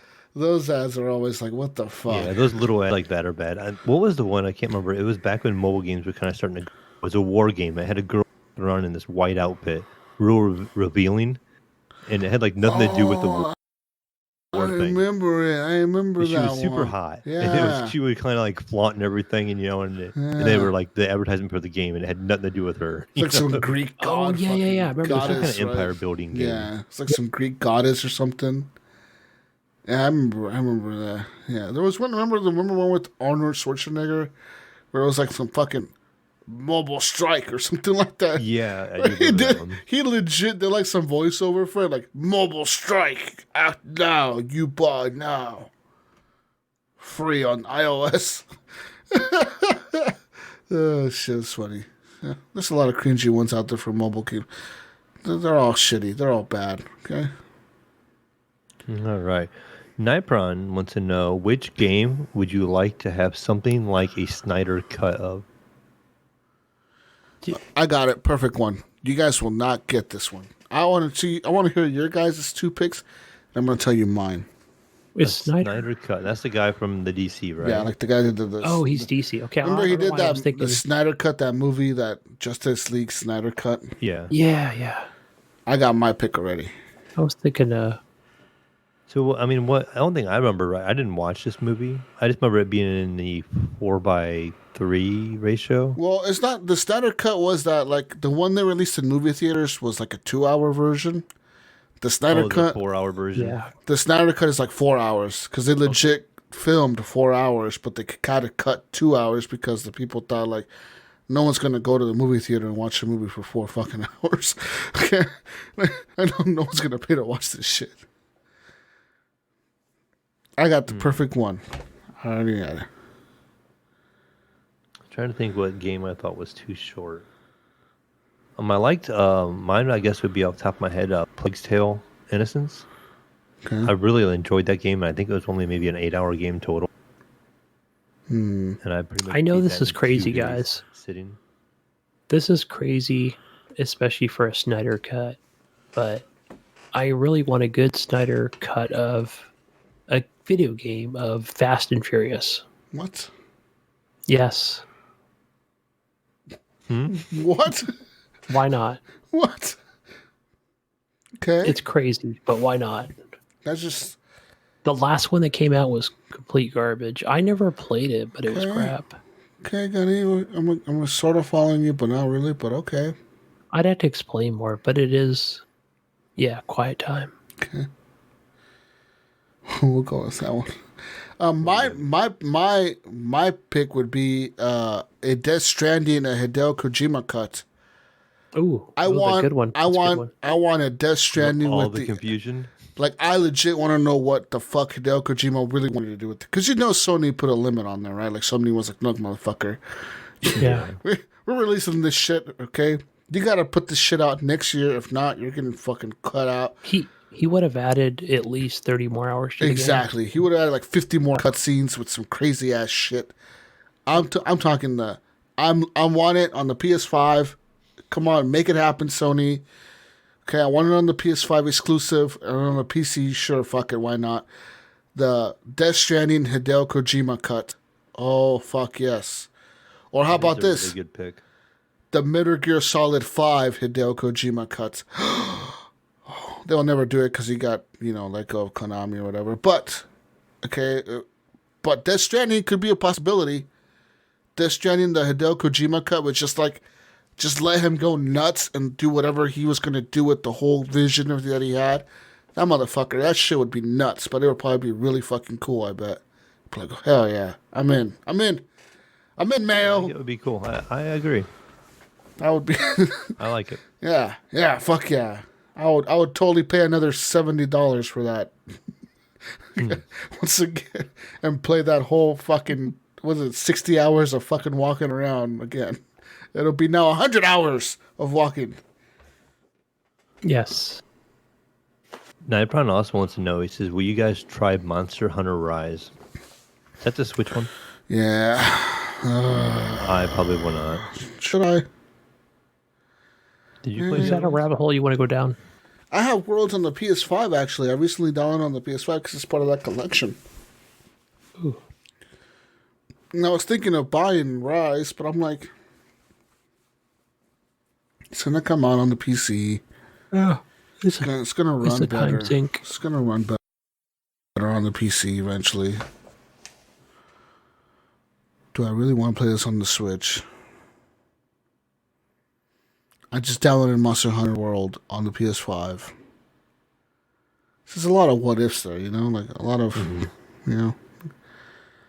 Probably not Nipron. Maybe I'll check it out though. Maybe for you, Nipron. I don't know. Maybe for There is you. a demo. Oh, okay, there's a demo. Gunny I'm pretty sure. I've heard that there is. Only runs at 30 frames, but I mean it is only on the Switch, so we gotta expect that. But still, Right. I mean, you can play it on the go, I guess. I guess. Whatever.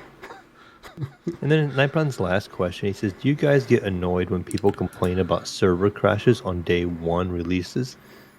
He says, we should be used to it by now. I mean, we should, just because that happens doesn't mean we have to accept that it happened. Yeah, They should motherfucker. be willing Nipron. to put out a good product. I mean, it's hard to, I'm right. sure it's hard to sit there and say, when it goes live, this many people are going to be on. You can't test it. I get that. But they also, I think they almost got to have some kind of blueprint. It's not like it's the first time they've ever made a game that's going online and a bunch of people are logging into it, So I feel at least it should be better than what it is nowadays.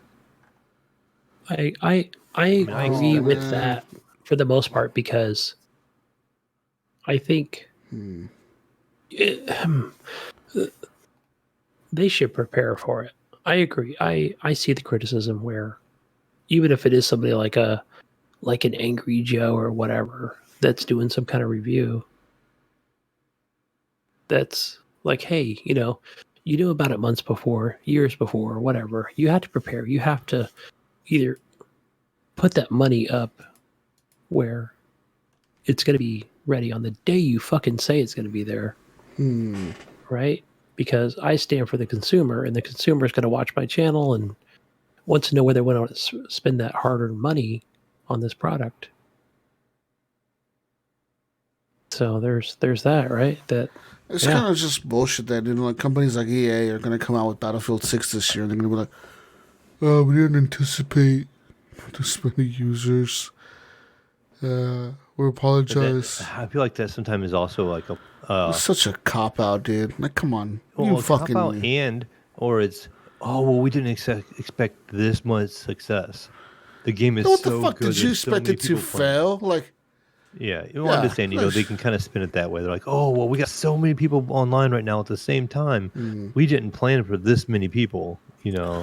Oh, we only planned to sell 20 million copies of Battlefield 6, but we didn't plan for 10 million players on day one. Oh no, we didn't, man. But they say it the other way and say, "Oh, well, we were surprised that 10 million people are playing this on day one." Yeah, but really, when you look at their sales projection, they expect to sell 20 million copies of Battlefield 6 at the end of the day, and it's like, okay, which one is it, motherfucker? Your fucking sales projection says you plan to sell this many copies, and yet you say you don't expect this many players, so what the hell do you expect them to do? Right. Yeah, but EA is known for that fucking bull. EA does it all every fucking time a Battlefield comes out, dude. Like this year, okay, this is going to happen.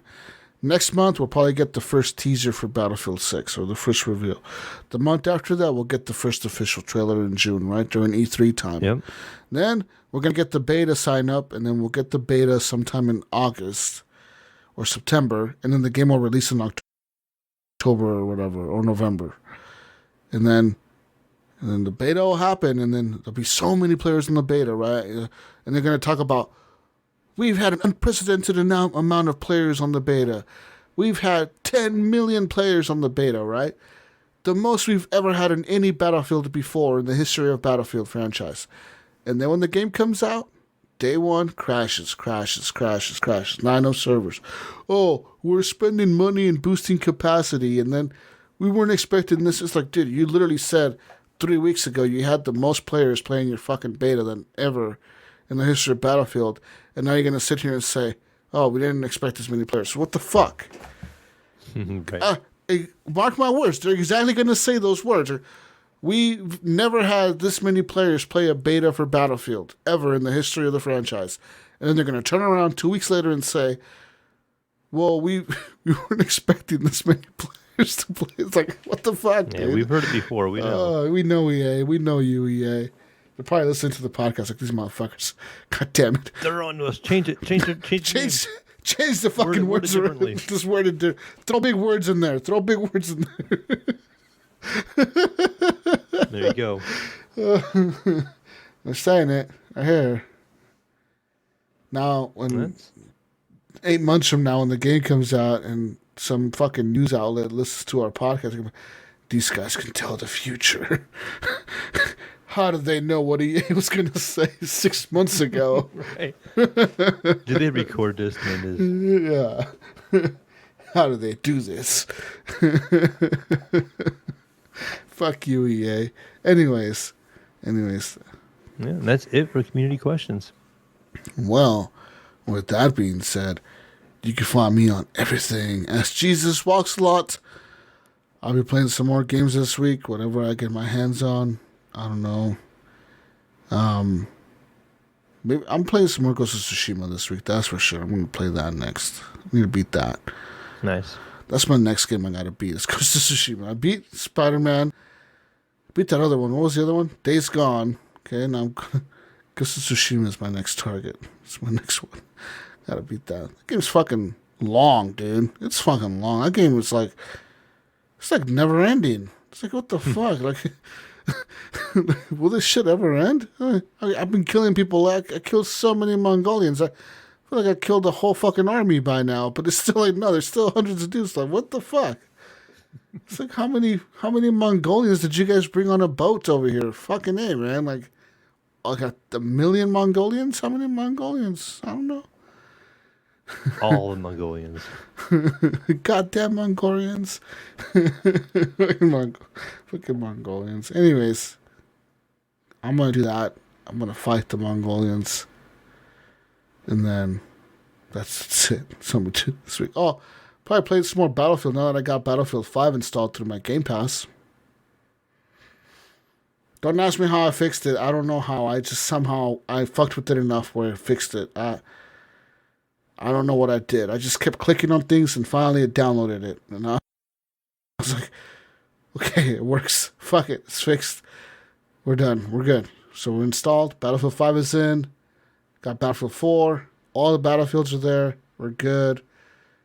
I'm ready for Battlefield 6 though now.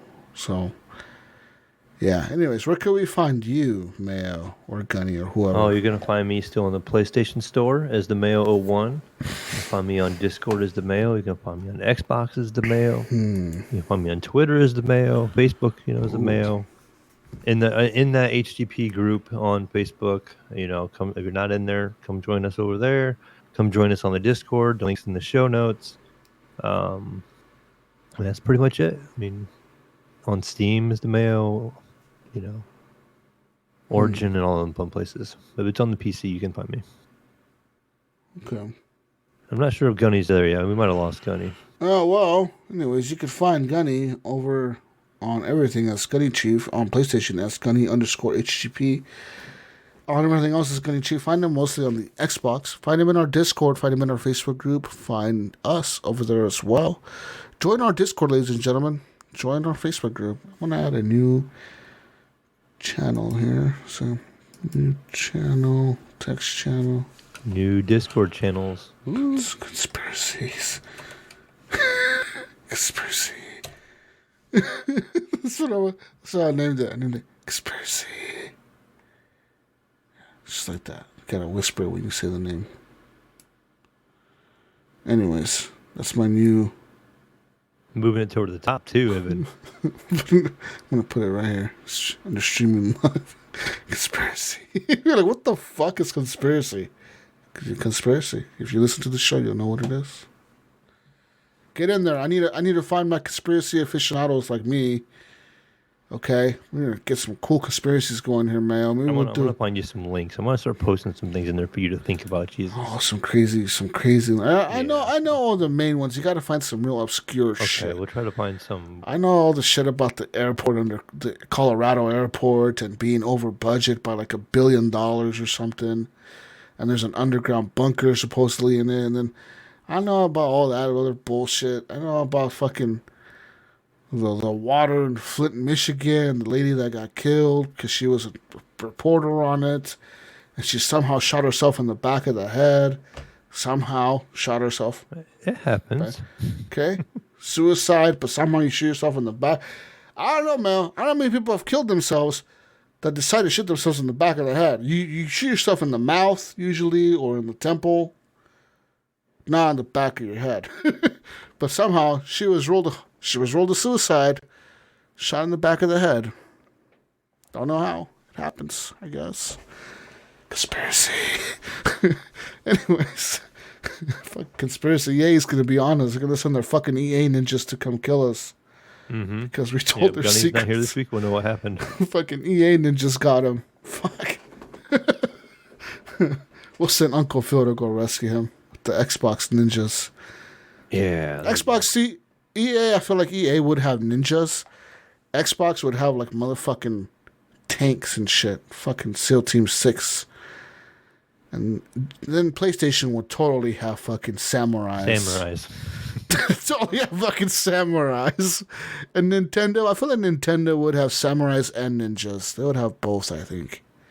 They're sneaky and they're like, fuck you, we'll fuck you up too. They have both, I think. No, Nintendo would have the robots, Mel. They're Japanese. They'd have the fucking mechs. Yeah. The robots. Yeah. PlayStation is traditional. They'll have the motherfucking samurais and the ninjas. Motherfucking EA would have, I don't know. I feel like EA would have some kind of like, I don't know. They would have some weird shit. But I know Xbox would have the fucking tanks. Google would have satellites. Like big laser beams. Yeah, they had fucking laser beams and shit. Fucking hacking. They'd have hackers and laser beams and shit that would fuck your shit up from 10 miles away or whatever. Yeah. We got all this figured out. You can't even run from it because they're tracking you with your phone. Conspiracy. We got the conspiracy. Anyways, love you guys. Peace out, Brussels sprouts. We'll catch you on the next week's edition of the Horrible Gamers Podcast. We're out of here. See ya. See ya. Bye. Good night. Conspiracy. Stay alive. Bye.